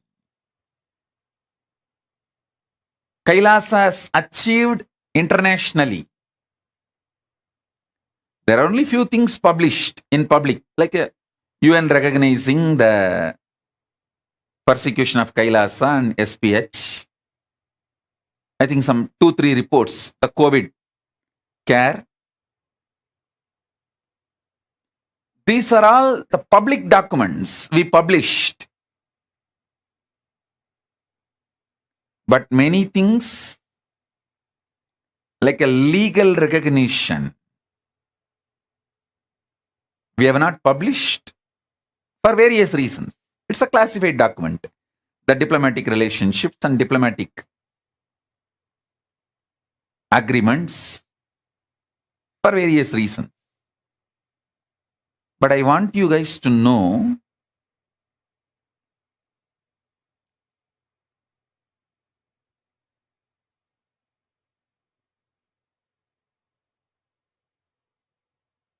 just by deciding to spend my time and space with the right people and in Samadhi, just in last 3 years, the amount of work done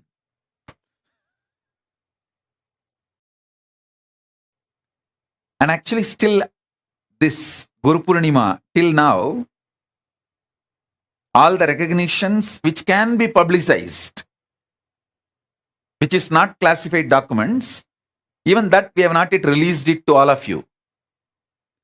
The San Jose city mayor has given recognition, and so many from so many countries. The sister city agreements have been signed. The home country agreements have been, host country agreements are signed. Diplomatic relationship, full-fledged diplomatic relationships are signed. Appa.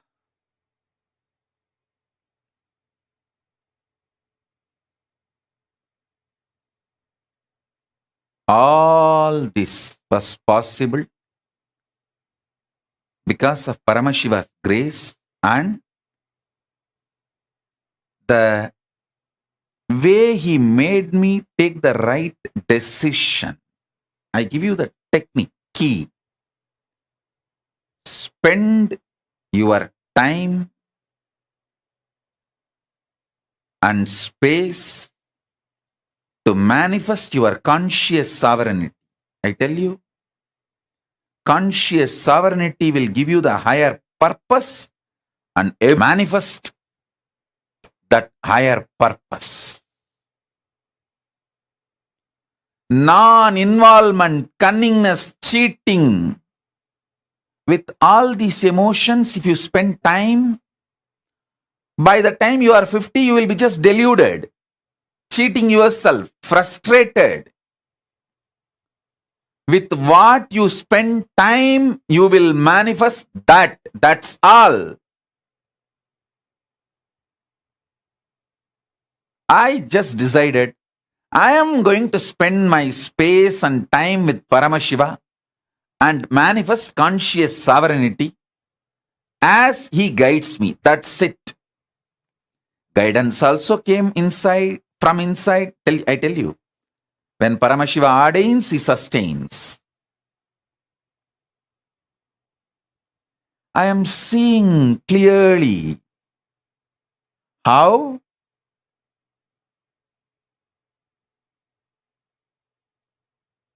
this whole thing is evolving.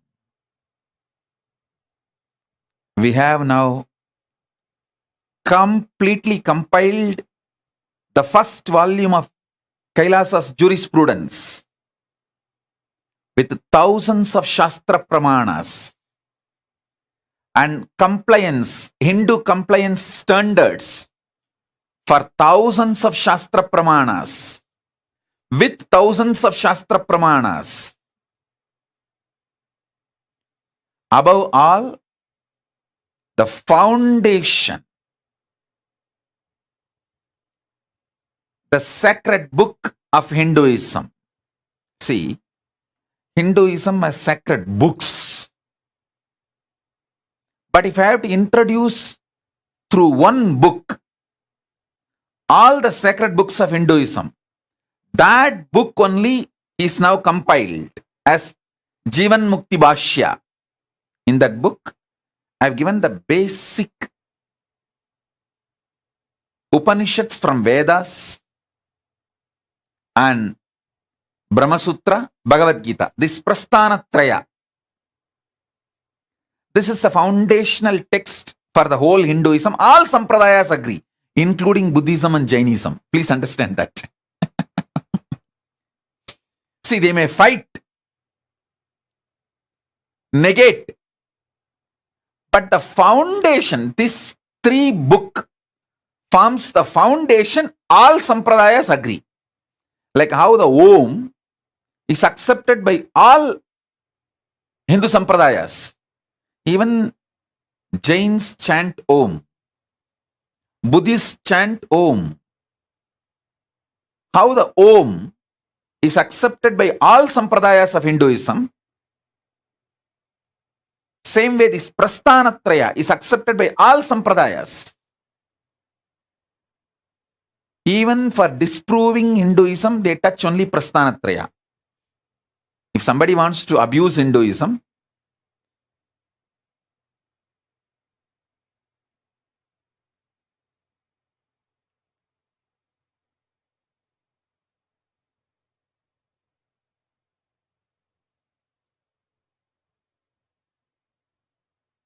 if somebody wants to explain Hinduism, somebody wants to revive Hinduism, somebody wants to abuse Hinduism, somebody wants to attack Hinduism, somebody wants to legitimize Hinduism, or somebody wants to make Hinduism illegitimate, Prasthanatraya is the book they attack. When somebody wants to revive, they explain the Prasthanatraya properly. When somebody wants to abuse, they attack this 3-book. So this becomes the fundamental text for Hinduism. Core text. This core sacred text. My commentary. In a way, I should say the decoding.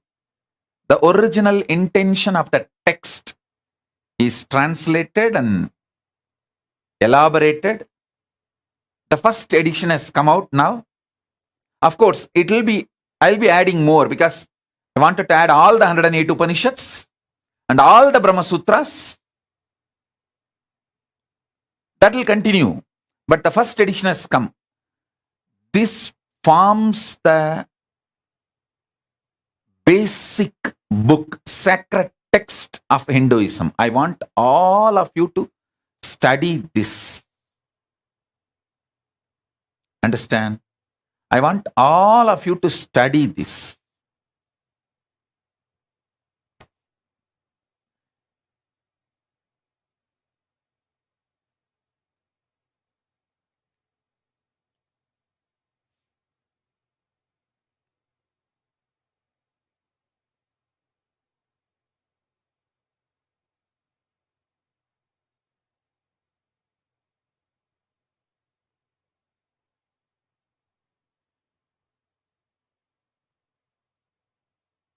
I tell you,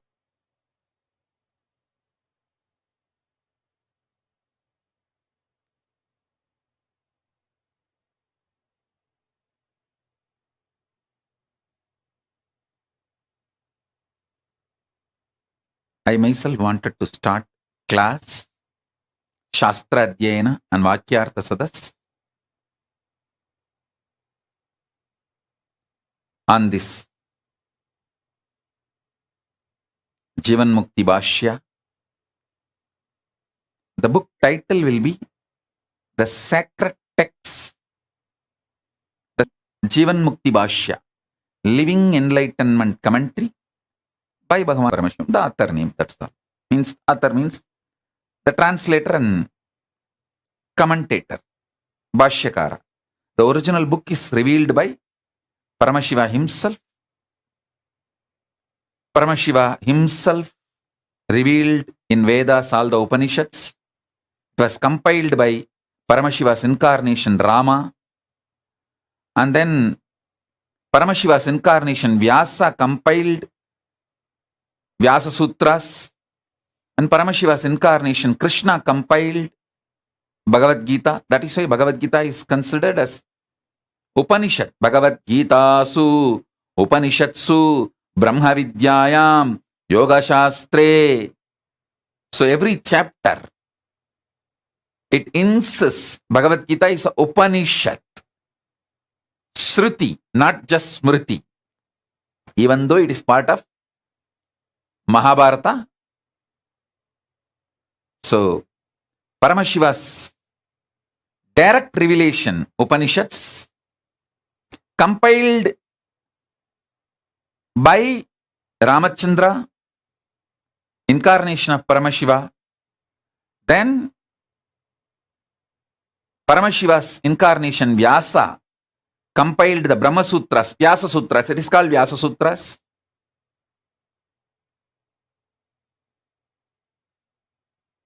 And then Paramashiva's incarnation, Krishna,